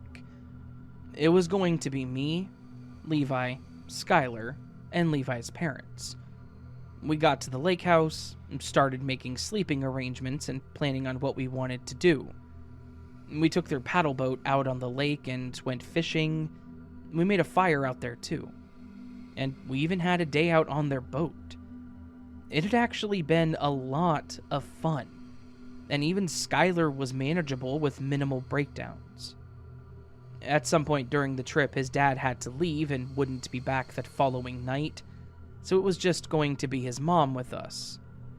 She decided that she would get dinner for us instead of making it that night, and so she left to pick it up, which was probably about 20 to 30 minutes away. Skylar was out on the back deck reading a book, and we were still inside at the time playing a video game. We'd both brought our DSs with us. His mom told us that she was leaving and that we could stay in or go out, but that we could not leave the property, which was fine by us. We decided to go out back and fish from the docks as we didn't want to lug out the paddle boat again. When we got out there, Levi realized that we'd forgotten something, so he went back inside to look for it, and I decided to sit on one of the chairs next to Skylar, just trying to be nice to her. I asked her if she wanted to go fishing with us, and she said no. I asked her what she was reading, and she told me the name of it, but I can't remember it now, and I hadn't heard of it before, so I asked her what it was about. She explained how it was about a woman whose husband was physically abusive towards her and tried to kill her. However, she lived and was taking revenge and going about some long drawn-out plan to kill him. I remember saying something about it being intense, and she agreed. And then we just sat there in silence. Out of nowhere, she said, "Could you imagine that?" I asked her what she meant, and she said in almost a dreamy manner, "Someone you once loved trying to kill you? Oh, or killing them." I just kind of laughed and said, "Yeah, that's pretty freaky though." I guess that was the wrong thing to say because she slammed the book closed and gave me such an angry glare. She then stood up and said, "I guess you wouldn't understand," and stormed off inside. It was a weird situation, but I just went over and set up my pole. Shortly after, Levi came back out and we started fishing, and I told him about what happened. He just laughed and mentioned that it was best to just ignore most of the stuff she said, so I shrugged it off and we continued fishing. After some time, I had to use the restroom, so I walked off to go back inside. When I went in, I found Skylar standing next to the room that she was staying in with her hands behind her back. I wasn't expecting her to be there since the hall light wasn't even on, but I just made a comment about her scaring me. She didn't budge. She just kept staring at me, and I asked her if she was okay, and again, she did not respond.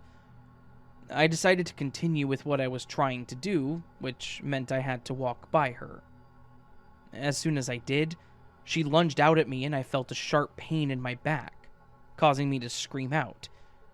When I turned around, I saw Skylar was holding a huge knife with this crazed look in her eye. I was still a kid, so I didn't know what to do other than run to my destination, since it had a lock on the door. She swung the knife at me again and managed to cut across my shoulder before I got the door closed. I locked it, and then ran to the window as it faced out to the backyard and yelled for Levi. While I'm yelling at him to get his crazy cousin, I hear her yelling at me, "Let me love you. You can love me too." I saw Levi run towards the house and then could hear them yelling at each other. She was telling Levi that she loved me and just wanted us to die together. He kept calling her crazy and telling her to put the knife down, but the only thing I heard was her crying and then a door slam closed. Levi then came into the bathroom with me, locking the door and helping me to cover my back. Then he went back out, leaving me in the bathroom to call his mother. That felt like an eternity as I sat in the bathroom, having Levi go back and forth between me and Skylar. When his mom finally did return, I could hear her pleading with Skylar to open the door, and afterwards, Skylar and screaming and crying. They did both seem to calm down after a bit. She then came to check on me and took me to the hospital since the slash on my back was apparently pretty deep.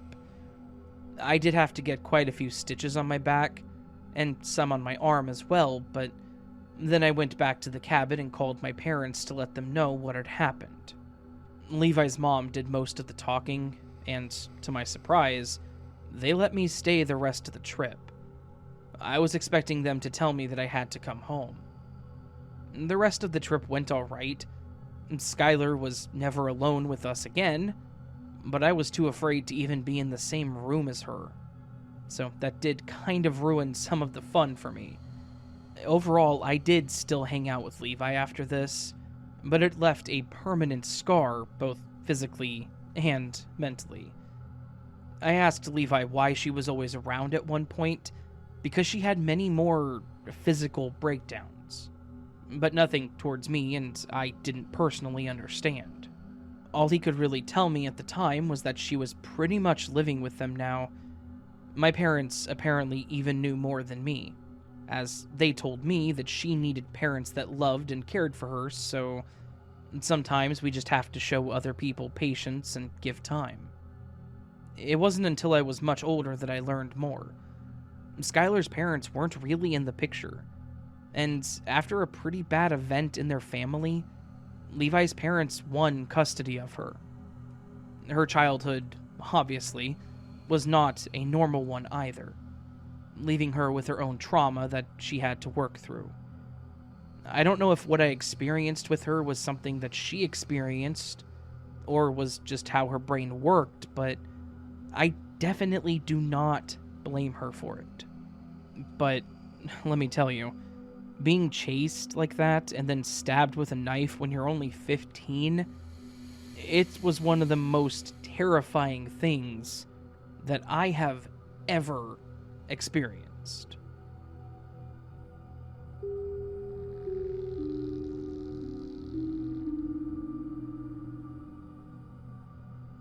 Hi there. So, this was something that happened to me when I was traveling alone. I had lost my partner of 8 years after a long battle with an illness that they'd had, which caused me to take some time off to try and heal to find myself again.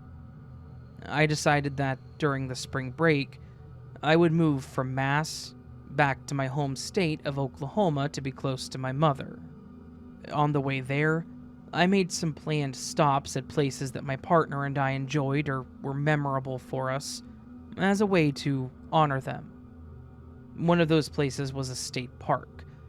We were both avid outdoorsy people and loved camping, hiking, and just being one with nature, and this particular park had strong memories, so I knew that I had to go. Once I got there, I called my mom and let her know that I was there, stuffed my phone and my keys in my backpack, and marched on. The sight was beautiful, especially early mornings in spring, when you could still see the dew sitting on top of the grass and kind of hanging above the rocks. I was able to just take in the sights and let anything out that I needed. A woman that I was passing actually snapped a really great picture of me by an overhang that I still have to this day. I saw a few people on my hike who were willing to share their stories and wish me well on my journey. It truly was a therapeutic experience for me. I was and always will be a very giving person, and willing to help those in need that I come across too, so when I made eye contact with a man that seemed a bit distraught, or maybe just overwhelmed, I stopped and asked if he was okay. When I approached him sitting on the edge of this cliff with his feet dangling, I noticed a very strong alcohol smell. He said he was fine, but just asked if I had water.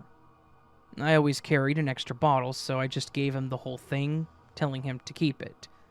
If that man was out there drinking, then he was going to need water.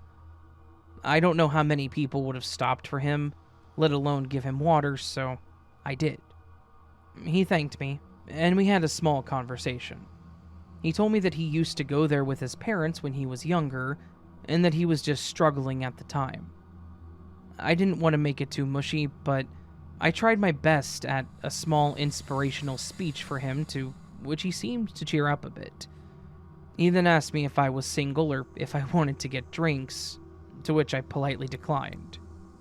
I didn't want to bring up my partner, but just said that I wasn't looking for anyone at the time.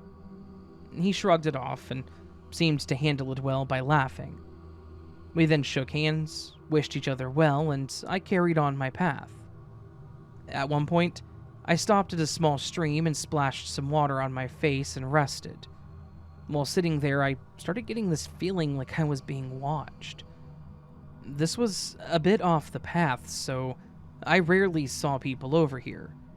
I looked around and confirmed that no one was around, so I assumed it was either just me, or maybe there was an animal. I was, after all, in their territory, so I decided it would be best to move along. I got back to the path, and after a bit, that following feeling started to come back again. I again looked behind me, and I didn't see anybody, but that feeling would not go away. My instincts were starting to kick in and overwhelm me, so I sporadically made the decision to break into a run to see what would happen. It was probably a stupid idea, if it actually was an animal, but I really just wanted the feeling to go away. After a bit, I slowed down to catch my breath and again looked around, not seeing anyone. But this time, I heard heavy breathing. That path is not easy if you don't take steep inclines like that on a regular basis, so I looked around a little closer and walked back towards a large boulder. On the other side was that same guy that I saw earlier. When I saw him, I didn't know what to do other than ask if he was okay again. He again chuckled and said yes, but seemed like he meant it more this time. I asked him if he was following me, in a joking manner, to which he replied that he wasn't intentionally, but just wanted to catch up to me to thank me again because it meant a lot to him. I told him it was no big deal and that I was glad to help. After some awkward standing around, I then said that I had to get going. He waved me on and I headed out thinking that this was a bit awkward, but at least it was solved and over with. But as I made my way to a part that loops around, I started getting that same feeling of being watched.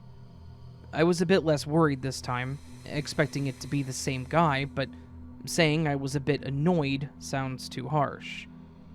I'm really not sure how else to put it, though. I wanted this experience to release any emotions that I had been holding back. Yeah, I stopped and talked to a few people, but I wasn't really here to meet new people. I wanted to be able to continue this journey on my own. I continued on this time thinking that maybe if I didn't stop to pay attention to him, then I wouldn't have any more run-ins. Yet, because this circled around, we ended up walking towards each other. This time, I just smiled at him and tried to keep walking, but was startled when he grabbed my arm. I've never experienced anything like this, so I didn't know what to do but look at him. He told me again that what I said really meant a lot to him and that he wanted to make it up to me. I told him it wasn't necessary as I was just being nice. I tried pulling my arm away as I said this, but he only grabbed it tighter. I started becoming a bit scared for obvious reasons, and he picked up on this as he looked at me, smiled, and asked, "Are you scared?" This made me sick to my stomach. There was no one else around in this secluded area but us. What the hell was he planning? Why would you even say something like that? While choking back tears, I managed to just say, "Please, just let go of my arm." After a few more seconds of staring at me and smiling, he finally did let go and started laughing. I didn't waste any more time and I quickly ran.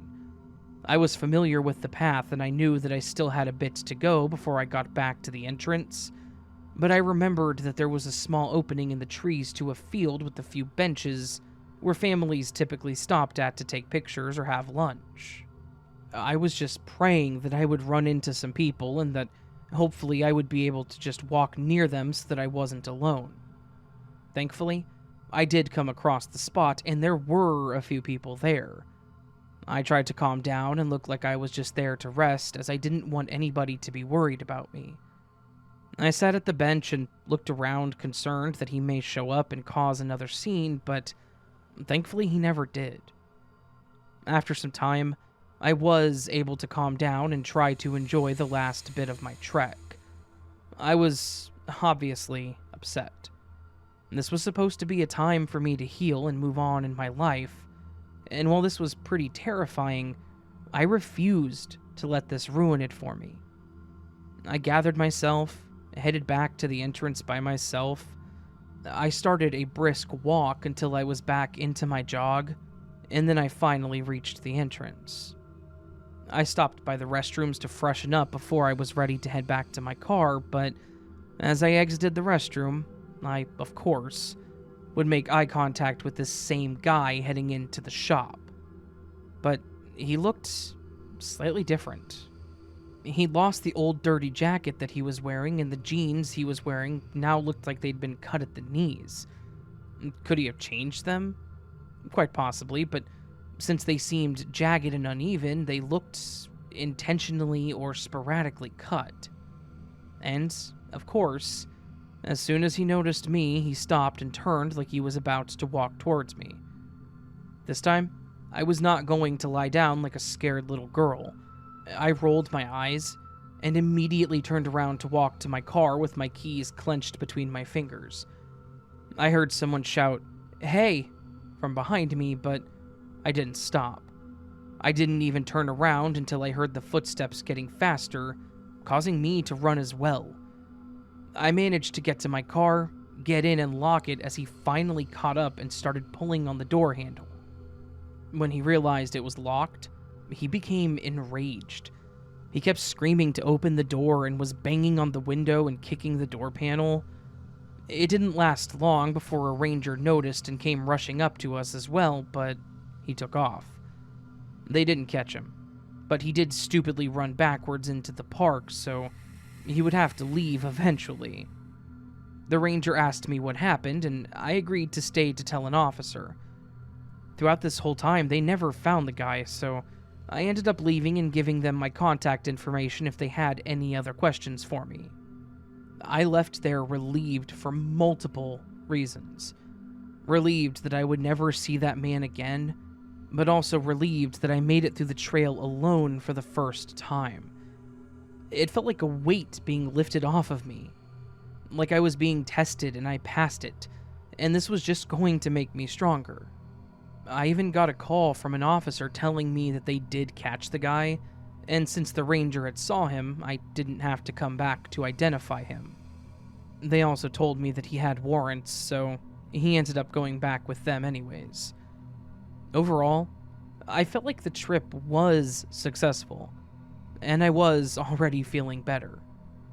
I'm not going to say that it's made me more suspicious of people, as I still look for the best in others, but I'm also mentally stronger and know how to handle situations better, both physically and mentally. And to the guy that I met that day, I hope that you are truly doing better.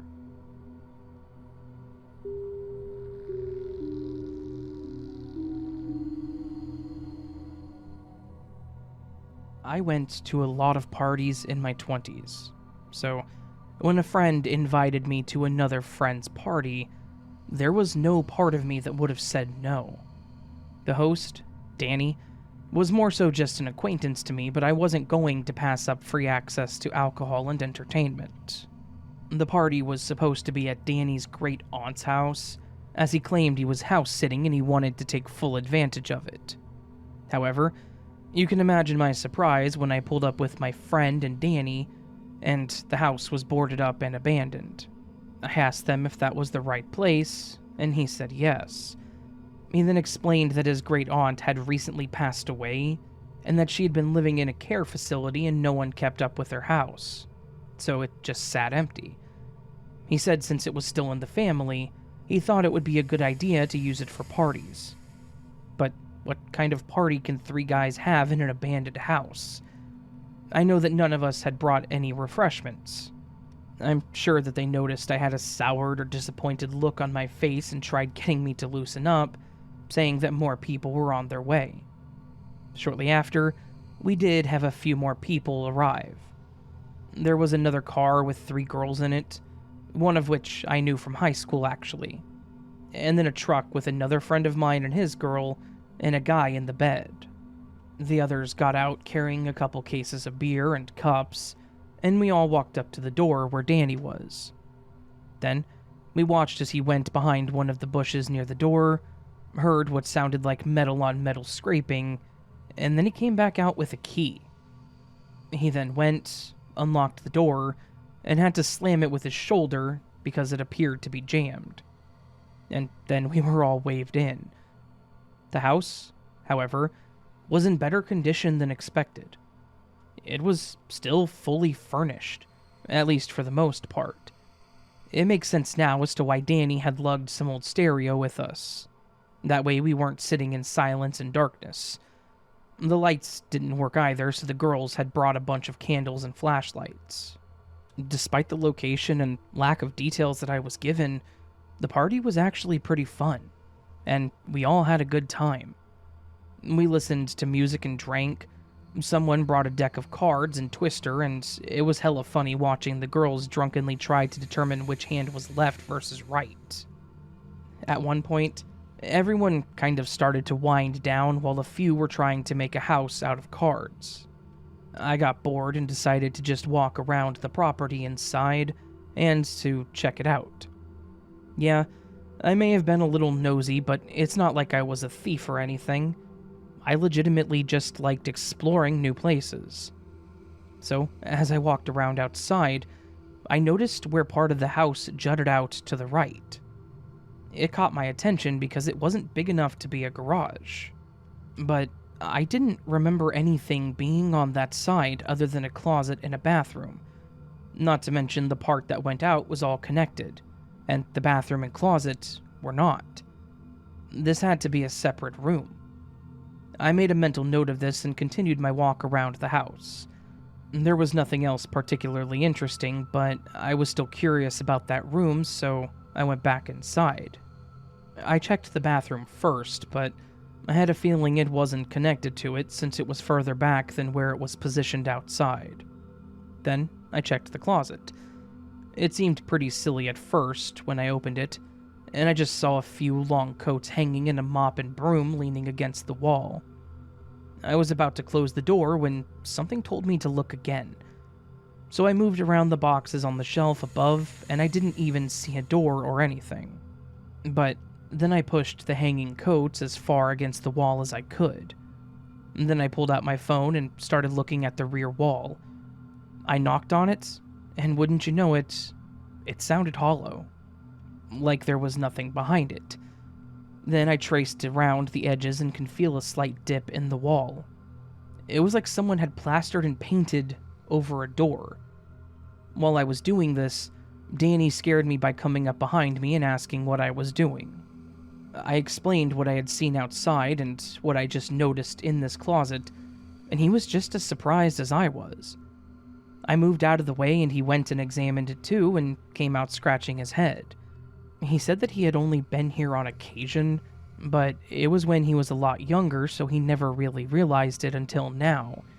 Before I could ask him what we should do, he walked away into the kitchen, and then came back with one of those meat tenderizers and a butter knife. I grabbed a flashlight and held it for him as he chopped away at this closet wall. It, of course, started getting the attention of the others, and we all joked about what we were going to find. Danny finally got a good portion around so he could pull the rest down with his hands. And behind the wall was a very small door, with a very antique-looking doorknob. And, of course, it was locked.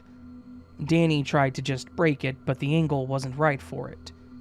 When I say this door was small, I mean it was about half the height of the closet, which we were already having to lean over a bit to stand in. But what other option did we have? We were all about to start looking for another key, but Danny, again, just started smashing the knob with the tenderizer, and soon enough it broke off. There was nothing really holding the door closed after that, so when he broke it, it slowly creaked open an inch or two. We were all hesitant to go in, but Danny finally got on his knees and crawled through. I followed him as well as others, but most of the girls stayed behind. This room was not something I would expect to see in the home of an old little lady. This looked like some kind of sacrificial room. There was a large circle with symbols around it, painted on the floor in red. The circle was then outlined with candles, and they had all been burned and melted nearly to the floor. The walls were covered in writings in black and red. Some of it looked like scriptures. Others I didn't recognize, and just seemed to be gibberish. There was a single wooden chair in the corner of the room facing the corner, but otherwise, there was nothing else there. Well, except for one other thing. There was a single photo of a young woman. The photo had clearly been ripped or torn, so that only this woman was in it. But it was clear that she was looking at someone else to her left, and she looked very happy. Based on the color of the photo and how she was dressed, I would have to guess that it was taken in the 40s. Danny said he had no idea who this woman was, and I had no reason not to believe him. He said his great-aunt was blonde, and this person clearly had dark hair, so it wasn't her. Then, we all started getting that uneasy feeling. The mood had started to shift as we all started to see what this room was for, and Danny looked just as confused. He started swearing how he had no idea this was here or why anyone would do this. He said his great-aunt was super religious, and didn't, or couldn't maybe, believe that this could have been done by her. Then the room started to get really cold. I didn't mention this earlier, but this was in the early summer. It was already getting pretty warm, and there was no AC in this house either, so to have a random cold chill was kind of eerie.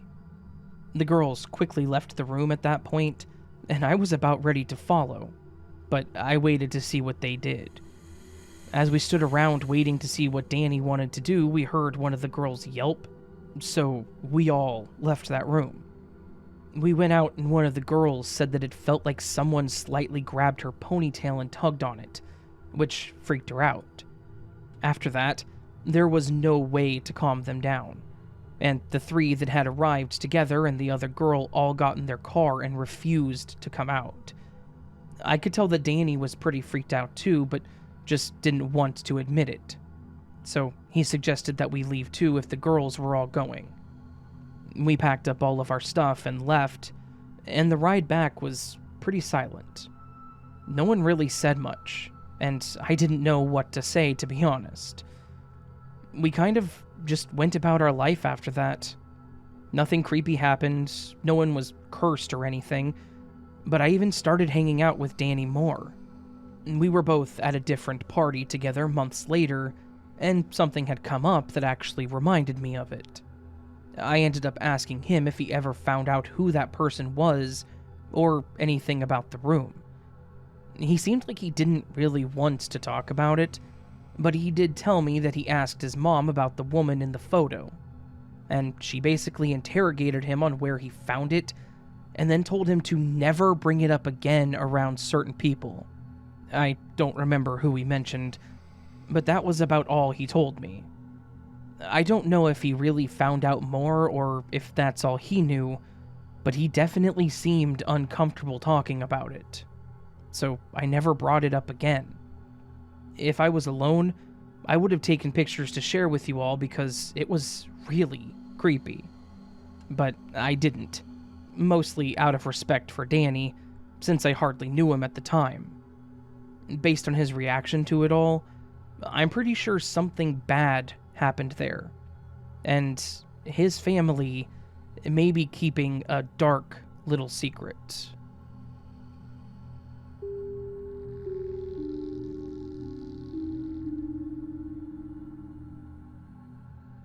I met Trent when I was 30 years old. We met in a relatively old-fashioned way. mainly because I've always shunned online dating and prefer meeting people face to face. I've always trusted my gut instinct when I meet people, and we met at a town dance. I come from one of those country towns where everyone knows each other and there is a strong sense of community out here. And while people are suspicious of strangers, they tend to turn a blind eye to bad behavior from people inside the community. It's one of the most frustrating parts of living in a community like this. Despite this, I do love my hometown. Trent, which is a nickname by the way, was the cousin to one of the more well-established families in the town. If you're not from one of these small towns, it can be hard to understand, but essentially, many of their family has important businesses and own a considerable amount of the property. Trent wasn't raised in the town, and was raised in one of the big cities. Trent was charming, sweet, and caring. Everyone told me how lucky I was to be with him, and if we got married, I would basically be set for life. We dated for nearly 2 years before we moved in together. 6 months later, we were engaged, and he told me how he wanted to look after me. Now, I was raised by a very long line of independent women who wanted to make sure that they make their own money. But over time, I was worn down by the promises and the hope of an easy life. I let him take care of the finances, and we lived a pretty good life, regularly going on expensive trips into restaurants, buying new clothes and lots of items I didn't really need. I was living the good life. My friends frequently told me how jealous they were that I found someone like this, and I thought I was blessed too. Whenever I would try to conserve our power usage, Trent would reassure me not to worry and say that it was covered. I personally didn't like this, though. It was wasteful. Trent and I talked about having children together someday, what we would name the kids, how we would raise them, and what we wanted for our family. Trent wanted a massive family with something like 7 children. I'm not young by any means and didn't realistically think I could have that many. I told him this, and he said he was okay with it. I ended up having 3 kids with him, who are my whole world. I love each of them. Over time, my focus changed from having a lifestyle around going out and socializing to raising our children. I don't think that he liked this as much, and he went out of his way to spoil our kids, buying them whatever they wanted, whenever they wanted. I told him that it was a bad idea to spoil them, and so, in my children's eyes, I was the big mean mummy. He told me one day that he wanted to leave the quiet country town that we had called home, a place that I lived my entire life. We talked about it, and we looked for places that we could go. He seemed kind of panicked about it for some reason, but he wouldn't tell me what the problem was. I kept asking him if I could help, and he got really snappy at me, and one day he even punched a wall that he got so worked up. That wasn't the same man that I married. I actually woke up one day and all of his things were gone. He took a bag, left an apology note. I called everyone. His family, his friends, the police, and there was no sign of this ever coming. Our children were so scared for their father and they missed him terribly.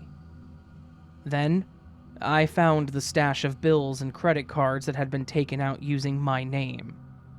I stared in shock at them. He hadn't been paying the bills and there were final notices approaching. I actually had my first panic attack and woke up on the floor. I thought it was a nightmare, but this was my reality. I called up the bank and utilities company, and anyone who would listen to me. I called my mom and my friends. I was terrified about what would happen. I was scared that I was going to lose the house, and I tried to call my husband's number, begging him to come home to sort this all out. As it turns out, Trent had been in debt, and he'd actually done this thing before. There was even a pending investigation into him, and I couldn't believe how stupid I was. It's taken years to properly clear my name and my credit. Financially, he destroyed me. and I wish I had kept working to keep up my skills in the job market. Luckily for me, a family friend actually heard of the situation and gave me a job, some advice, and a place to stay while things were being sorted out. It was hard on the kids. They were used to getting whatever they wanted, and they then had to make do with whatever they had. They would ask me where their dad was, and I would have to lie to them, telling them that he loves them and would be coming home someday. I try to look for him on social media sometimes when I have spare time. One time I actually found him, and he was already with another woman. As the investigation went on, I discovered that I wasn't the only woman that he conned, and if he isn't stopped, I won't be the last. Ever since, I've been trying to repair my life. I'm trying to legally get a divorce, and at first his family tried to brush it off or blame me for what happened. But I'm not going to be silenced over this. Some of the friends that I had when I was living the high life, of course, disappeared when I needed them most. But here's my advice that I have for any young woman or young man or whoever out there. Don't blindly trust someone to manage your finances. Always at least be somewhat involved in the process, and try to keep an eye on your money. If possible, also keep up your skills in case something happens where you have to rejoin the workforce. Because I really wish that I did.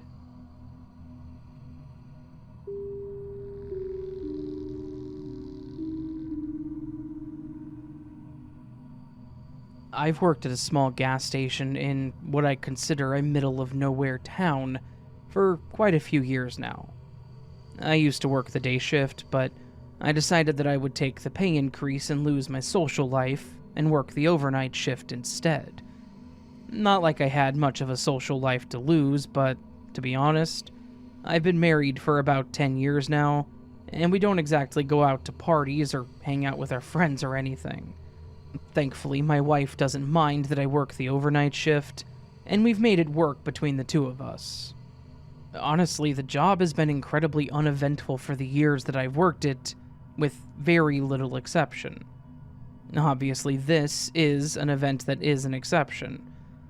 One important thing to note about this station is that we are, mostly, a 24/7 station, with a 1-hour exception each night for us to count down the drawer and do the receipt drop in the back.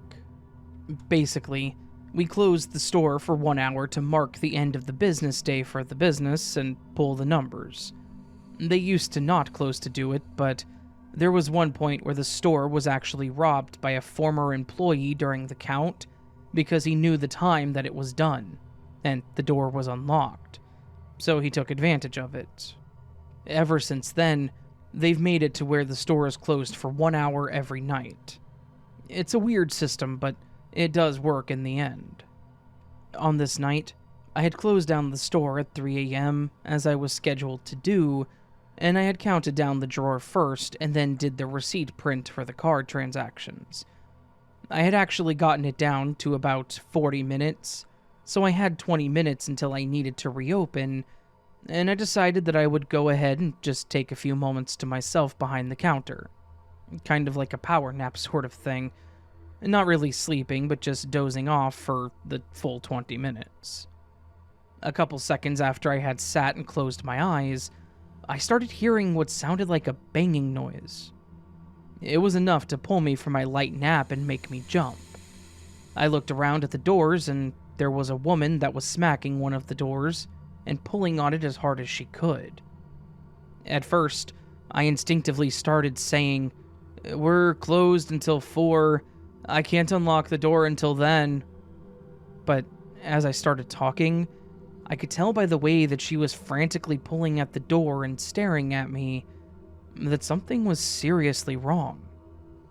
Since I'd already counted down the drawer, I figured that I could let her in and at least see what the hell was going on. I walked around the counter and unlocked the door and asked what I could help her with. She told me that her car had broken down a few blocks down the road, and that she was trying to get here so that she could have someone pick her up, since she wasn't from around the area. But then said that for the last block or two, there was somebody that was following her. Now, this was definitely a creepy story, but I was a bit skeptical at first. It almost felt like one of those stories that you would tell to scam someone, or to get them to let their guard down. I actually asked her what she wanted me to do about it, and she said that she just wanted to come inside to call her husband so that he could come and get her.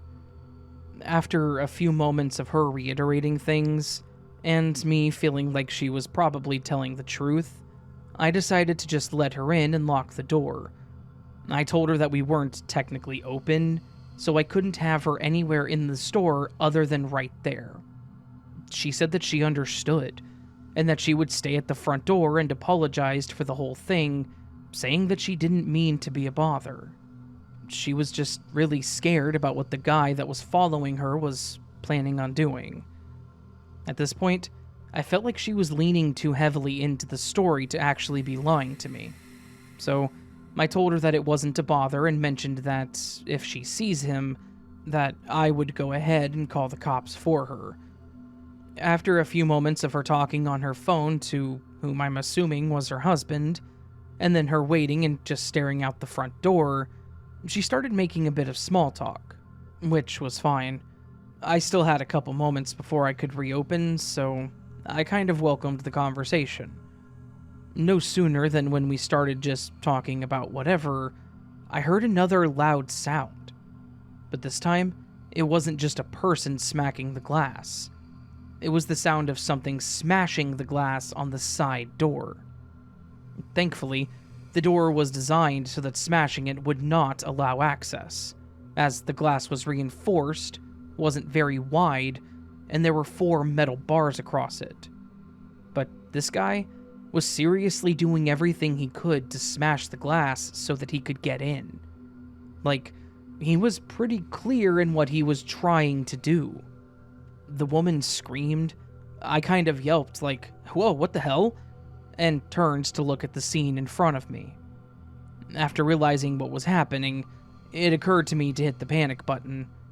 I know you're not supposed to hit them until the robber leaves in order to prevent a hostage situation, but I knew that he wasn't going to be able to get into the store with what he was doing. I'm sure that this whole thing played out in like 10 seconds, but it felt like forever. Just standing there, watching this guy rapidly smash the glass in the door and trying his hardest to get into the station. All the while, the woman is screaming that this is the guy that was following her. I'm yelling at her to get behind the counter and trying to figure out what the hell I could do.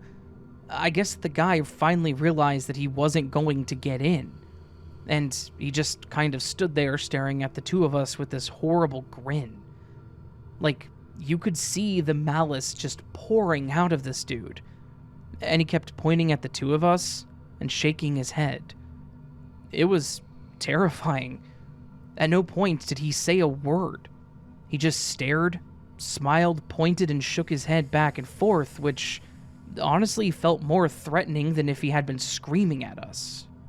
Finally, I started hearing the sirens as the officers started to pull into the lot, and this guy took off behind the building and out of sight. A couple of officers took off after him, and another one came to the door to check on us. I went over and opened it, and, well, that was a fun time, explaining to him and the owner when he showed up what the hell had gone down. The woman explained her side, I told my side. It was pretty much the same story, honestly. She had no idea who this guy really was, and I obviously didn't know him. This was just some dude that was an absolute psycho and had ill intentions with this poor woman. The officers waited for her husband to show up to come and get her, and I ended up having a long night with them and the owner going over everything, and going through the footage on the cameras. The owner wasn't too happy that I let her in during our closed hour, but I straight told him that if I hadn't, this guy would have gotten to her, and that would have been a lot worse than a bit of property damage. Thankfully, this was the most eventful situation that I've ever had on this job, and I hope that it stays that way. I don't know if they ended up catching the guy or if he got away from them that night, but I never saw him after that, nor did I ever see her. I was definitely a bit nervous to go back the next day, but it was just normal operations after that. I did have to explain to a few of our regulars what happened to the door, which got old, but it is what it is. So, to that lady, I hope that you're doing okay and that this didn't traumatize you too much. And to that guy, I hope that you and I never meet again. You absolute psycho.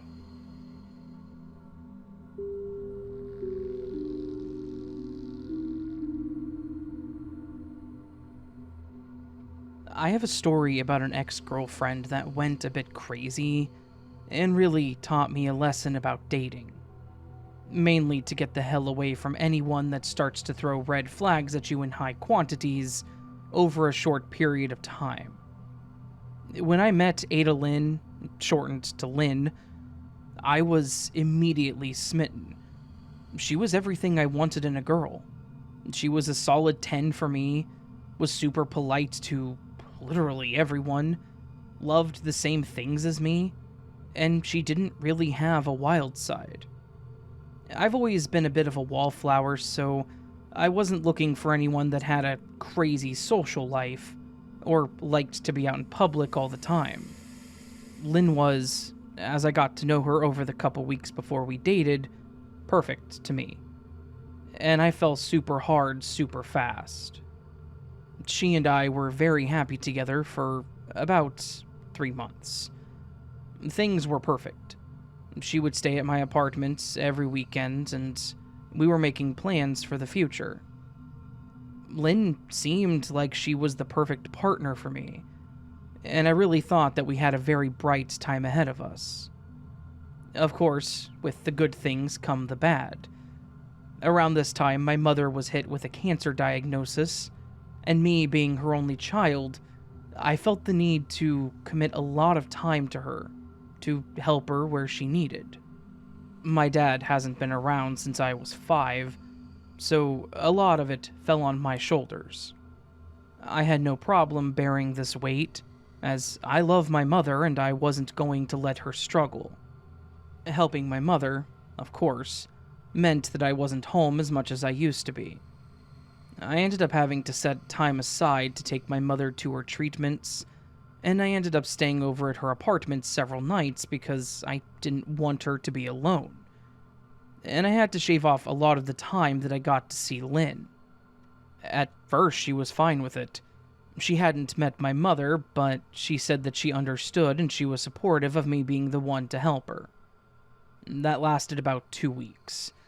Until one night when I got home, she was sitting in the parking lot waiting for me.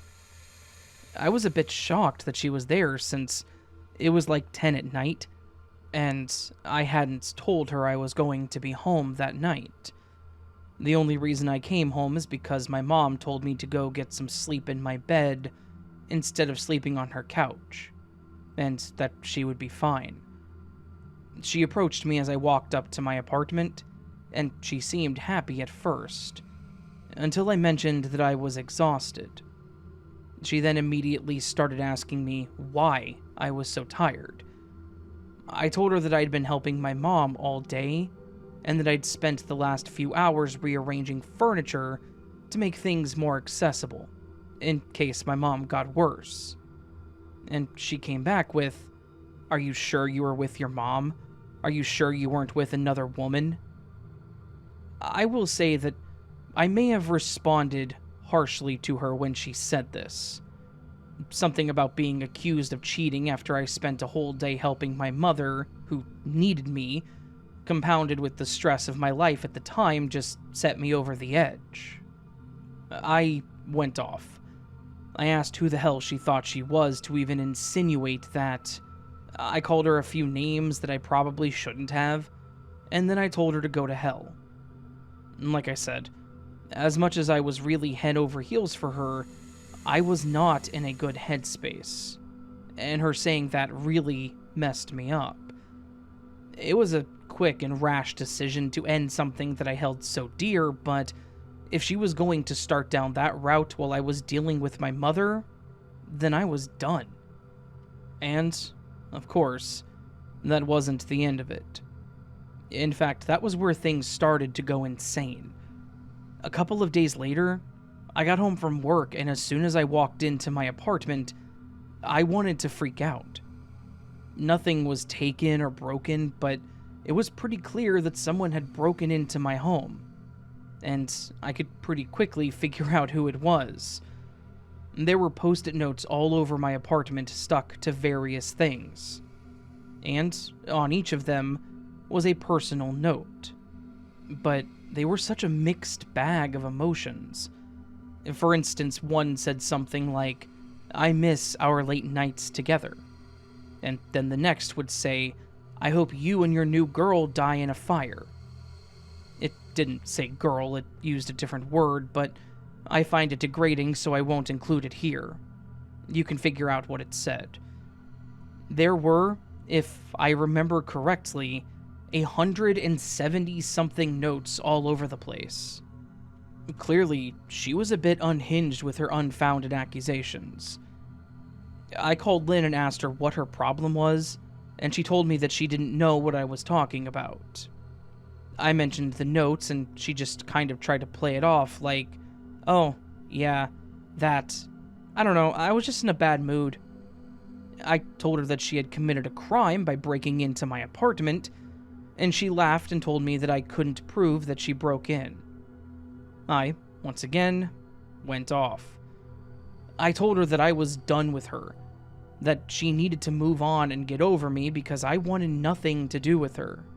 She then said that she wanted me to reconsider my statement, and I doubled down, telling her that she needed to leave me alone before I called the cops and got a restraining order.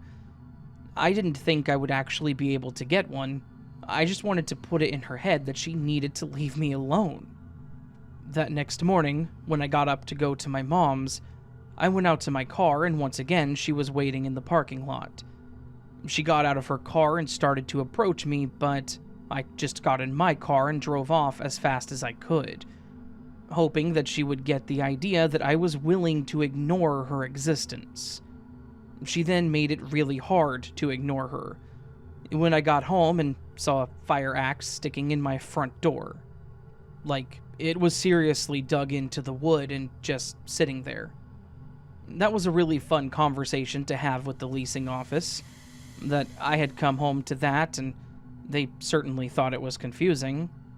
I just had to tell them that I'd had a nasty breakup. I ended up having to pay for the door since it was technically vandalism by somebody that I knew, which was fine. I didn't really care. Over that week, every day when I would leave, I would see her sitting in the parking lot just staring at me. I wasn't even sure if she was leaving or if she was living in her car in the parking lot just so that she could stalk me. What's even more strange was the fact that this went on for about 10 days, and then she was just gone. Just like that. She was no longer in the parking lot, and I never saw her again. Like, at all. She never attempted to contact me again, she never came back, and I have not seen her since that last day. I have literally no idea what happened to her. If she just realized that she should move on, or if something actually did happen to her, but she's been out of my life completely. While I don't wish harm on anyone, Lynn did put a fire axe through my front door. So, to be honest, I don't have a problem with her just disappearing. That's my story about my ex. The woman that I thought was perfect, that went from 0 to 60 on the crazy scale over the matter of a couple of days. And over something as dumb as me spending more time with my mother, who was going through cancer treatments. If anyone wants to know, my mother went into remission and has only had one concerning moment since then. Right now, she is fully in remission and living a very happy life. I've also gone on to a couple other relationships, but nothing long-term.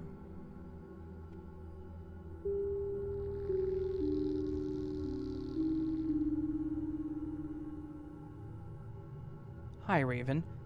I was listening to one of your recent videos, and it reminded me of something similar that happened to me while I was in college. so I thought that I would just share it with you.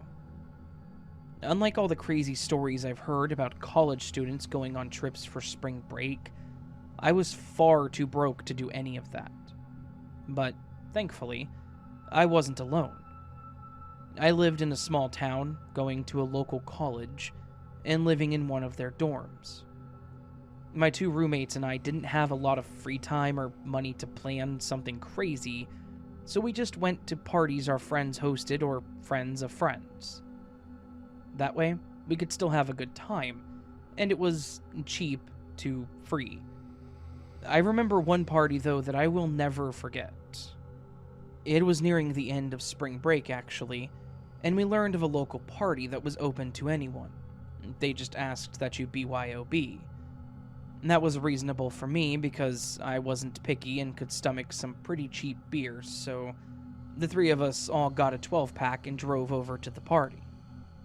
We got there, and we found some of our friends and just let loose. We drank, we played drinking games, we did stupid pranks to each other. It was a good time. I met a few people that I didn't know, and even some people that I just knew in passing at school. At one point, I ended up outside and was watching some people do stupid stunts into the pool. I was standing on the patio next to a guy that I didn't know, and made a comment about one of the stunts that they pulled, saying it looked like it hurt. The guy laughed and explained how he should have done this instead, and he probably would have pulled it off better. I don't remember the exact thing he said, but it was something to do with some kind of aquatic thing. The dude sounded like he was a professional swimmer or something. So I asked him about it, and he said that he was on the swim team. He told me a bit more about the science of swimming, I guess, and some of it was pretty cool. I threw some dumb scenarios his way, and he assured me of how it would work or how much of an utter failure it would be, and we just had a good laugh. After a bit of time, he said that he had to go, and he walked off. My last thought was, cool guy, and moved on with the night. After some time, I was talking with some other friends, and I brought up the swimming guy. None of them seemed to know who I was talking about, so I just kind of dropped it. It wasn't unusual for uninvited people to show up, and as long as they weren't a problem, there was no sense in trying to make them leave. But later on, I ran into the friend I was talking to earlier and spotted the swimming guy passing by the living room. I pointed him out, and my friend said that he didn't recognize him either. He wasn't on the swim team either, so we just assumed that he may have been in a different year or different program. That's why we never ran across him. I tried to get his attention, but he looked confused as to why I was flagging him down. He just had an annoyed look on his face, and he ignored me. My friend laughed, but I just shrugged it off. People are weird. And it wasn't like I knew him on a personal level, so no loss to me. Again, cue up more of the same for the night, including some people starting to leave or pass out all over the place. The music was still playing, though, as it had been throughout the whole night, so other than the people dispersing, the party was the same as it had been. So while some of us were in the kitchen talking about one of our classes, we all jumped when we heard somebody yelling. We went and checked out the living room, where we thought it was coming from, and saw some people staring down the hall towards the bedrooms and bathroom. I walked down the hall, and I could hear more yelling and grunting sounds.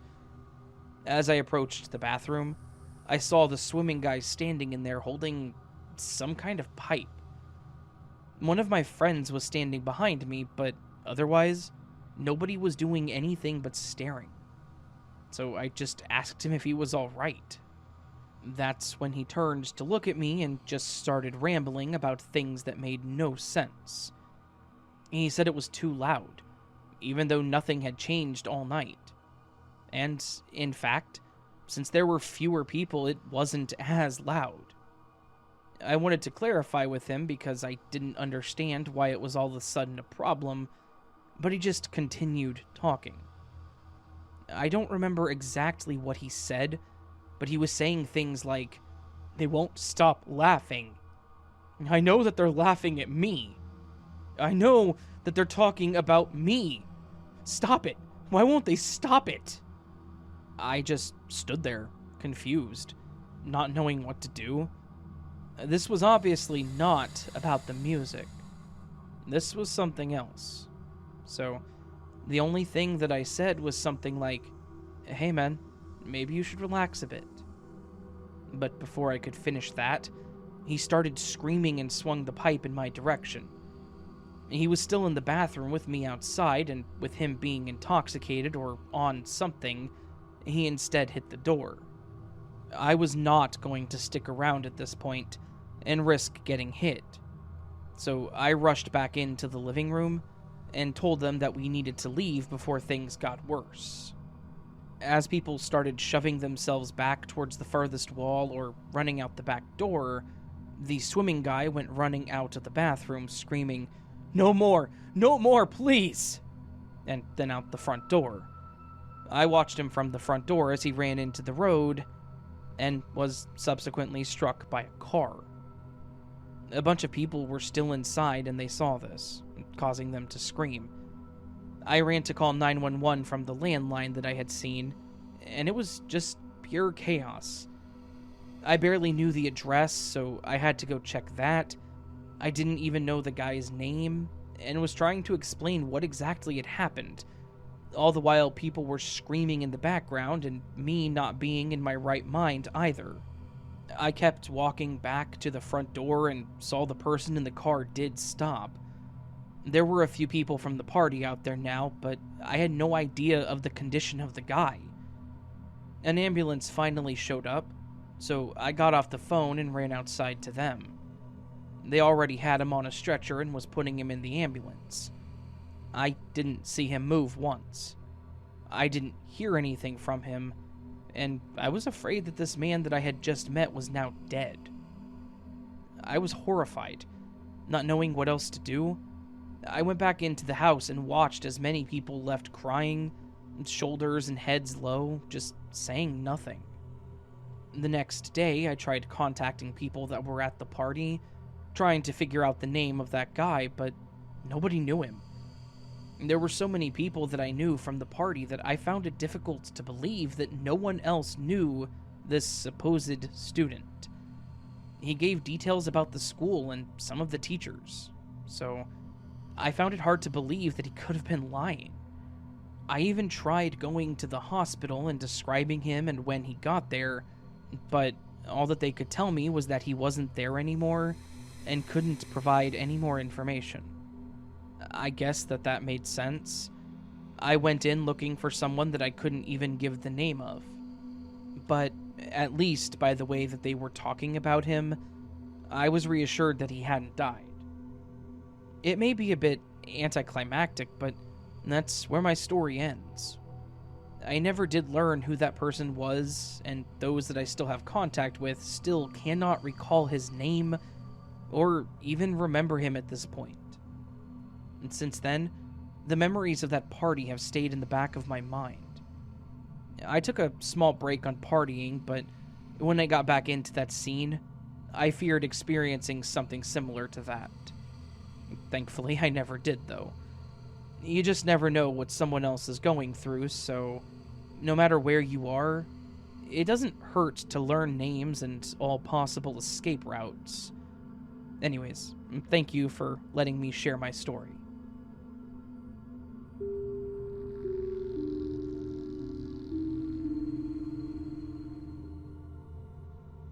This was something that happened when I was driving across the state to visit and reconnect with an old friend. I was doing the driving by myself, which I had only ever done one other time. This meant that I would have to keep myself entertained as I made the 9-hour drive. I packed myself plenty of snacks and drinks so that I wouldn't have to stop, which worked out for most of the trip. However, towards the tail end of my drive, I started to really crave fries. I could tell that I was going to need some more caffeine anyways, so I decided to find a quick place to eat and refuel. I stopped at a fast food chain that was popular in the Midwest, to grab something to eat and a soda.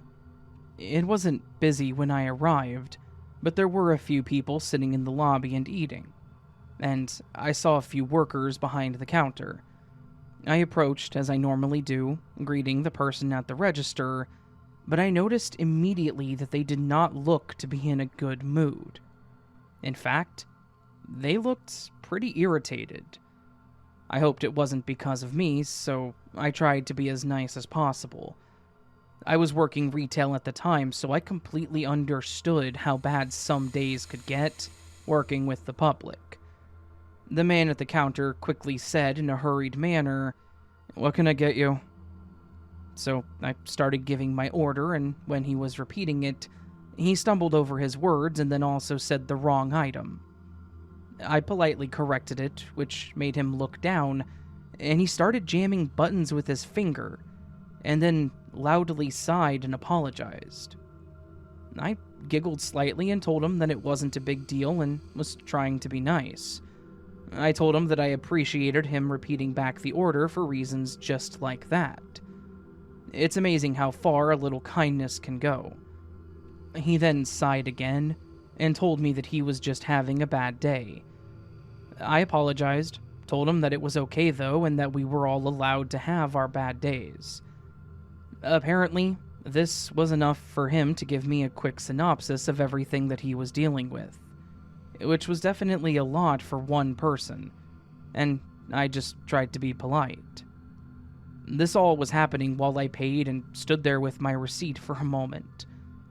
After a few minutes and our conversation winding down, he said that he appreciated me listening to him rant, and that he would bring me my food so I could go sit down. I said thank you and went and found a seat. I sat at one of those bar tables with the stools that faced towards the parking lot, with my back to the counter. Enough time passed for me to text my friend to let them know where I was at, and respond to a few other messages, when the same guy brought over the tray with my food. I thanked him, and he walked away, so I just began enjoying my meal. I was probably about halfway through it when I heard a familiar voice approach my spot from the side and say hi to me. It was that same guy. He asked if he could sit with me for a moment while he was on break. I did think it was a little weird, but I wasn't going to be there much longer, so I told him that it was fine. That is when the guy just unloaded. He was talking about how he was stressed because his car broke down. He thought his girlfriend was going to leave him. His parents were pressuring him about his schooling because he wasn't passing all of his classes in college, because he was getting burned out. And he didn't think that he wanted to be in that field anymore. Then, he topped it all off with something along the lines of, "And I have to pick up shifts here because my worthless boss's kid can't be bothered to work their own damn shift." That last part he said a bit louder and looked towards the back, like he was wanting to make sure that somebody heard it. These were all definitely terrible things to have to deal with, and I did feel bad for him, but in that exact moment, I had no clue what to do or say other than, "Wow, I'm so sorry." He just stared at me and let out a heavy sigh. "You know what? It's alright. At least I got it off my chest, which helped more than you know." I told him that I was glad I was able to help him and that everything would work out in the end. He then stood up and thanked me and asked me for my name. Hell, I didn't even live in that state, and I would probably never see him again, so I told him honestly what it was. He told me his name, which I think was something like Mac or Mark, something like that. Then he walked back to the kitchen. I had a small moment at that point thinking, well, that was something. And I went back to my meal, preparing to call my friend when I left to tell them about it. I was just about finished, but was distracted doing something on my phone, when I heard someone from behind me shouting, which startled me. I just heard someone shout, "Shut the up!" I turned around to see Mark, and who I assumed to be the manager, because they had on a different colored shirt, standing in the kitchen.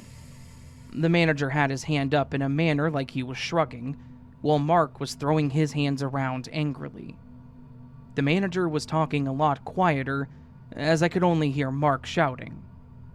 It's now gotten the attention of the others in the lobby and the 2 other workers on the other side of the kitchen, and after a short conversation between the 2, I heard Mark grab something to his right, and before I could blink, he had swung it at the manager. The next thing I remember was hearing the agonizing screams coming from the manager, while the 2 workers on the other side are also now yelling at Mark. I quickly got up and ran over to the counter where I saw the horrifying scene. Mark was now on top of the manager and swinging this hot fry basket at his face. I was frozen in place. I knew what I needed to do, which was call 911, but I couldn't move. I just stood there horrified by the situation unfolding in front of me. I finally did come to my senses when one of the other employees jumped on Mark and was fighting to get him off of the manager. I went back to my seat to grab my phone and called 911, and thankfully they were able to get my location because I barely knew where I was. They asked me to stay there so that they could talk to me, so I had to stay there even longer to wait for them. A couple other customers had run out the door while one of them tried helping the manager by applying cool towels to their face and arms.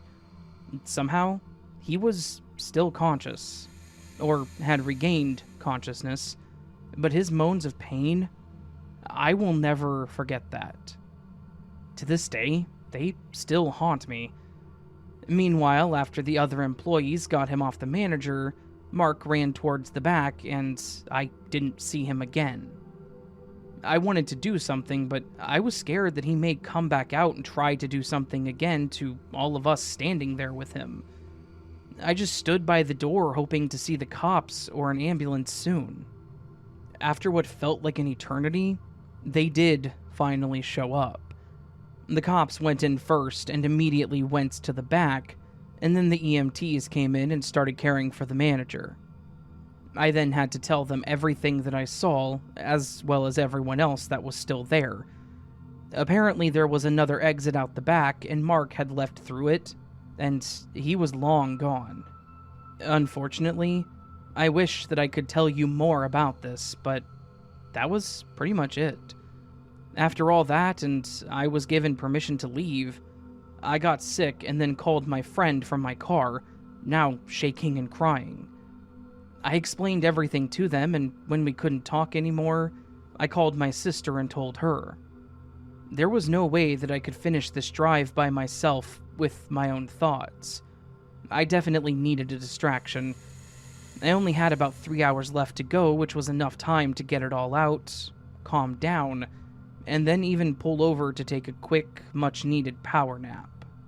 I got to my friend's place late that night, and after a few drinks, I crashed. I was thankful that I was with good company after that because the thoughts and sounds kept circling my mind, and definitely made it hard to sleep for a few nights. I have no idea the conditions of the manager or if the Mark guy was ever caught, but I just hope that both of them got the right help they desperately needed. Oh, and if I'm ever on a road trip like that, I only do the drive-thru now.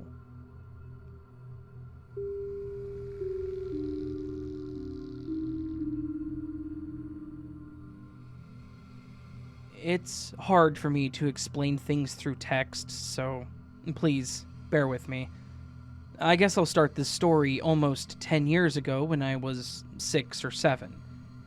I stayed, and still do, with my grandparents. They lived in a 2-bedroom single trailer with an added-on room. Keep this in mind for later. So, one day, I was asleep and my little sister was in the bed, and my mom had stayed that night, so she slept in the same bed also. All of a sudden, my eyes popped open, and my heart started beating really fast. I thought that I had just woken up from a nightmare. As soon as I sat up, I saw this short shadow thing, and the hall light was on, so I saw the thing turn into the room. Its head looked like a sideways lemon, kind of like Stewie, and it was moving its head side to side as it was gliding across the floor to me.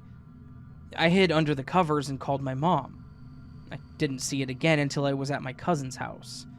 We were in her attic, and all of my younger cousins could see the same shadow thing, except for the adults.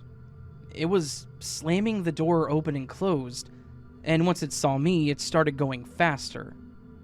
After that, I didn't see it again. Fast forward to 2021. In December of 2020, there was an incident that caused me to be depressed, and I was home all the time by myself. I was like 15 at the time. So, I was in the kitchen about to fix myself something to eat, until I got this dark feeling telling me to get out of the house now. I looked down the hall, and it got really dark. So I ran outside, prayed, and I felt way better. Ever since then, it felt like someone was watching me every time I'm at my grandparents' house. Now I'm going to get into the recent sightings. Around fall of 2021, I was in the added-on part of my grandparents' trailer, and I looked outside. I saw an orange or red-looking person. They had no knees, calves, and no head. It looked like a corpse to me. It was just walking, so I opened the door thinking it could have been my grandfather, but nobody was there. In 2022, my grandparents got a new trailer put in the same spot. Then, again, I'm there by myself every day. Ever since we started staying there, I get this feeling of dread. It's mostly in my grandmother's room, so I avoid going in there all the time. Me and my mom and little sister have been seeing this lady with a long white dress out of the corner of our eyes. And when it's not that entity, it's a shadow one. So, today, I was in the kitchen, and the trailer we have now is flipped, so where the kitchen is now is where the added room was. I looked out and I saw the orange-looking thing again. But I saw the whole body this time. It looked as if it was gliding. It spooked me. Usually I would think, oh, it's a bird. But this time, I started shaking and almost cried. I took 30 minutes to calm down, and I got back up and went into the kitchen again, and then I saw another one. But this one was all black with white eyes, standing the exact same way as the other gliding one. The house is by an old abandoned home, and one of my close neighbors passed away, so I don't know if that had anything to do with it, but I'm scared to go back home. I told my grandma, and she told me just to pray. But what do you all think?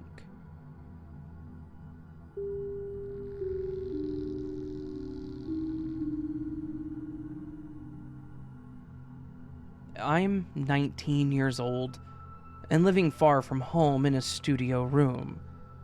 I'm often up late, and last week I was just doing some laundry at around 11 p.m.-ish. I saw a man sitting in the lobby. I saw him around a bit at night, but I didn't think much of it. I'm in the laundry room, and I had just put my clothes in the dryer, and I hear the laundry room door beeping, which meant that someone was coming in. There was the man, standing there with no clothes to wash, just staring at me. I maneuvered around him and headed to the lifts. He followed me quickly and cornered me and asked me for my Snapchat. I was tired, and I just wanted to get back to my room, so I stupidly gave it to him. I figured he would message me and try to flirt. I would say, "I have a boyfriend, sorry if you thought this was anything else," and that would be the end of it.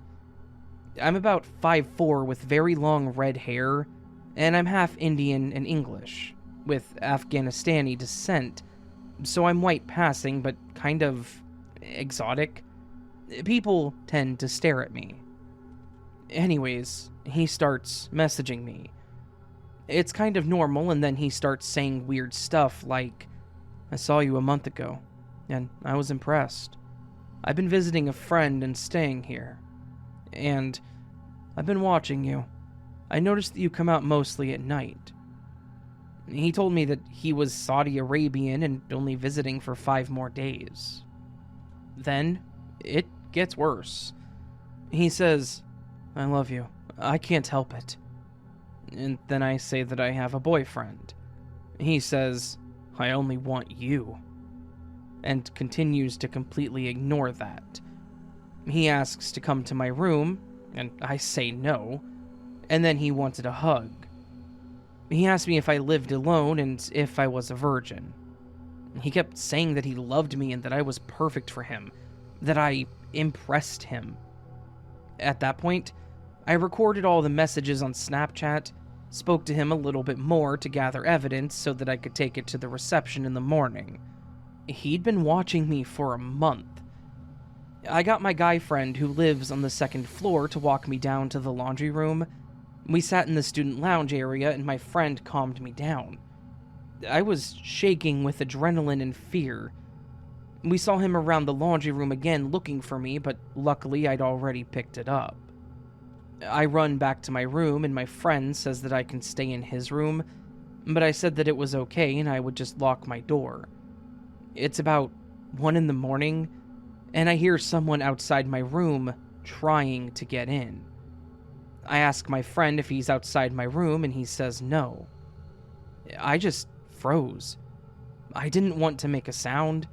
I felt sick to my stomach and helpless. Eventually, it stopped, and whoever it was went away. In the morning, I reported this to reception and then went to stay a few days with my boyfriend, and then after went to London to visit a friend. And last night was the first time that I'd spent a night in my room since this happened. I'm very paranoid now. Sadly, I should probably be used to this. It's not the first time that I've been harassed like this. One guy tried to kiss me in a club by grabbing my head, and a bunch of other things have happened that I won't go into here. But, anyways, I'm terrified to go outside my room after dark. I'm constantly looking over my shoulder and feeling paranoid. I just keep blaming myself for being too nice, and I know that it's my long, thick hair that seems to attract people's eyes to me. I just want to cut it all off. Has anyone had a similar experience, and how did you deal with it? Reception still hasn't updated me on if he's still in the building.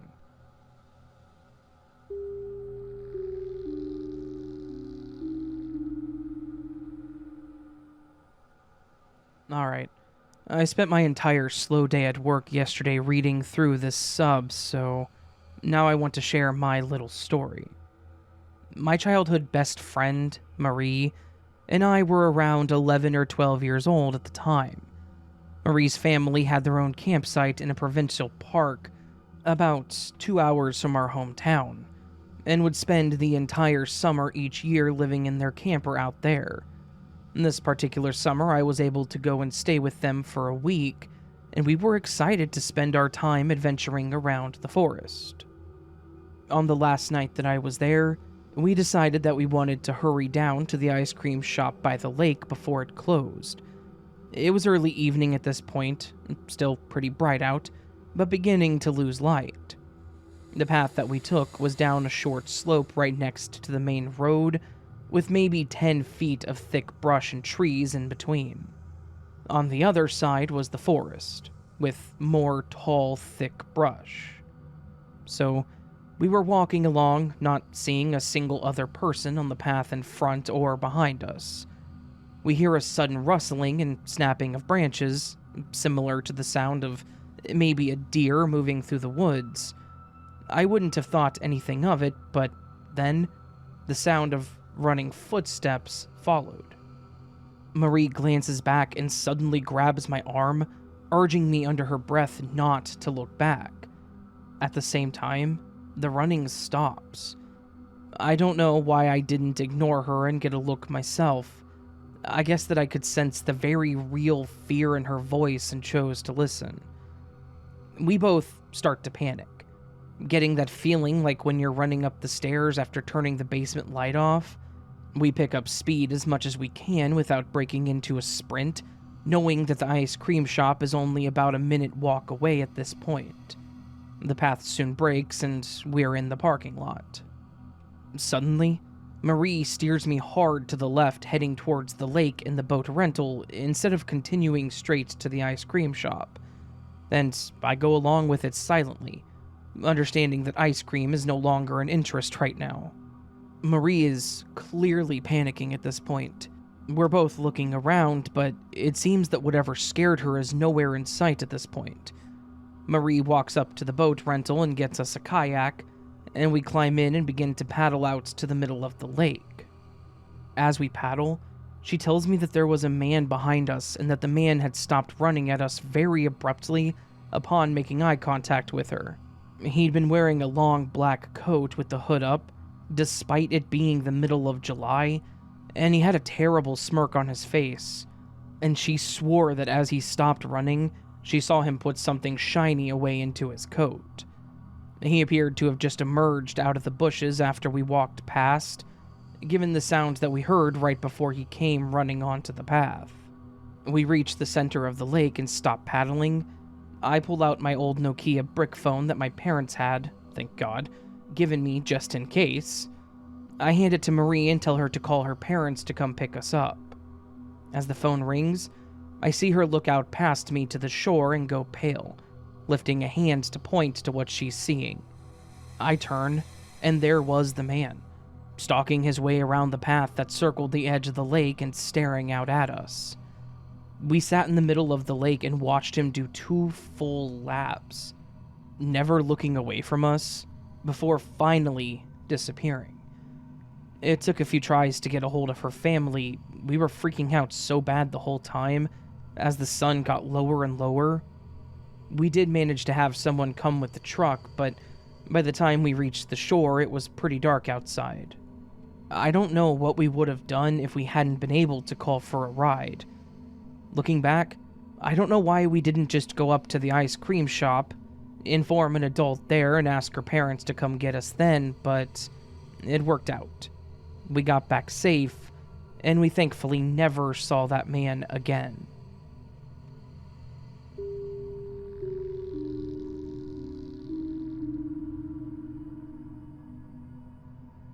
I work the overnight shift at a gas station that is situated in a suburb area that isn't fully incorporated. By that, I mean that there aren't houses everywhere, and there are quite a few spots that are just dense forests. When you live and work near areas that are just trees like this, a lot of weird rumors and stories get thrown around, and this area was no exception. I had actually heard some dumb stories about the woods from coworkers.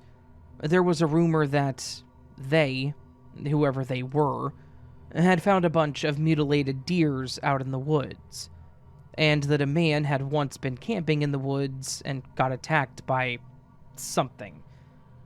I don't know why a man would be camping in the woods behind a neighborhood, but it is what it is. They were just silly stories told by people to scare others. Of course, now, I'm a bit more of a believer because of the fact that I saw something in those woods that I can't really explain. It was a pretty quiet night. We weren't very busy, so I was taking the opportunity to do some restocking and cleaning of some of the shelves. As I was stocking some of the chips, I heard what sounded like a thud coming from where the dumpster was on the side of the building. Unfortunately, we'd had issues with the homeless guy that kept trying to sleep in our dumpster. And as much as I felt bad for the guy, I couldn't let him do that, because the truck came for the dumpster at like 4 in the morning. So, if he was sleeping in it overnight, well, bad things could happen. I stepped outside to check it out and see if it was him, and if it was, to tell him that he couldn't stay there. As soon as I stepped outside, I got hit with something that I actually struggle to describe, beyond a hit of adrenaline that sent chills down my spine. It was like I needed to be scared of something, and my body knew that I needed to be scared, but I didn't know what I needed to be scared of. I slowly turned toward where the dumpster was, and I really don't know what it was that I was looking at. Whatever it was, it had dropped the dumpster onto its side, and it was tearing into the trash. I just sort of stood there staring at this nasty mass of fur that was eating the garbage. I think I was trying to place a name to this thing, and it was like some kind of dog, or like a wolf, or a coyote. But no, I can say with certainty that this thing was canine-like, but was not a normal canine. Its body was lanky, like its limbs were extended like a person's, and it was way too large to be any sort of dog. It was unlike anything I had ever seen before. If I had to put a number to it, I would say that it could have easily stood 6 foot tall. Its fur was matted and dirty and dark, and I could see that this thing had hellish claws on its hands or paws or whatever. After a few minutes of me just standing there and watching this thing, it noticed me. It kind of just sniffed in my direction, but then ended up turning away and crawling back into the trees. I watched it as it went back into the forest, and just kind of stood there watching me as I watched it, though it was probably just waiting for me to leave. I was watching it because I was horrified. When I regained control of my legs, I ran back into the station and just stayed at the counter pretending that this whole event never even happened, because I didn't want to think about this possibility that that thing could be out there, lurking. I tried to rationalize what I saw numerous times, saying it was a wolf or just a really, really skinny bear. But I know for a fact that it wasn't. I don't know what it was, but I don't have a name for it, other than creepy, dog-looking, cryptid thing. I'm sure that someone else will probably say what they think it was, and I welcome that because any information would be helpful. I haven't seen it since that night, and I still work the same shift, but it hasn't come back, thankfully. Though, I will say that now, every time I hear something out by the back of the store messing with the dumpster, I tend to ignore it.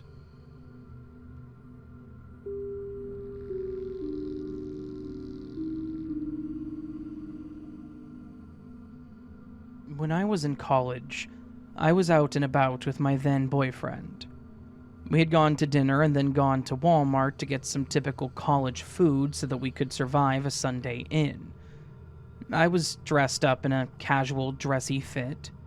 We decided to split up while we shopped split apart, maybe to do quicker shopping, but I don't remember the exact reason why. I was wandering the grocery aisles, and I noticed this girl who was about my age. In a friendly manner, we casually smiled at each other and continued on shopping. It didn't seem weird at first, but I kept noticing her in the same aisle as me, and a big, muscular man was never far behind us. Eventually, I texted my boyfriend and asked where he was, and continued on shopping. Next thing I know, the girl approaches me and says how she loves my jacket. I say, "Thanks, Maurice's," and tried to move on. She stops me and says something along the lines of, "Hey, you look like you're my age and you seem really nice. I just moved here for a new job and a company that my friends and I are starting," and then tried to ask me questions about where I was from. I was vague and untrusting with what I said, noting that this was not normal. And then she said, "I'm looking for more people like you and I to work for our company. It's kind of a warehouse job, and I would love for you to be one of our bookkeepers. You should give me your number." I said, "Well, that's nice of you to offer me a job, but I'm not a desk person, and I already have a job that I love." And she said, "Well, that's a bummer. I thought we might work well together. Well, would you want to give me your number so that we can hang out? I would love to have a friend who can show me around the city. I realized that I wasn't getting out of this situation until my boyfriend showed up, or I gave her my number. Eventually, I rattled off a fake phone number and said, "Hey, I'll catch you later. I gotta go." And then I walked away praying that my boyfriend would be near so we could get the hell out of there. While I was looking for him and trying to call him, the girl caught up to me and said, "I tried to call you, but it said the number was out of service." And as I tried to come up with a quick excuse and say, "Maybe you typed it wrong," she saw that my iPhone was unlocked in my hand. She quickly snatched it and called herself on it.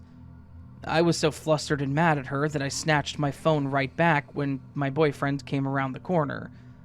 He instantly recognized that something was up and said that we needed to go. When the girl saw him approach me, she looked so disappointed to see him and stopped trying to interact. We ended up buying nothing and leaving. That night we called our parents and the police. The police said they didn't think it was anything ill-intended, but I was sure that it was probably trafficking. I was going to switch my phone number because I was so scared. I blocked them, turned off all location access on my phone. I was too scared to go anywhere alone for a while. I even told my coach so that she knew. A couple of days later, I got a text from a random number. It was the girl. She sent a picture of my best friend, who was out drinking downtown with some of her friends. The text said, "I met your best friend. She gave me your number because I told her I was looking for new friends.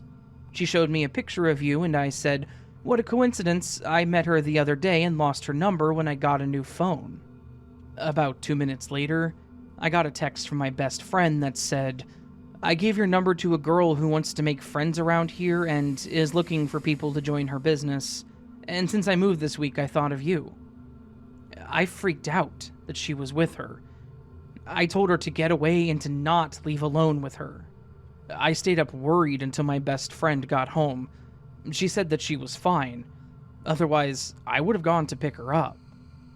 The next day, my friend apologized and told me to block the number. My friend and her group tried to ditch her, but she kept showing up at the bars they were at.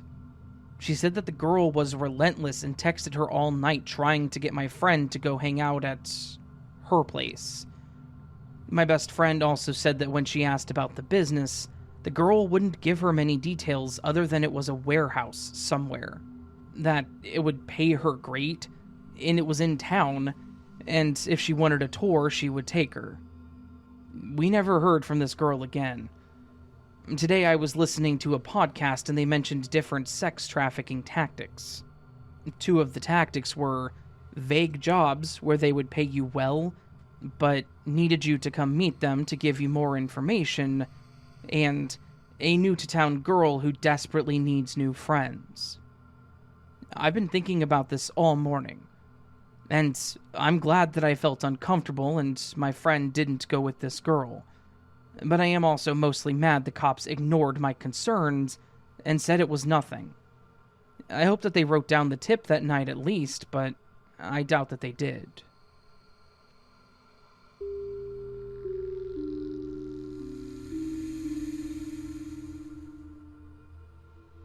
I grew up in the 90s in Minnesota. My parents divorced when I was 8, and we spent every other weekend at my dad's haunted house in East Bethel. This house had every type of ghost that you could think of. A shadow man in a trench coat and brimmed hat, another separate shadow figure that danced down the hallway, a man dressed to go fishing, a doppelganger of my father, 2 giggling little girl ghosts, and many other unseen entities. The dishwasher, radios, and lights would turn themselves on and off randomly. Loud banging would be heard on walls and doors. Door handles would jiggle and turn on their own. Feelings of being touched or caressed in the shower were reported. My father also had an incident where he felt someone crawl into bed with him in the middle of the night, when he was the only one home. My uncle reported hearing 2 little girls giggling and singing in the basement one night while sleeping downstairs. Upon awakening the next morning, he discovered that there were no kids in the house that night. Also, there was a salamander plague one night. The entire yard was covered in slimy, slithering salamanders. It only ever happened once. I'm not positive if that's paranormal, but it's certainly strange. One sunny Saturday morning, while visiting my dad, my brother and I were up early watching cartoons. I was 8 years old and my brother was 3. As we sat on the couch, we heard 3 knocking sounds on the wall 5 to 6 feet behind us. Just knock, knock, knock. Our heads quickly snapped back to look at the wall where the sound was coming from, but we saw nothing. My brother and I quickly turned to look at each other with frightened eyes. I, being the older sister, tried to be brave. I told him it was nothing. As we turn our attention back to the cartoons, my little 8-year-old brain is spinning. What if that banging noise we heard wasn't just the pipes, as I'd been told so many times? What if it was a ghost? I hate when the ghosts come around. Why isn't my dad around whenever this happens? As these thoughts swirl in my head, we hear it again. Knock, knock, knock. This time it is coming from somewhere in the kitchen off to our left.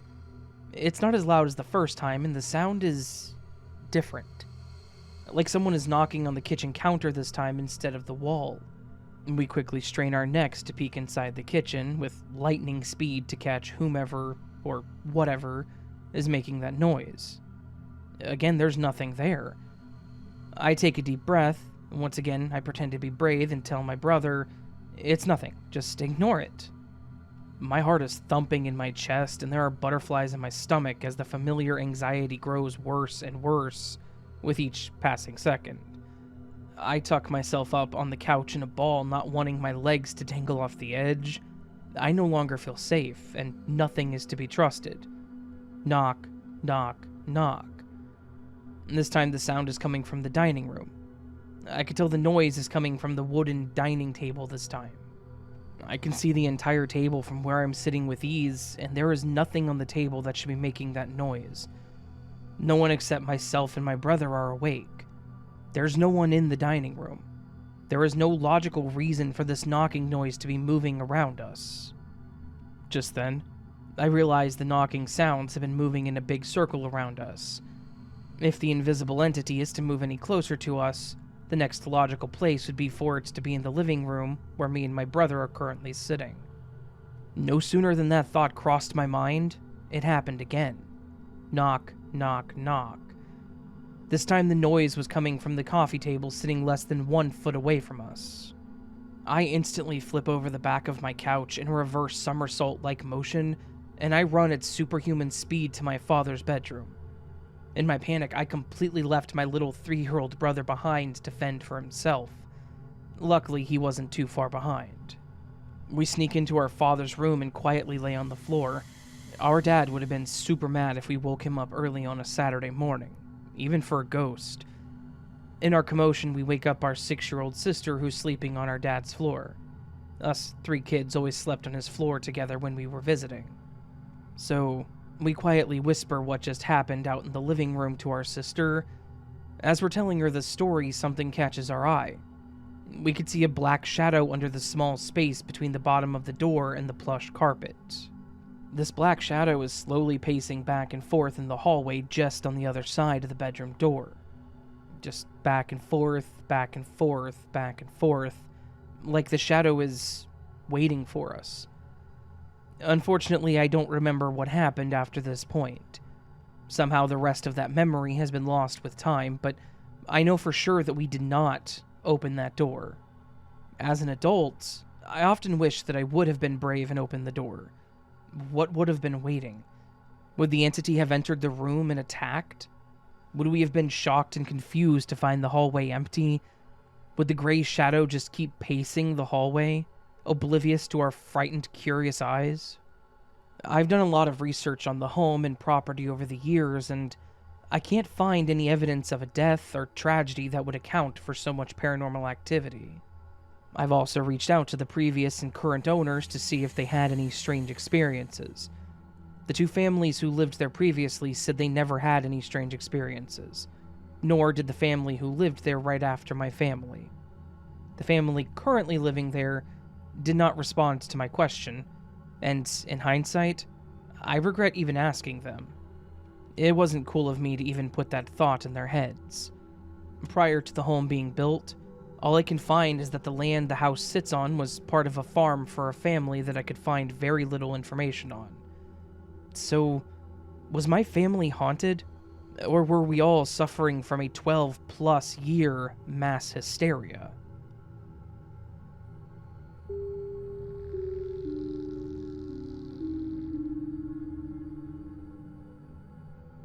Back in '98, my best friend Jessica and I were really into ghosts and gore.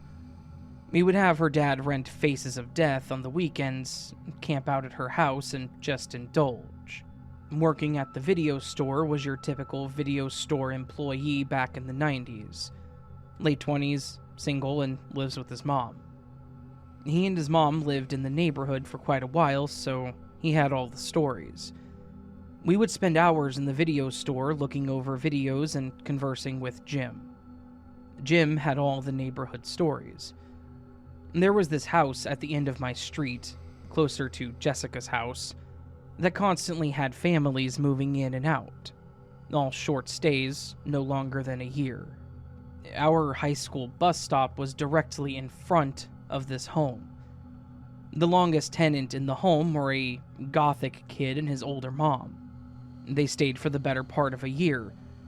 While at the video store one day, Jim tells us the story of the house at our bus stop and why no one seems to be able to live in it for an extended amount of time. The story goes that there was a party in the house back in the 70s, and supposedly, a woman was decapitated, wrapped in the carpet, and then relocated. Needless to say, my friends and I must investigate. By this time, the house is empty again. She spends the night at my house, and we planned to sneak out in the middle of the night to check it out. The time comes, it's 2, 3 in the morning. Jess and I, for whatever reason, crawl on all fours down the street until we're a safe distance from my house, enter the house through the backyard, past the pool, used it as a restroom, and proceeded into the house through the kitchen. The kitchen area is an open floor plan attached to the living room with the bathroom and the bedrooms breaking off. We were being really disrespectful. I can't recall what we were doing or saying, but it wasn't nice. We walked into the bathroom closest to the kitchen, and we started to smell this horrid stench. Something along the lines of rotting meat. We walked into the bathroom, and all of a sudden, this bright green orb comes shooting out of the toilet headed straight towards us. We screamed and ran out the back door, from which we came, past the swimming pool and past the window of the bathroom that we just ran out of. The entire bathroom was illuminated a bright green color, and we ran our back ends back to my house to never go back. What the hell was that?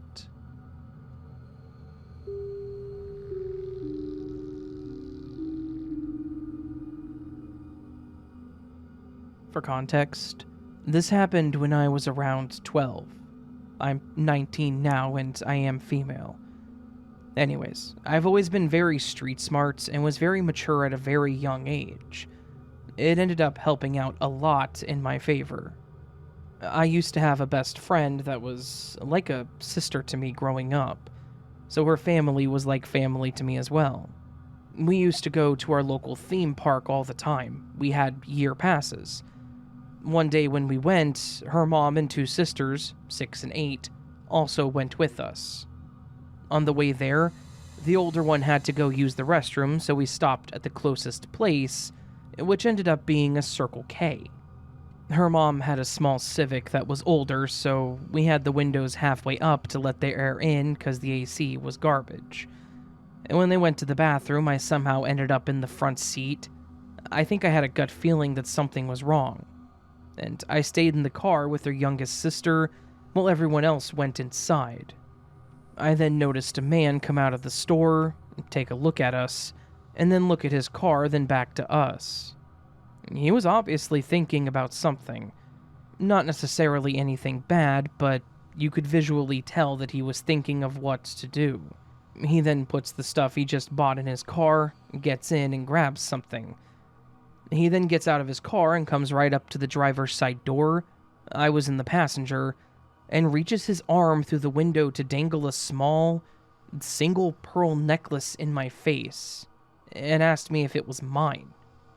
I said no, and he asked again if I was sure, with such a weird, giddy smile that he was hiding, and the same smile he had looking for the thing.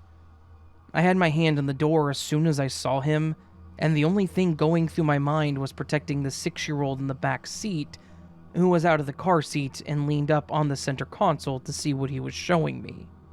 I lightly but sternly pushed her back to show her something was wrong. I luckily have always been that way, and so my fight instinct kicked in very fast, and I told him off, and then I rolled the window up on his arm. I can't remember exactly what I said, but to make a longer than necessary story short, we called the police and we couldn't proceed with anything because he never directly asked me to get in the car with him. But I know that his intentions were not good. His whole vibe was horrible. I'm so glad that I was not alone in the situation, as I might have frozen up or something. I hope that this guy is somewhere far away from everyone, though. I think about it sometimes, and I just pray that he hasn't done the same thing again since.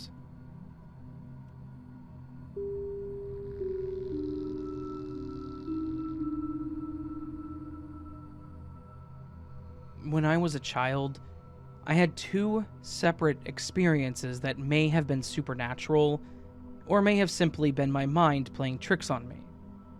However, when I was about 18 or 19, I experienced something that was definitely supernatural. On the southern tip of Staten Island, there lies the Conference House and its surrounding park.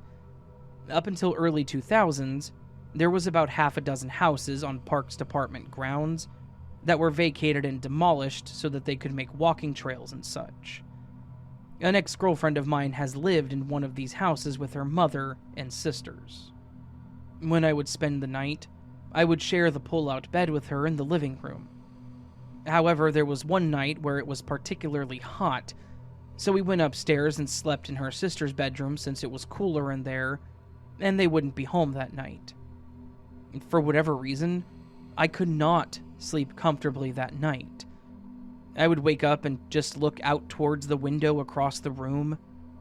Around the 3rd time I woke up, I saw something standing between the bed and the window, but nearer to the window.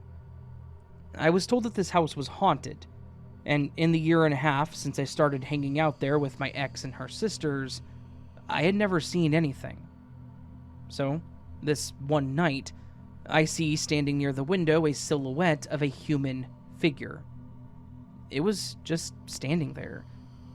Even though the room was dark, there was still enough moonlight illuminating the room, yet what I saw was pitch black.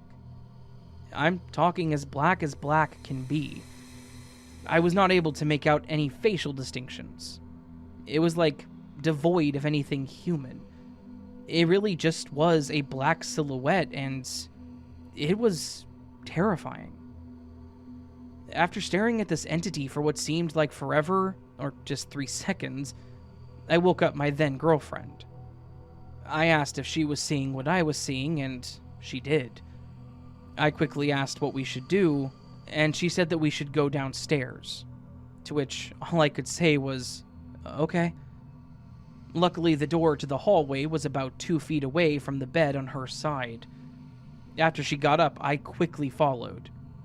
Instead of getting up on my side, which would have placed me between the foot of the bed and the entity, I rolled across the bed and hurried on my way out, never looking back. That was the one and only time I ever experienced anything in that house. But that moment has stayed with me for nearly 20 years. Even though those houses were demolished in the early 2000s, I don't dare walk down that block at night.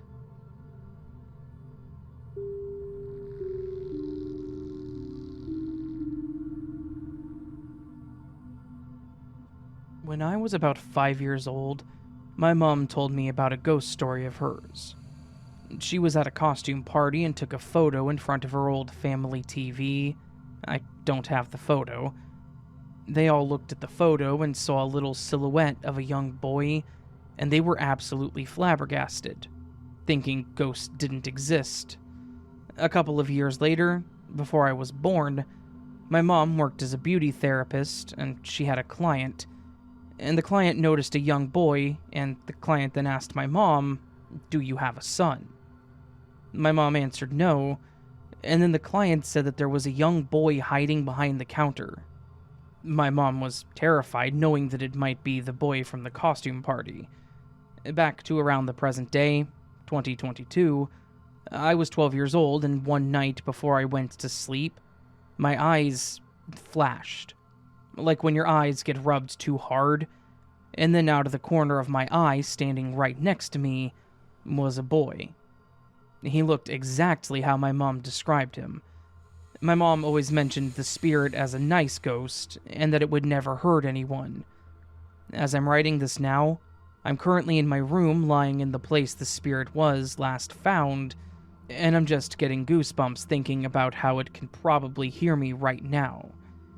We think that it's my older brother, who died at birth, just watching us.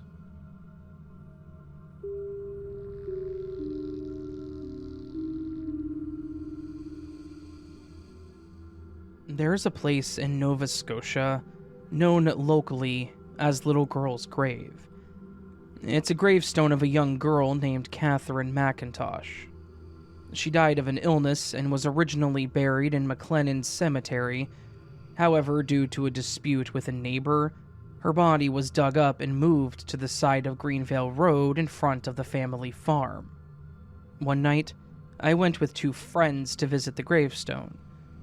It was a dark and gloomy night.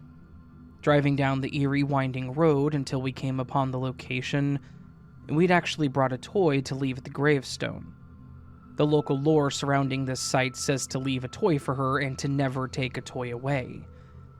It wasn't until we left and began driving down the dirt road that we had a paranormal experience.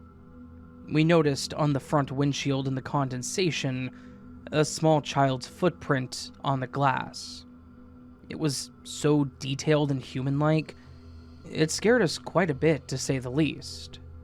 One of the friends that I had visited the gravesite with, we worked at the same restaurant at the time. A few days after we had visited the site, we were working together, and we both heard something truly bizarre. It was the sound of a child laughing, very faintly. We both stared at each other in disbelief, and we had no idea where the sound originated from whatsoever, as there was no one around except the 2 of us. Not long after this, we had a falling out and have not spoken with each other since 2013. This is one of the only paranormal experiences that I have encountered in my life. If anyone who reads this has had any similar experiences at this gravestone, please share it with this community. Thank you for reading my story, and may you all have a good evening.